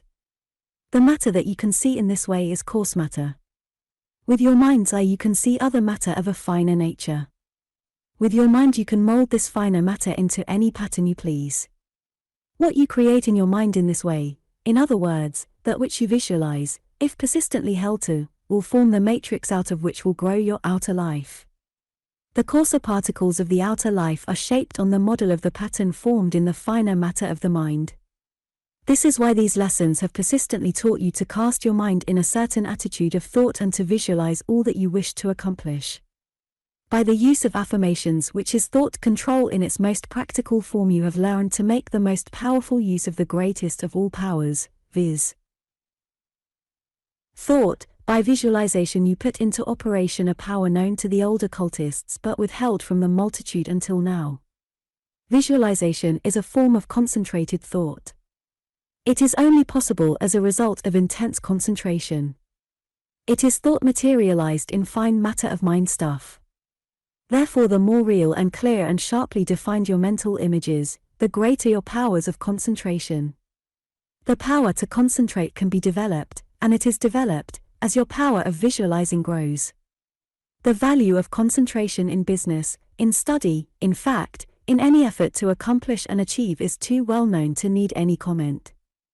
It enables you when confronted with a difficult task to get your teeth right into it and to go right to the very heart of the subject without fatigue or brain weariness. The greatest lawyers and counsel, the ablest scientists and investigators, the most successful men of affairs and business, are those with the greatest powers of concentration. Some possess this power naturally, others can acquire it. As far as I know, this course of lessons is the only serious attempt to teach this power. By the methods taught in this course you can, by the constant use of affirmations, and by persevering in the visualizing lessons, develop a degree of concentration power almost unknown in the West, approximating somewhat to the powers of certain Eastern adepts who have made concentration and mind control the study of centuries. The writer can concentrate his whole mind and thought upon the point of a pencil for minutes at a time. Try it, and see how soon your attention wavers, how your mind wanders about the point of the pencil, but never on it. You think of other things such as concentration, of being determined to think of nothing but the point. The mind wanders off into 101 things and has to be brought back again and again by an effort of the will. Finally you give it up and acknowledge that is a very difficult thing to do. When you can concentrate your whole mind and thought on the point of a needle for 1 minute, you will be able to accomplish anything to which you give your attention. You will have the power to take up a subject, examine it, decide upon it, and then to dismiss the matter entirely from your mind. Can you estimate this power at its proper value? Instead of lying awake all night worrying over a business problem, you dismiss it from your mind and have a good night's rest, and arise in the morning with fresh energy and strength and with your problem solved. All your powers of concentration must be focused on the achievement of your ambition. A clear and well-defined image of what you intend to accomplish must be constantly held in the mind, and never changed until the object aimed at is achieved. Visualize and affirm success, denying evil and failure, constantly and perseveringly. This is the path to success. Remember that success is not only a matter of concentration, it is also a question of staying power. How many a promising career has been ruined by lack of perseverance and stickability? In business and in other competitive walks of life, it is frequently the one with the longest wind who wins. The brilliant, the clever, the ones with every advantage, drop out by the way, and leave the field clear for the plodder and sticker. Therefore hold the thought I am success constantly in your mind, let it color all your actions, inspire all your deeds. Hold the perfect image of your success as a clear picture in your mind, persevere and hang on, and grow not weary in well-doing, then whatever it is that you are aiming for will be accomplished. Be assured of this, and, again, I speak from experience, not only will your vision of success be accomplished, but it will be exceeded beyond your wildest dreams. March on, your ultimate success is as certain as the rising and setting of the sun, as sure as the tides of the eternal sea. Make your own denials and affirmations now and henceforth, and use them as difficulties arise. Do not try to do anything without consulting your inner self and thus bringing your inward powers to action. If you feel gloomy, affirm that you are bright and cheerful, then will your gloom be chased away like mist before the morning sun. If you feel tired, affirm that you are fresh and vigorous and free from fatigue, then act accordingly, and you will find that your lethargy has flown away. If you feel careworn, raise yourself mentally above the petty things of life, and you will find yourself dwelling on a plane where worry and care cannot exist. If you need guidance in the face of difficulty, when the finite mind of the senses is perplexed and at the limit of its resources, then retire into yourself and receive wisdom and guidance from the great within. Put the matter that is perplexing you out of your mind and dismiss every thought as it comes, until at last the mind is entirely free from thought, until it is a complete blank. When you have done this, you have separated yourself entirely from the world and the life of the senses, and you are in touch with the infinite mind of the universe. Then will the answer come, in the still, small voice which is in every man, if he would but know it and listen for it. Whatever the answer is, act upon it, for it is the divinest wisdom. Another method is to raise oneself mentally above the fret and fever of life, and deny evil and affirm the infinite good until you get a clear concept of your perfect world of mind. The worry or perplexity will follow you even there, but when it does, deny its existence and affirm perfect peace, perfect wisdom, perfect knowledge, perfect understanding. Affirm that man is a perfect mental creature, one with the infinite mind, and, therefore, in his higher self, can never be perplexed or troubled by the trivial things of the material life. Again and again the worry will come, but if you will each time deny it and affirm your perfect higher self, the possessor of all wisdom and knowledge and understanding, the thought will get weaker and weaker until it is killed altogether. Now contemplate the wonders and delights of the perfect world of mind for a time and, after that, turn immediately to, and occupy the mind with some other matter. The answer will come, the problem will be solved, and the way will be opened before you in a wonderful manner. Another way is as follows: just as you are going to sleep, after conquering the worry thought and rising superior to it, in your perfect world of mind, simply hold the problem in your mind in an expectant way, believing and affirming that in the morning the problem will be solved. When the morning arrives you will find on awaking, the solution of your perplexity, or it will come to you as you are getting up. No matter which method you use, be sure and act upon this voice of intuition, for it is the divinest wisdom. When you get back to the hurly-burly of life, the answer will seem silly and foolish and impracticable. Do not be deceived, act only upon the message which came from the silence. Do this and you will find that you have listened to the voice of the highest wisdom. For a visualizing exercise, imagine that you have received a momentous letter from overseas. Trace its journey back to the beginning.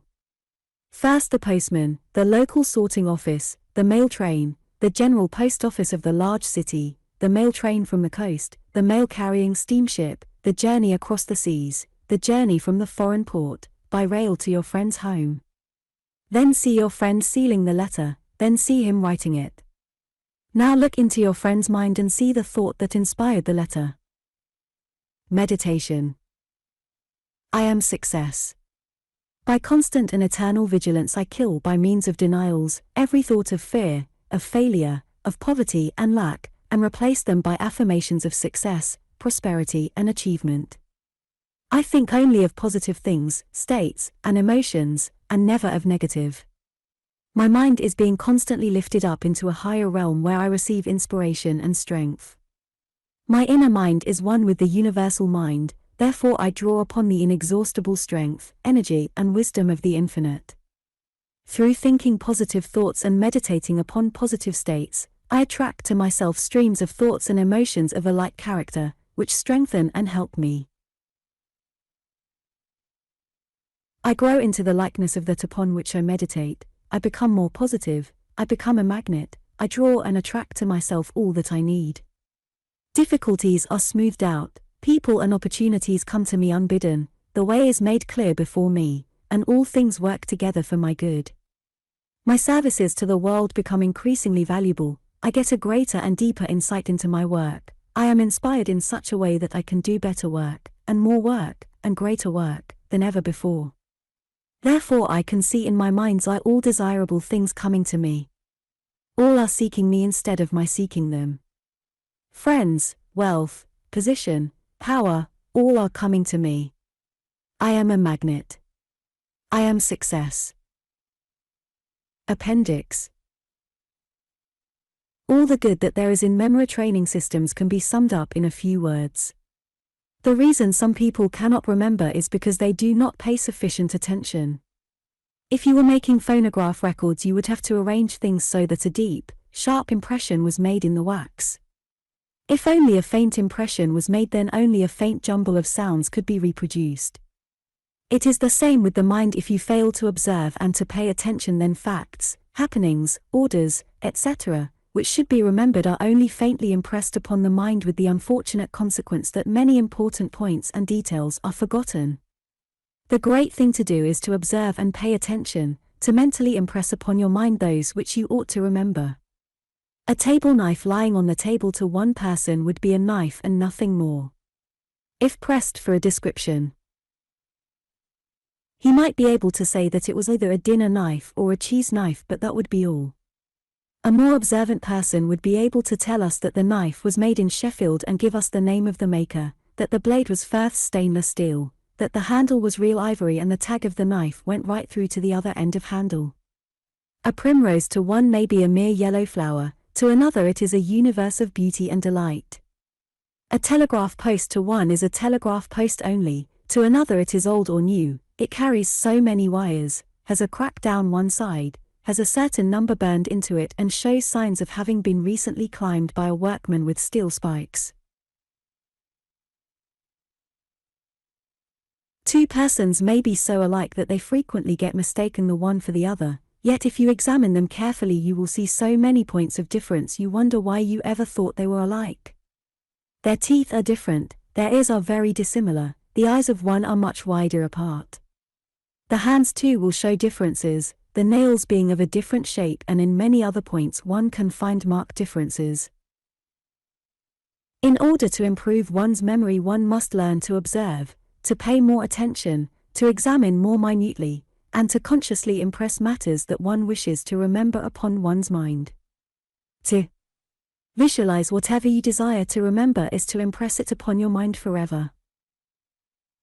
Not only should you learn to take more notice, to pay more attention, to observe more closely, but you should also memorize something during the day, and just as you are falling asleep at night recall what you have learned, and after repeating it over, tell your subliminal mind that you will never forget it, and you never will. This is the direct natural way of remembering, and is far better than any method which employs the law of association. If you follow these instructions, increasing the amount memorized each day, you will develop a memory above the average. Part 12. 1. Look within for power. Man has, in his subliminal mind, transcendental faculties, but to the multitude, these are unsuspected and middies covered. To you has been given the knowledge that has put you in touch with the great within. This is the key to all wisdom, knowledge, truth, understanding, achievement and power. It unlocks for you the treasure house of the universe, opens up to you the wisdom of the ages, it links you up to the powerhouse of the infinite. If you are perplexed, look within, and light and leading will come, for you are one with, and form a part of, the great universal mind. Have you a great task to perform? Look within, and you will find all the strength, energy, perseverance, and ability that you require. No matter what your need, you will find within you every quality necessary for your success. 2. Look up.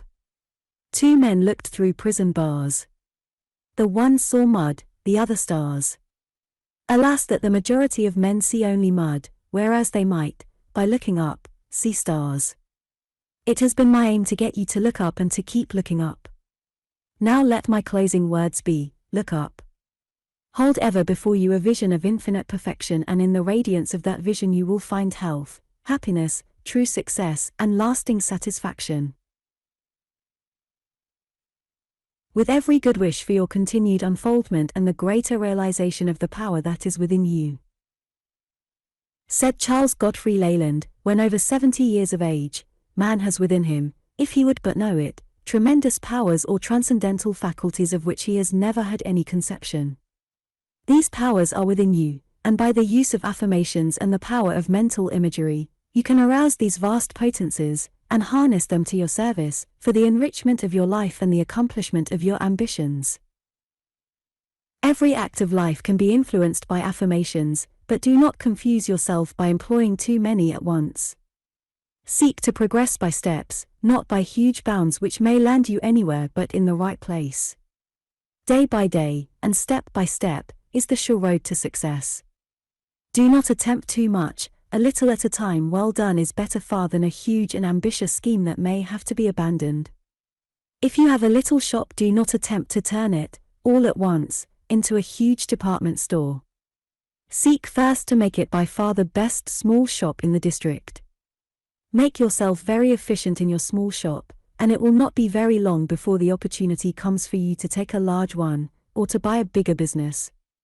As you outgrow that, other opportunities for expansion will come your way, and thus will you grow from small beginnings to great things. Suppose you have a small law practice, do not try to blossom out all at once into a high-class, lucrative, exclusive practice. Seek first to make yourself so exceedingly efficient in your small practice that you will be prepared for the high-class practice when it comes. Affirm success and keep visualized in your mind the exact kind of success that you desire, and ways and means will in time be provided. But remember to travel step by step, to grow gradually, to develop, like a plant, on natural lines.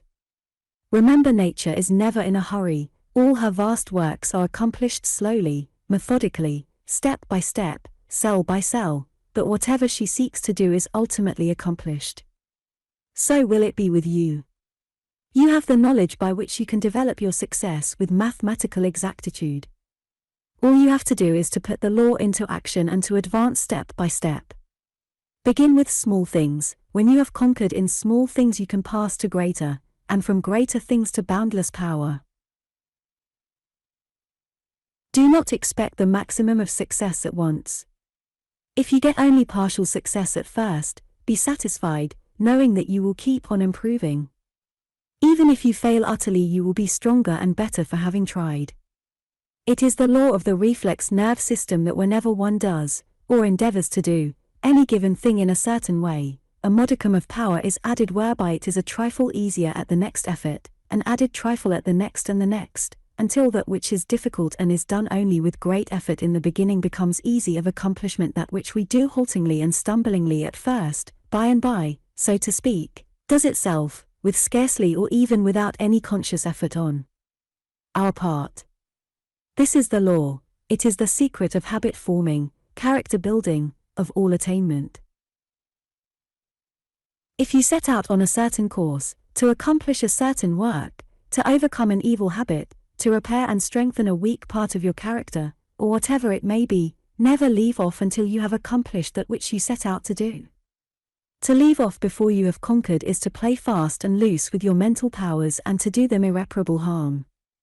Never leave off one thing and start another, instead concentrate upon what you have decided to achieve.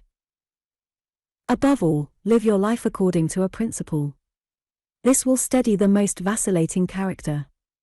It is possible for a simple person to estimate with mathematical exactness the result of a right action, but the wisest and cleverest cannot foretell the result of an unprincipled one.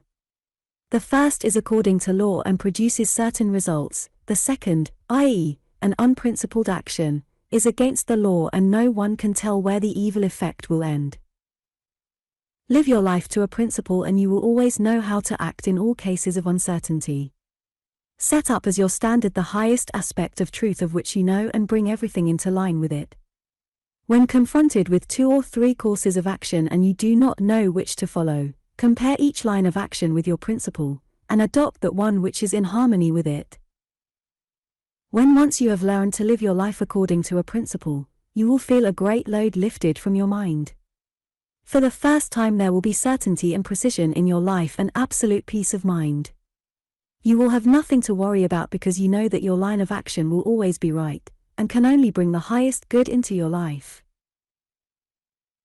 Never wrong any man, never take advantage of one with less knowledge than yourself, never sacrifice your principles, never give up your ideals. See that you are known for your integrity and absolute honesty, as well as for your cleverness and capacity.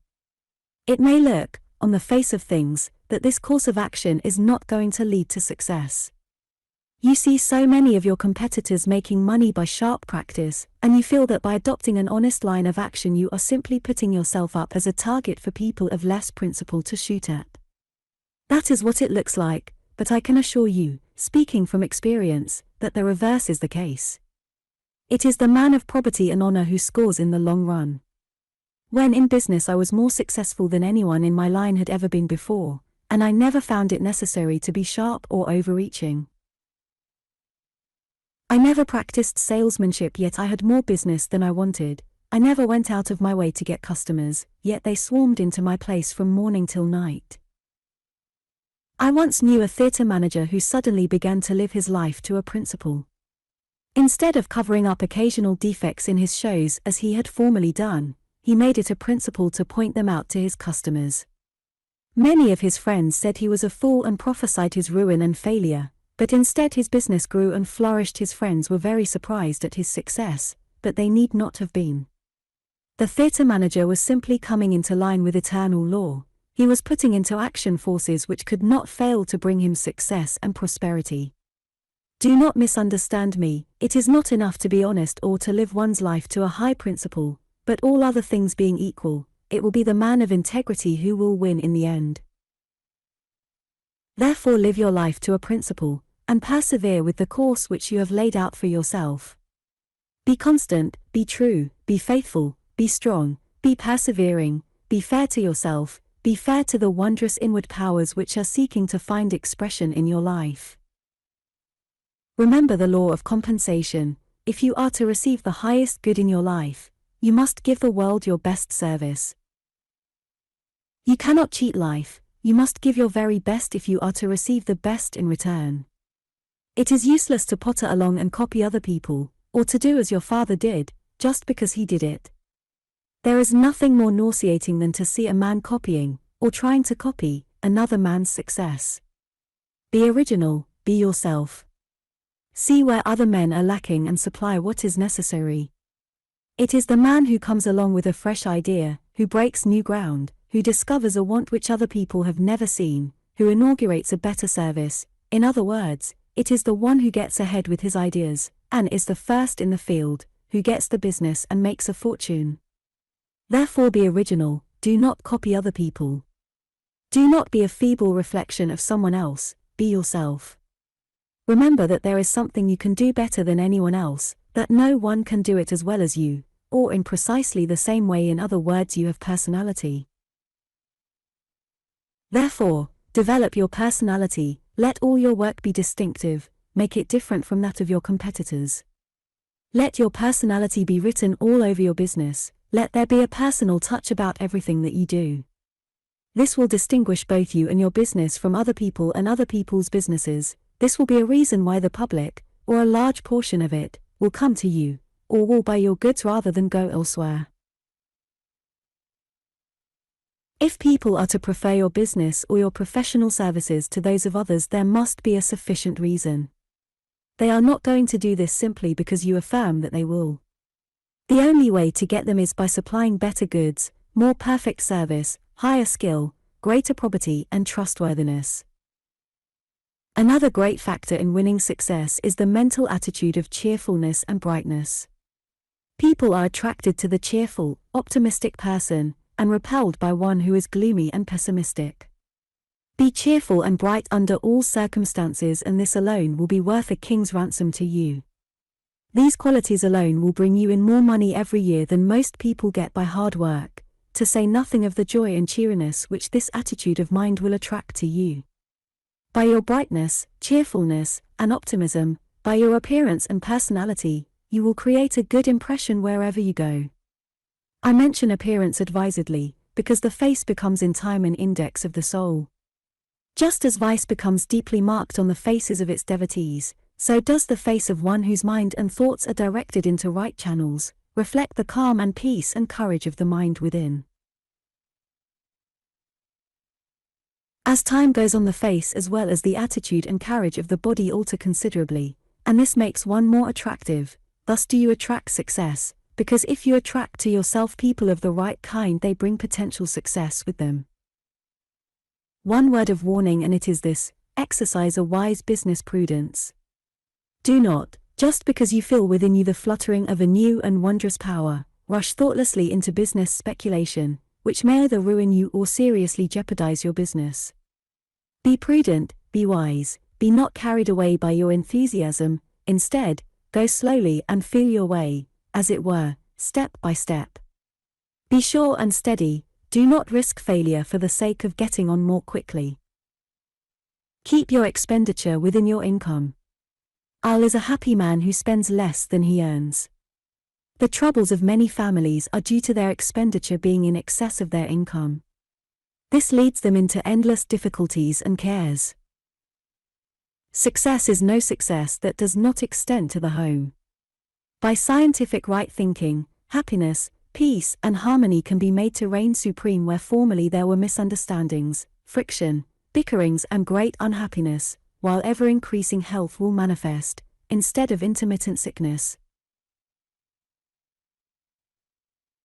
Cleanse your own heart and mind by denials, build up your own character by affirmations, calm your own spirit by dwelling in the perfect purity of the transcendental world of mind, and yon will find, strange though it may seem, that everybody else in your household will get more lovable, and helpful, and restful, in their attitude toward you. Remember to reverse every undesirable thought, suggestion, sight, or impression that comes to you. Deny them each and all in your perfect world of mind, and affirm their opposite. For instance, two members of your family may be getting angry with one another and the air becomes electric. Immediately raise yourself into your higher world of mind and say, "Perfect man is never angry.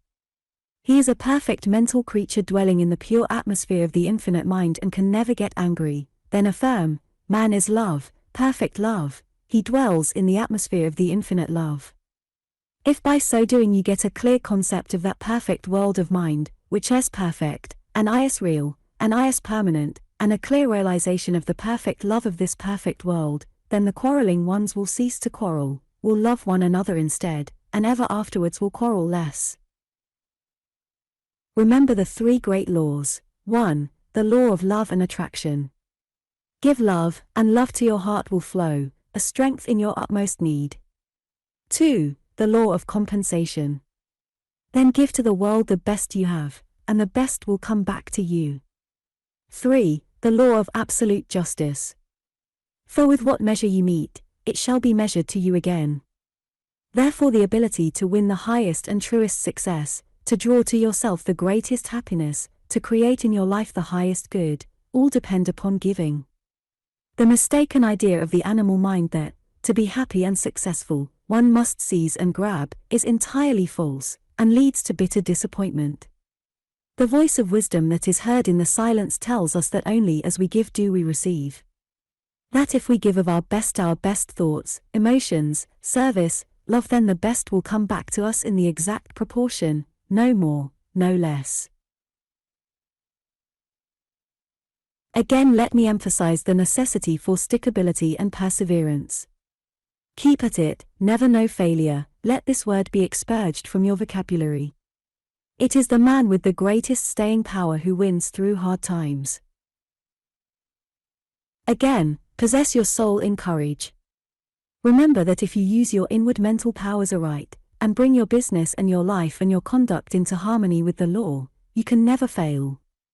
Great are the possibilities of your life, because great, beyond all human ken, is the infinite power within you. You have nothing to be afraid of. Big corporations cannot smash you. You can always beat them by personal service, by individuality and originality. By straight dealing, by integrity, by honesty combined with efficiency, and businesslike procedure, you can make for yourself an enduring reputation.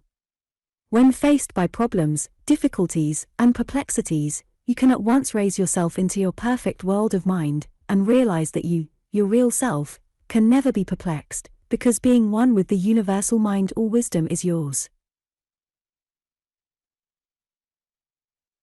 You know that in the silence, having hushed the loud voices of the surface, material mind, you can hear the still small voice of intuition, of infinite wisdom. For you, having learnt how to raise yourself above the life of the senses, to the perfect world of mind, there is wisdom, understanding and illumination. There can be no perplexity or worry, only infinite calm and peace.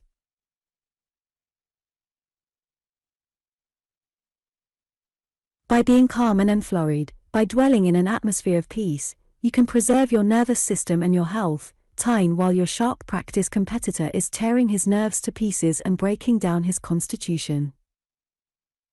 Above all, remember to deny every thought, sight, influence, and suggestion that is evil, or pessimistic, or material, or fearing, or selfish, and create in its place its exact opposite. Deny evil constantly, and affirm infinite good, deny fear just as frequently and earnestly, and affirm confidence and courage. Do this persistently and you will transform your life. Now that you have finished the lessons, do not lay them lightly aside, and forget them. This course is not for 3 months merely, it is for your life. You have gone diligently through the course and probably think that you have mastered it, but it is highly improbable that you have. If you will now begin again and start with Lesson 1 and work steadily through the course, you will find fresh light and understanding, and many hidden and deeper meanings, unsuspected before, will come to light. Study the lessons and practice their teachings for the rest of your life. Do not expect immediate results. The effects of thought are slow in manifesting. It is my experience that what we think today becomes manifest in about 2 years' time. By that I do not mean that by affirming certain qualities I do not immediately begin to develop these qualities, because I do right from the first affirmation.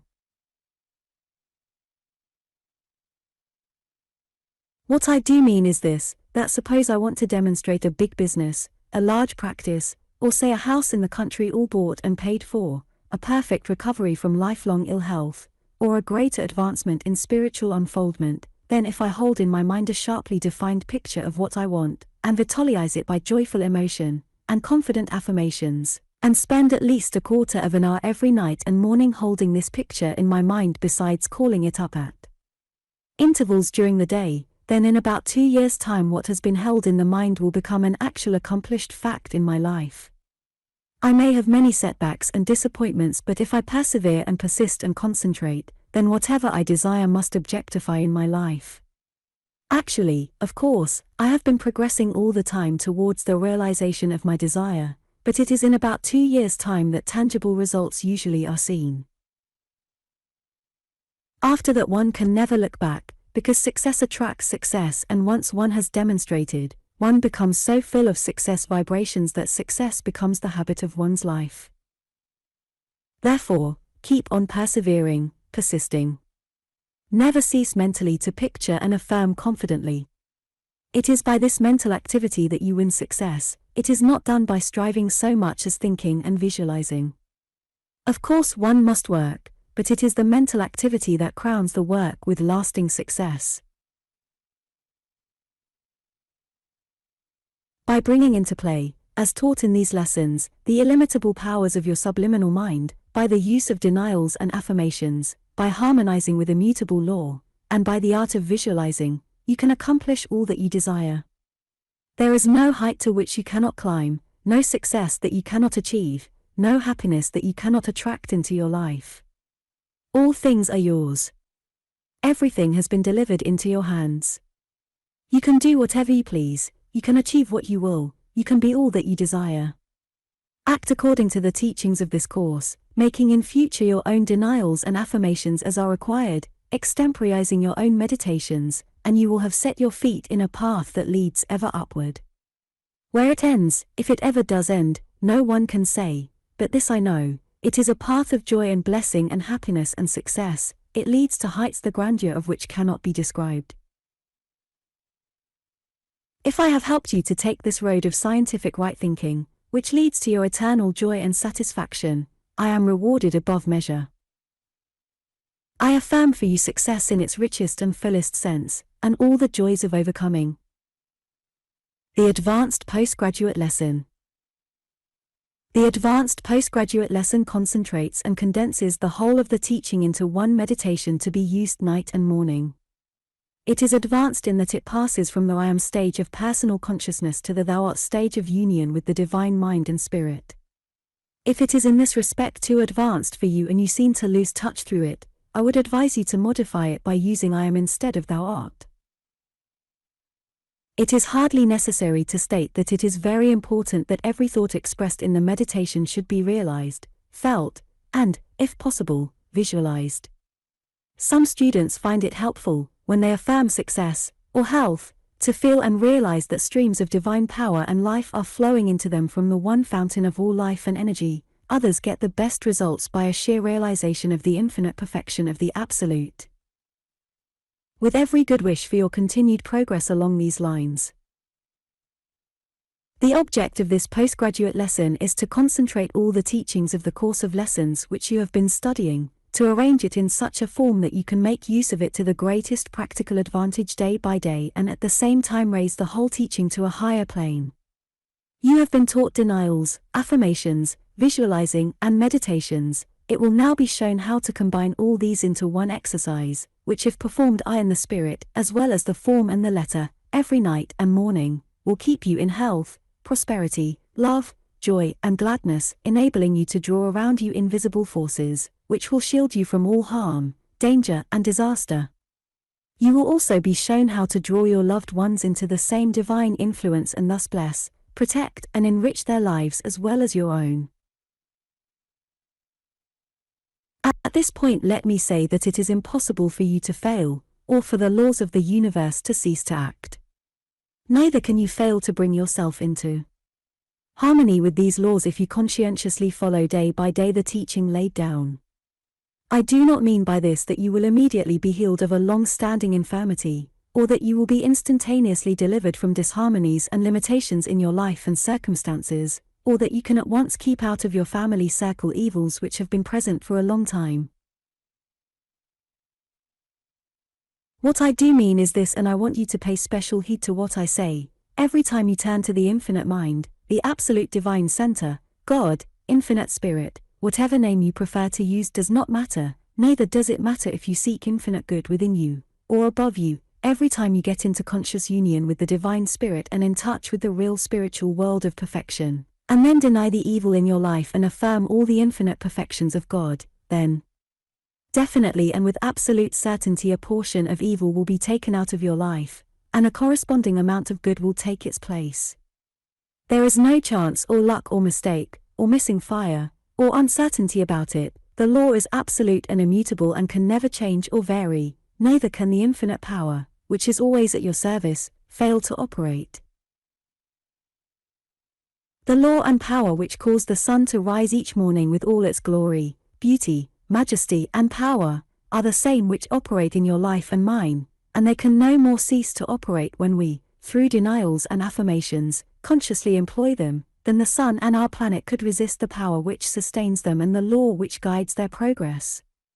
The law is changeless, in this are our strength and confidence. What we have to do is to harmonize with the law. If we do this, then our life will be gradually righted and our troubles smoothed out.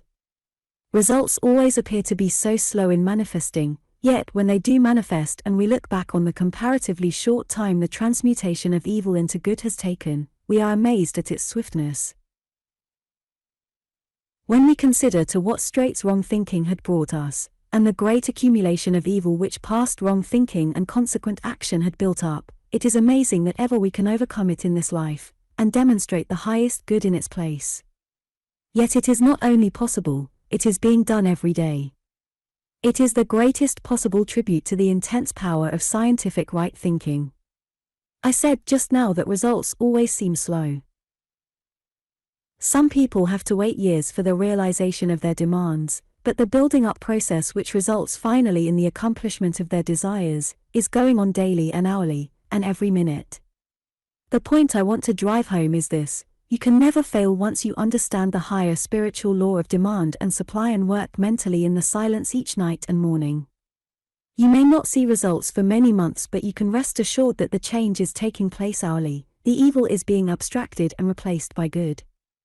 It is not a question of doubt, uncertainty, of whether you will be healed or not, or whether you will be successful or fail, for no such question can arise. It is just a case of working steadily on, believing and knowing that the wonderful transformation is taking place, until the manifestation appears and the demonstration is made.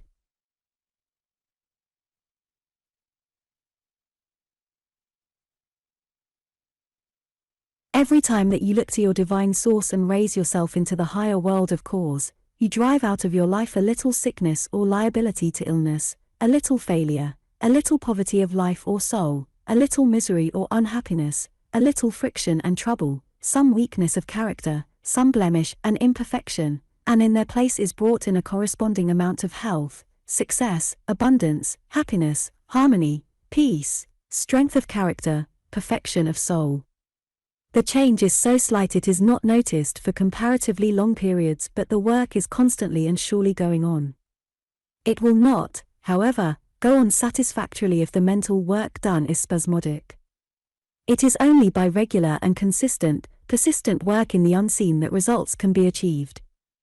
The time spent each night and morning need not be long, but the work must be regularly performed, never on any account omitted or slurred over, and one must get into touch with the unseen. Students often write and say, "I cannot give your system the time it deserves, I am so busy." No one is too busy to do what I want them to, and in this lesson it will be seen that a few minutes spent in the silence night and morning will embrace the whole of my teaching in past lessons. Of course, results will come more quickly if more time is devoted to this mental work in the unseen. What I am teaching you is the minimum which will bring result. Unfortunately, most people are too busy almost to live, and also if they are asked to use their mental powers considerably they get tired and discouraged. Therefore my object is to make my system take up as little time as possible and yet produce the desired results. Those who can do so should for their own sake devote more time, in fact as much time as they can spare, without causing them to neglect family, social or professional duties. No one can ever be too busy to follow this system, for what has to be done can be done while in bed, or while dressing, or undressing, or walking, although it is better to put aside a few minutes night and morning specially for the purpose, and he or she must be very busy who cannot manage to do this. An exception has to be made in the case of those who want to find God consciousness and unfold their own divinity. In the lessons of the course there was a considerable amount of the I will and I can philosophy. It is now sought to introduce you to a higher plane. Incidentally, it will bring you face to face with a great mystery. You will now be taught not to affirm I am this or I am that, but to affirm instead that in God or infinite mind are all the perfect qualities and good that you desire, or which you wish to bring into the lives of others. A life of perfect success, health, harmony, joy, love and blessedness becomes possible only when we get rid of our finite personality and lose it in the universal mind. You will wonder how it is possible to fill your own life with good, and also the lives of others, by affirming that it exists in the mind of God. The answer is the greatest mystery of all.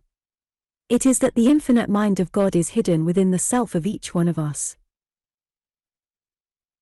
The great truth which has been hidden in all religions but which has never been taught to the multitude, being only revealed to initiates, is that God or infinite mind is within man, that God and man are one. The realization of this blinding truth comes only to those who by patient meditation gradually unfold the inner self, until at last they get glimpses or flashes of the universal consciousness, which finally merge into full realization.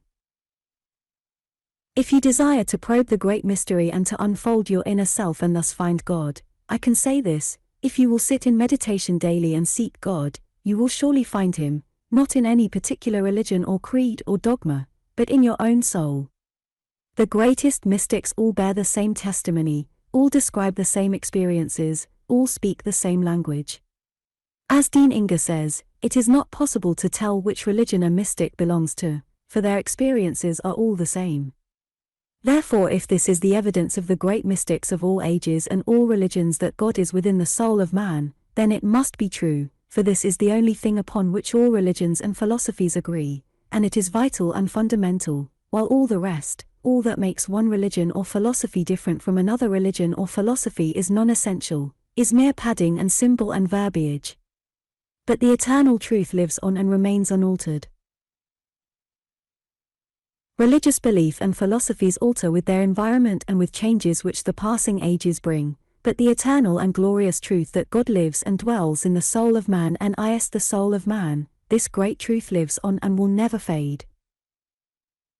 Therefore, if your desire is to pierce the great mystery and to find your own divine self, your center, the indwelling spirit, the immanent God within the soul, then you must spend much time in the silence, in communion and meditation. This sort of thing cannot be accomplished by the utilization of odd moments, for the more time you spend in meditation the greater will be the revelation and the sooner will that revelation take place. Therefore sit in the silence and meditate on all the wonderful attributes of God, realize the immanence of God, how He is in everything and in your own soul, that God and you are one. In time you will get flashes of universal consciousness, glimpses of the blinding truth. These will in time give place to what is called transforming union, or as some mystics call it, deification. After that everything else fades into insignificance. Of great assistance in one's progress towards God consciousness is the study, appreciation, and love of beauty. To spiritually understand a simple wayside flower is to enter into the very heart of God. The greatest attributes of God's character is love. To meditate upon the words God is love is to enter the highest wisdom. If love is the crowning glory of the mind of God, so must it be ours, for God and man are one. I present these thoughts for those of my students who are seeking the deepest wisdom, the greatest joy, the highest achievements of all. They are suggestions only, but if followed they will lead to results beyond present comprehension. However, this is not the main object of this lesson. The main object is to show how to burn up the evil in your life, and bring in a continuous stream of good, but the foregoing helps us to understand what is to follow. My desire is to show you how to work in the highest possible plane, and this is by realization of the infinite perfection of God. By so doing you will work in a realm of far higher vibration, and thus will you and your life be transformed. It is by looking to and aspiring after God transcendent that you realize the power and presence of the immanent God in your own soul, and you have only to affirm and realize that all things are in God to draw them into your own life. The system which follows brings into play all that you have already learnt. It is a combination of meditation, denial, affirmation, and visualization. By using all these methods and powers in order to produce an inward realization of the infinite perfection and plenty of God, and by this realization itself, there takes place a joining of forces between God transcendent and God in your soul, which burns up the evil in your life and fills it with infinite good. Every time that you cause this realization of divine power to take place, a certain amount of evil is destroyed, and good is installed in its place. Therefore there must come a time when the evil will have disappeared to such an extent, and good accumulated to a point, when the latter can no longer be hid but must manifest in the life. In the lessons which you have already read I repeatedly warned you against changing your visualization, because it would bring confusion into your life. The change which I recommend now will not cause more than a temporary upset in your life. For a few days there will be a certain amount of disharmony because of the change in vibration, but that will soon cease. This teaching does not contradict what you have already learnt, instead it is its consummation. You have been prepared by the lessons which have already been absorbed, for the higher lesson which is being taught now. During the lessons you have been trying to form a clear visualization of what you hope to be and what you hope to achieve. The only alteration that is necessary is to visualize and realize the perfection of God and heaven instead of yourself. You drop the mortal self and find God in its place. Instead of visualizing your own achievements, you visualize and realize the infinite accomplishments of divine mind. Working in this way you raise the whole tone of your work, you put it upon the highest possible plane. It is necessary to mention at this point, that you cannot actually visualize God but you can try to. The nearest approach you will ever get will be an inburst of spiritual light. When this takes place you will know that your treatment is effective. You can, however, visualize all the beauties and wonders and abundance of heaven or the perfect world of mind and spirit, but see this if you can as luminous with a heavenly light all its own. Here let me say that the brighter and more luminous your vision is, and the more bathed it is with spiritual light, the greater will be the results which will be achieved. If you are seeking to demonstrate improved circumstances by visualizing and affirming, then you should keep on doing so, and raise your mental work so as to see and realize how infinite plenty and abundance are in God. See wealth and prosperity proceeding like a fountain from the heart of God, showering upon you abundance beyond description. Realize that all things are God's and proceed from God, and therefore yours, because God and man are one. Remember, you can never fail. No matter how poor one may be, nor how desperate and hopeless financial affairs may appear to be, it is impossible for you to fail in your demonstration of abundance. God is the source of everything is everything. Everything that we need is an expression of God and proceeds from God. The great secret is this, that God withholds nothing from man, for we are part of God just as a leaf is part of a tree. The tree does not withhold its nourishment from the leaf, neither does God withhold abundance from us. In fact, everything is ours already, and if we do not visibly possess an abundance of all good things, it is because we keep good away through negative thinking and through not claiming that which is already ours. Therefore, if you will spend as much time as possible in the silence, both night and morning, affirming and visualizing the infinite plenty and abundance of God, and see all the profusion of God's abundance coming to you, and you realize and affirm that it all comes from God and is already yours, if you will do this regularly every night and morning, for as long a time as possible, you can never fail. Sooner or later the demonstration will be made and you will realize everything that you have visualized and affirmed. It may be 2 years or it may be only a few months before you see results, but all that time the change will be taking place, the ground prepared, the material got together for the demonstration. First in the unseen, then in the seen, this is the law of the universe. I know that many of my readers will say they have souls above such sordid things, but on the other hand there are those upon whom difficult circumstances, if not actual poverty, press very hardly, and they feel that the first demonstration they must make must be that of prosperity. The visualization must be clear, the affirmation fervent and backed by strong emotion. Also, affirmations should be preceded by denials of poverty and lack. These will help you realize the infinite abundance of the divine mind. Those who wish to demonstrate abundance should follow the above program in addition to the treatment described later on in this lesson.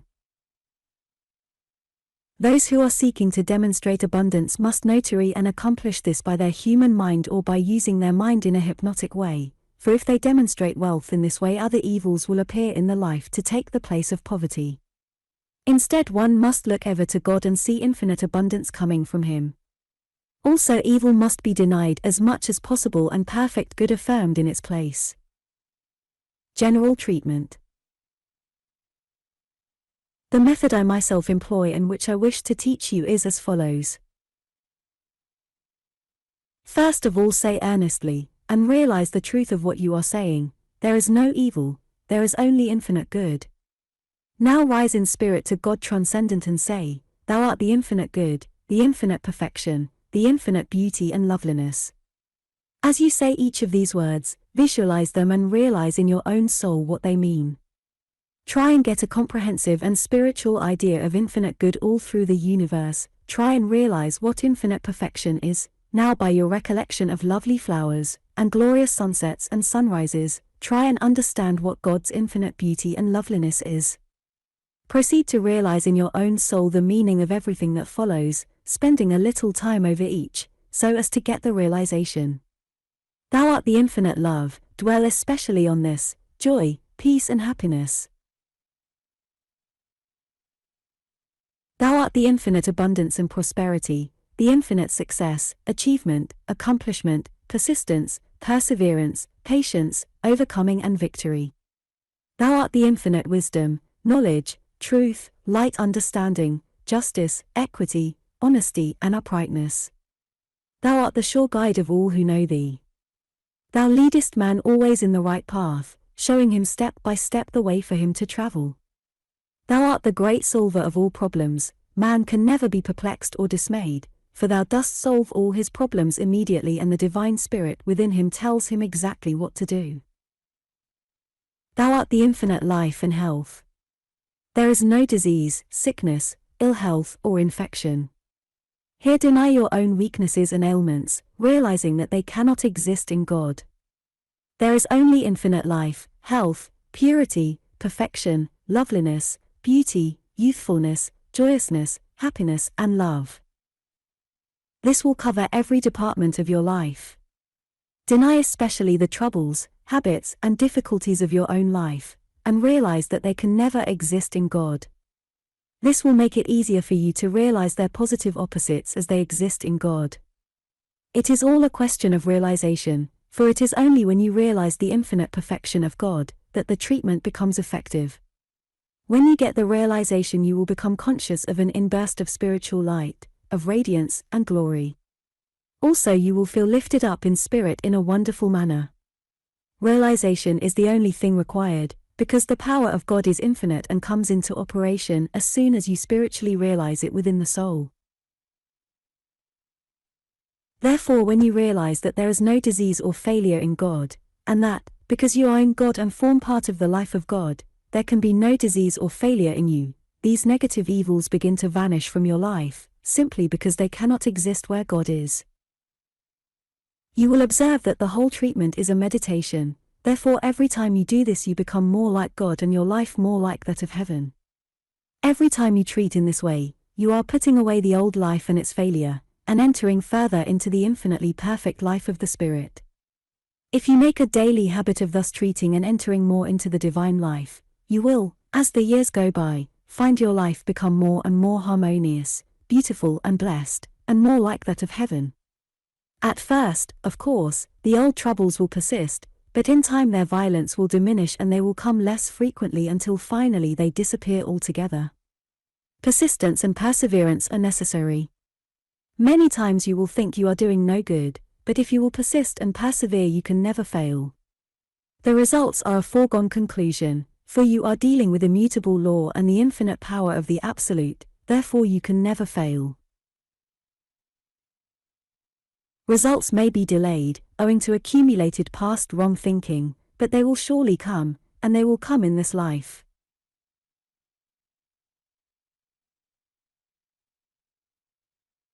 The results are not, however, confined to this life, for every time you treat in the manner shown you are building up your soul body and your spirit body and thus preparing yourself for the lives which have to be lived, after you have shuffled off this mortal coil. According as you build now, so will your life be when this transient passing vapor is finished. He or she is wise who builds well today. It may be as well to say at this point that you should continue to use denials and affirmations at all times during your waking hours. They will not hinder you, instead they will speed your work and make your tasks far easier. Also they will smooth your pathway and round off life's sharp corners. You may have to live or work in a sea of irritability, yet if you will deny that these things can affect God's creatures, and affirm that all is peace and love and joy, the disturbances will quickly pass away.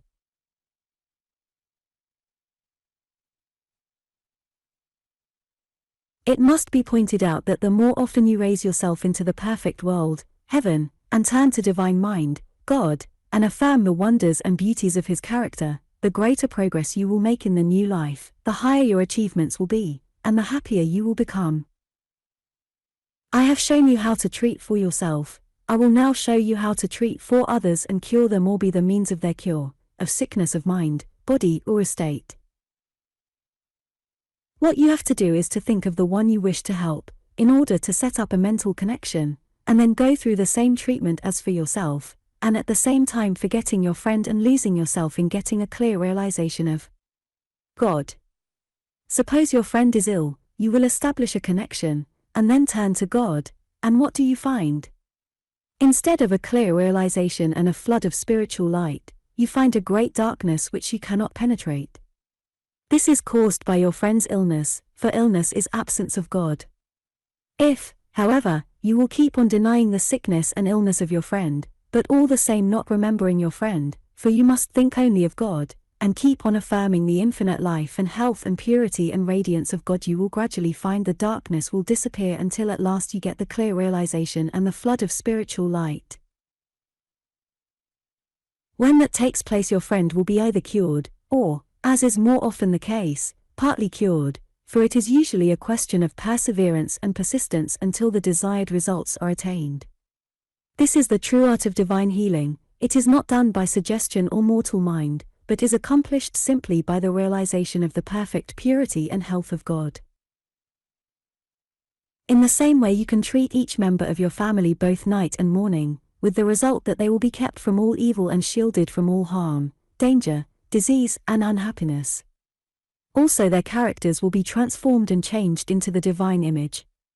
Such treatment will bring harmony into the homes where humanly speaking such a thing is impossible. This treatment will perform the so-called impossible, or miracles, simply because it depends not upon any human or finite agency but solely upon God.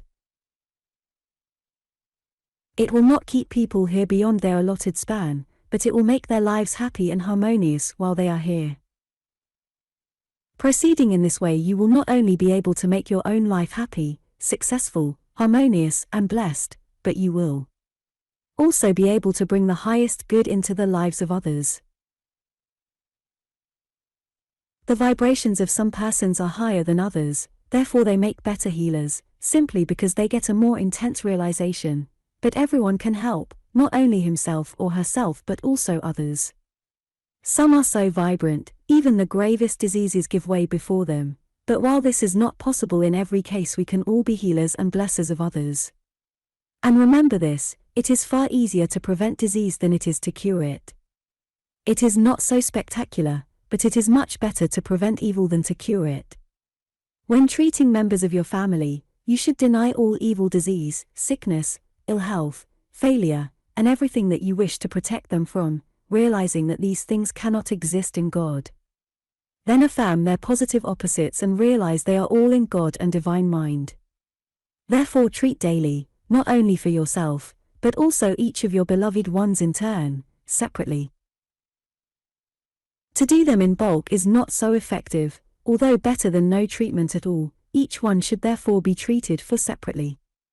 Healing by mental and spiritual treatment can only intensify, strengthen, and help the healing forces of nature. Nature is always trying to heal, and by treatment, or constructive prayer, these efforts are helped and given a greater incentive. That is why materialists and doctors say at once that it is a natural recovery. Treatment cannot make a new limb grow where one has been lost, it will not grow a new eye where one has been put out, or where the optic nerve has atrophied. It will not set a broken limb, but it will make it heal quickly and cleanly after it has been set by physical means. Mental treatment and divine healing are wonderful, but they have their limitations, and if certain sects would remember this, they would be saved from much foolishness. Such being the case, it will be seen how much better it is to prevent disease than it is to cure it, also how necessary it is to treat spiritually, as early in the case as possible. The usual plan of trying every possible material treatment first, and then when given up to die, to call in a mental or spiritual healer, is not fair either to patient or practitioner. In healing the sick it is not necessary to see them or to go near them. You may be hundreds of miles away and it will make no difference, for we are all in God, divine mind, and God is in us, and we all form one complete whole. Therefore it is as easy to treat a person hundreds, or even thousands of miles away as it is to treat one close to you. You will have an uphill task, however, if the one you are seeking to cure does not cooperate with you, by looking to God and trusting entirely to the influence of the Divine Spirit for healing. If you can get the patient to give up all belief in material means, and instead look only to God in the same way that you do, you will find your task very much easier. In fact, results will always be difficult to obtain unless you teach as well as treat. Some will exclaim, "What about all the visualizing I have done? Is that all in vain?" No, it is not in vain, it has served its purpose, and all that you have to do now is to visualize in God, instead of in man. By this you simply use your creative faculty in a higher plane. For instance, if you have been visualizing prosperity and plenty, you will now visualize and realize the infinite abundance of God. You will realize how wonderful and comprehensive is the plenty of the divine universal mind. Perhaps you have been visualizing health, trying to see yourself a perfect and radiant creature. Now, you will, instead visualize the infinite perfection and life and health of God and heaven.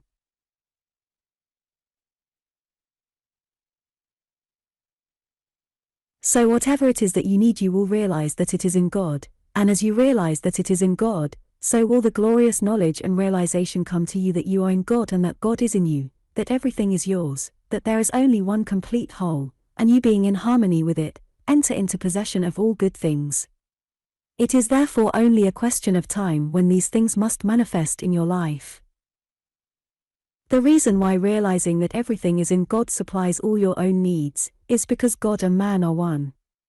Everything that God is and has, man is and has, all that he has to do is to realize it.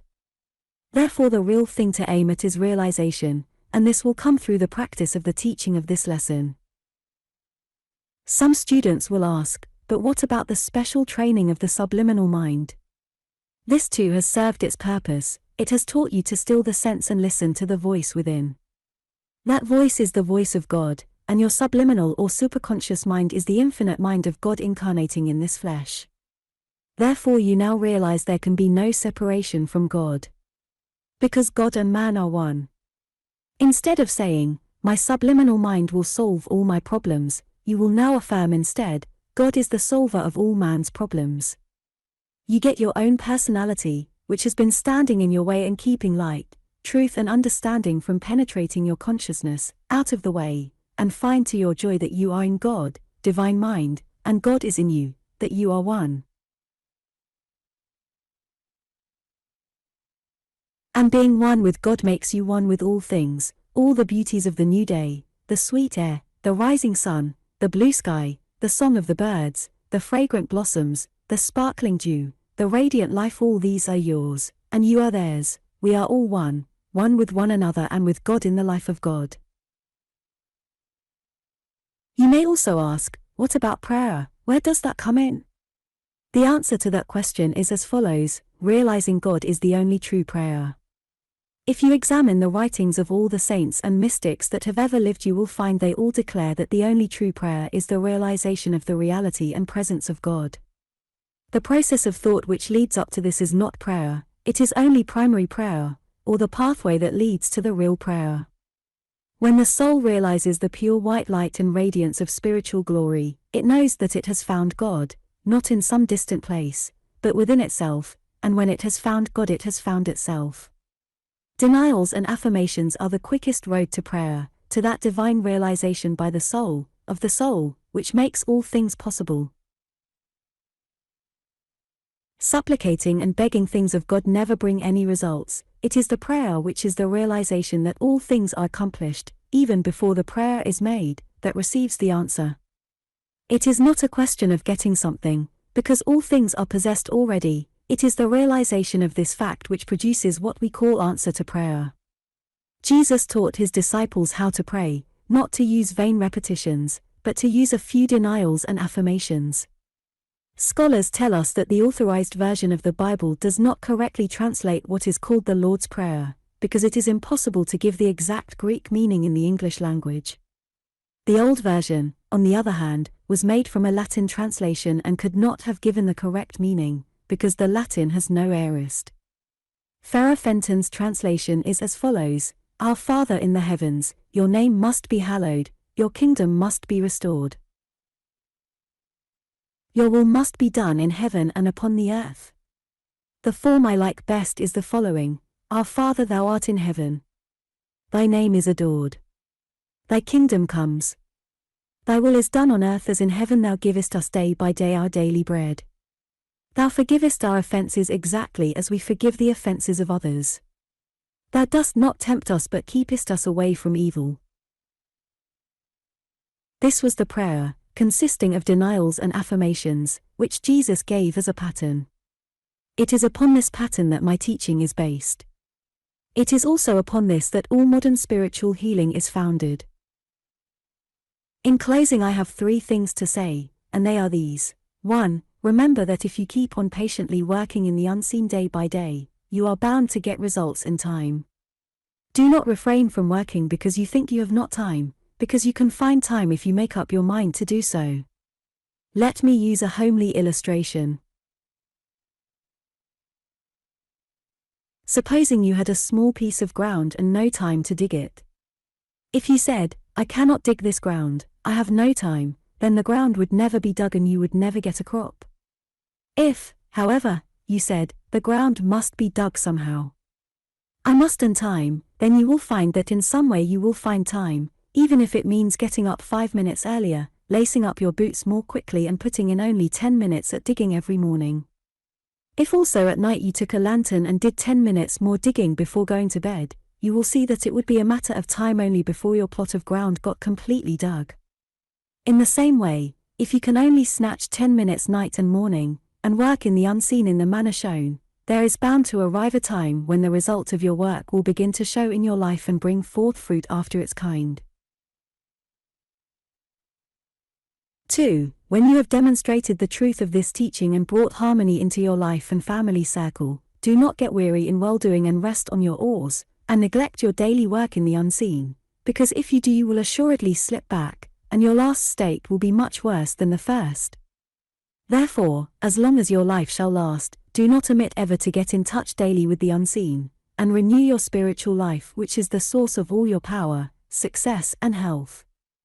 Everything depends upon what you do in the unseen. If you neglect this, your life will begin to go wrong immediately. First in the unseen, then in the seen, this is the law. Keep on for the rest of your life to work daily in the unseen, and you will assuredly live a life of perfect peace, power and accomplishment. You will find that the realization of the infinite perfection of divine being will in time destroy all undesirable habits, great or small, should you have any, and by harmonizing with the divine will, all the weaknesses of the human will must pass away. In Lesson 12 of Course I, it suggests that you go through the course again. If you do so, notify it by the teaching of this lesson, thus cutting out the human I will and I can which were very necessary at the beginning, and replace them by the all-embracing thou art. Also cease not to guard your thoughts and turn them into positive. Meet all difficulties by affirmations of divine power. Realize the infinite power of God and go forward and conquer. You can never fail, you are supported by the greatest of all spiritual powers.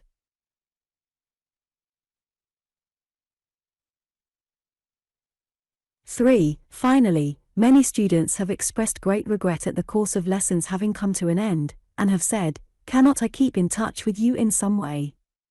I feel lost and lonely now that the lessons have ceased coming." My answer is this: if each student will follow the teaching of this lesson, he or she can never be out of touch, for we shall all be vibrating, night and morning, at the same pitch. Every time that we work in the unseen we shall be vibrating in sympathy with each other, and thus shall we be mutually helpful to one another. We shall all work more harmoniously in this way than if we met in the flesh, for the flesh is imperfect and deceptive, and gives a wrong impression, but mind, thought and spirit are eternal and permanent, real and perfect. Therefore, by working daily, night and morning, in the unseen, according to the teaching of this lesson, we shall be in perfect harmony, and who can say what the result may be?